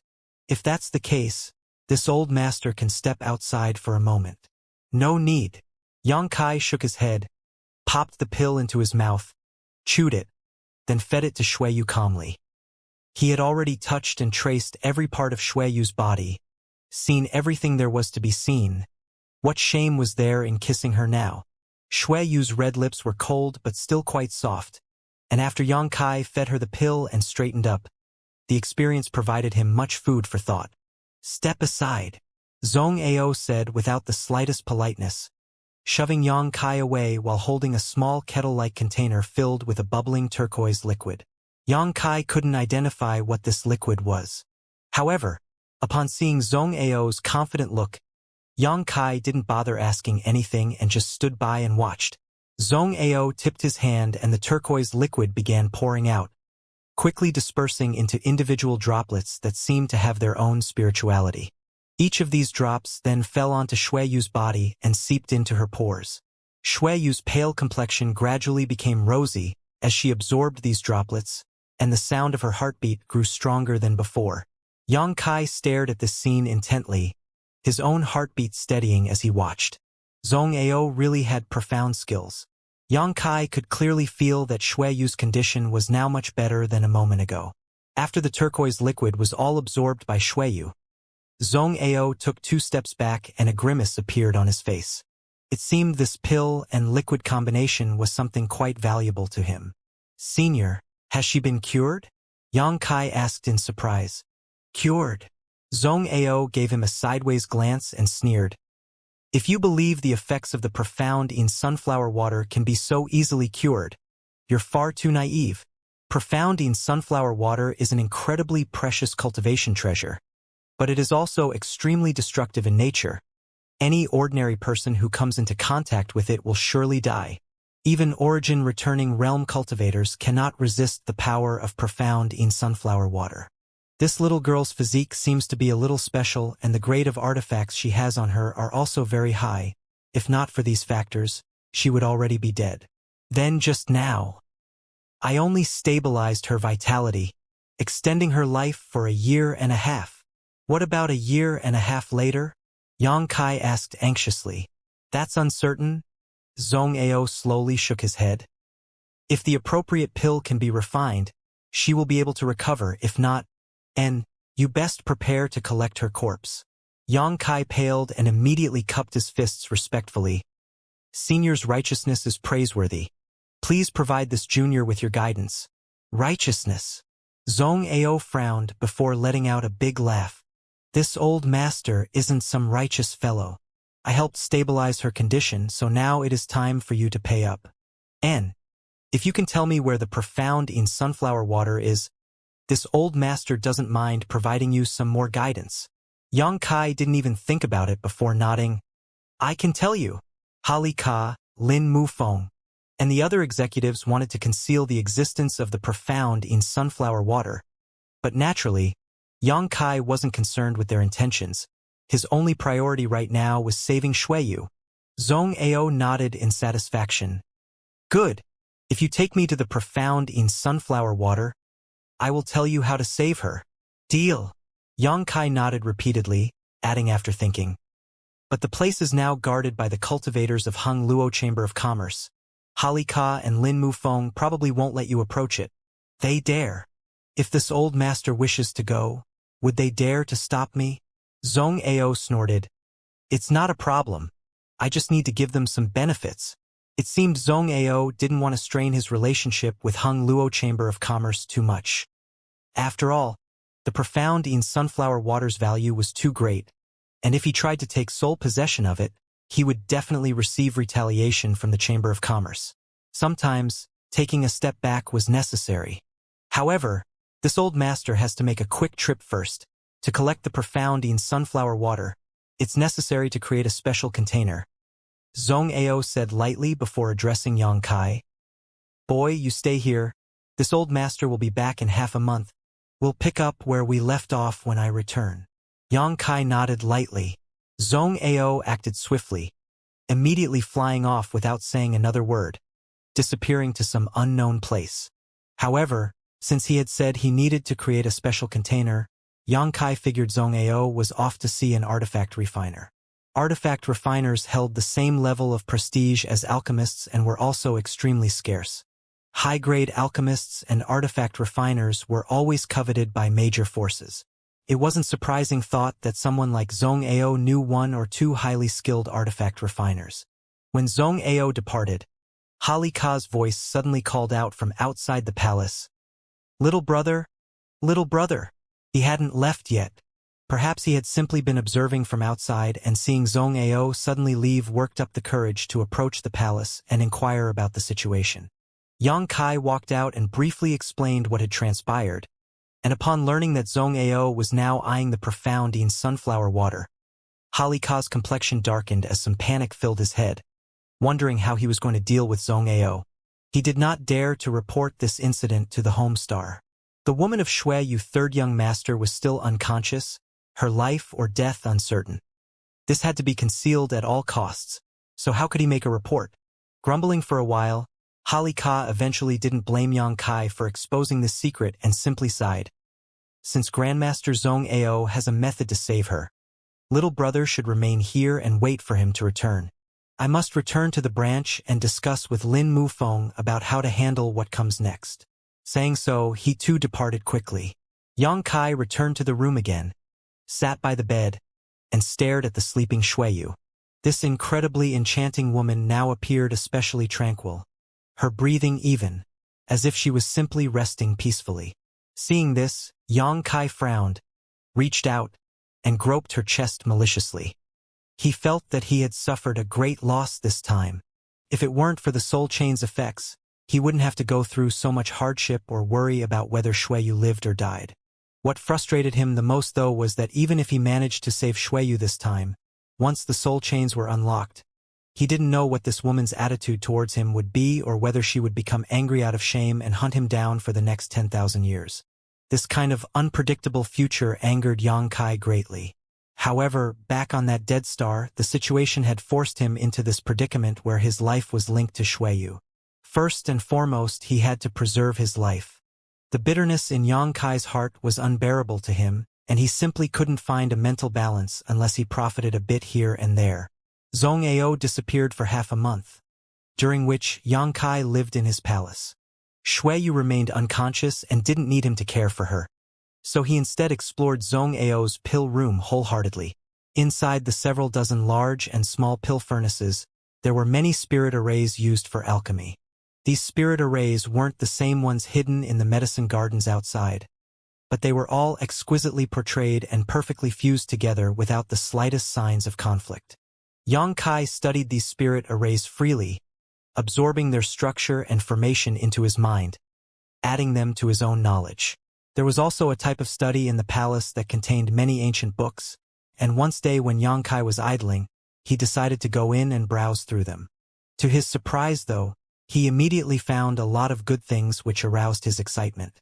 There were many books with pill recipes he had never seen before, so Xianxia immersed himself in studying them, soon forgetting about the outside world entirely.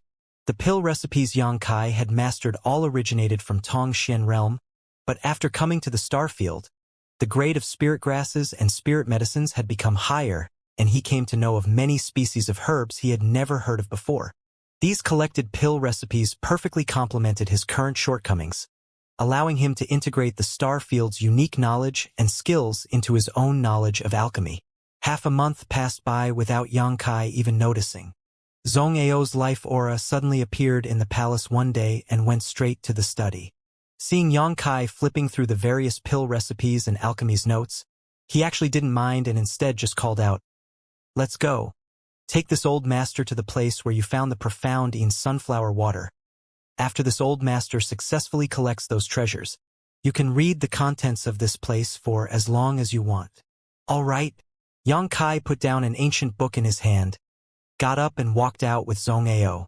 "Will there be any issues leaving my family's young lady here?" Xianxia asked anxiously. "How could there be problems?" Zhong smirked. "No one dares to break into the palace of this old master. No one has the skill either unless several origin-returning realm masters storm this place together. On this rainfall star, no one dares to offend this old master. You can rest assured that this is the safest place on Rainfall Star." His tone was arrogant, but Xianxia didn't think Zhong was exaggerating. His words were spoken simply because he was confident in them. The pair summoned their star shuttles and flew off towards the mine. After half a day, Xianxia brought Zhong to the previous mine shaft. There were a lot of cultivators waiting down below, including Ka, Lin Mufeng, the middle-aged woman, and several other origin-returning realm master from the Hung Luo Chamber of Commerce branch. They seemed to have been waiting for a while. "A bunch of little brats," Zhong scolded without reserve, a look of dissatisfaction appearing on his face. Seeing Zhong figure, Ka and others also wore solemn expressions, seemingly a little nervous and helpless, glancing at each other for a moment before stepping forward together. "Greetings, Grandmaster." Zhong and Xianxia swiftly landed, and Ka and the others saluted the old man respectfully and humbly. Zhong nodded indifferently. "I heard that Grandmaster recently used his profound methods to save Lady Xue's life. For that, this is extremely grateful. Lady Xue is an honored guest from the home star. If any accident were to befall her, we would not be able to withstand the repercussions. Grandmaster's generosity and righteousness in saving Lady Xue are without equal." And Ka immediately began a colorful and elaborate flattery campaign, rapidly heaping praise onto Zhong. Lin Mufeng and the middle-aged woman couldn't stop their mouths from twitching somewhat as they observed this uncomfortable display. Even Xianxia got goosebumps just watching Ka, a look of disappointment creeping onto his face, not having thought this gruff branch president was actually this kind of person. "Enough nonsense." Zhong waved and cut off Ka, squinting towards him and snorting. "Cease trying to flatter this old master. This old master has no interest in such drivel." Holly Ka suddenly looked embarrassed and didn't dare open his mouth again. This old master's purpose in coming here today, I assume you all know? Zhong Ao said on his own initiative. Don't blame this old master for not giving any face to anyone who tries to stop me. Holly Ka's expression grew bitter as he quickly said, Grandmaster, why you've come here today? Naturally, we understand. Grandmaster came to Rainfall Star 100 years ago and has refined countless pills for our Chamber of Commerce, yet never asked for any kind of remuneration. Grandmaster's service has not gone unnoticed, and President AIO himself has repeatedly instructed that we regard Grandmaster as the most distinguished of guests, to meet any request you have while never offending you. Zhong Ao snorted and said, As long as you understand. Holly Ka continued though. If it were something else, why would we not freely deliver it to Grandmaster? But this profound in sunflower water. Zhong Ao's face grew cold as a bad light flashed across his eyes. It's just that this profound in sunflower water is not something we can take responsibility for, Holly Ka insisted. Yes, Grandmaster, if this matter were to become known to the Homestar, we will definitely not escape punishment. Please understand. Lin Mufeng also stepped forward and begged.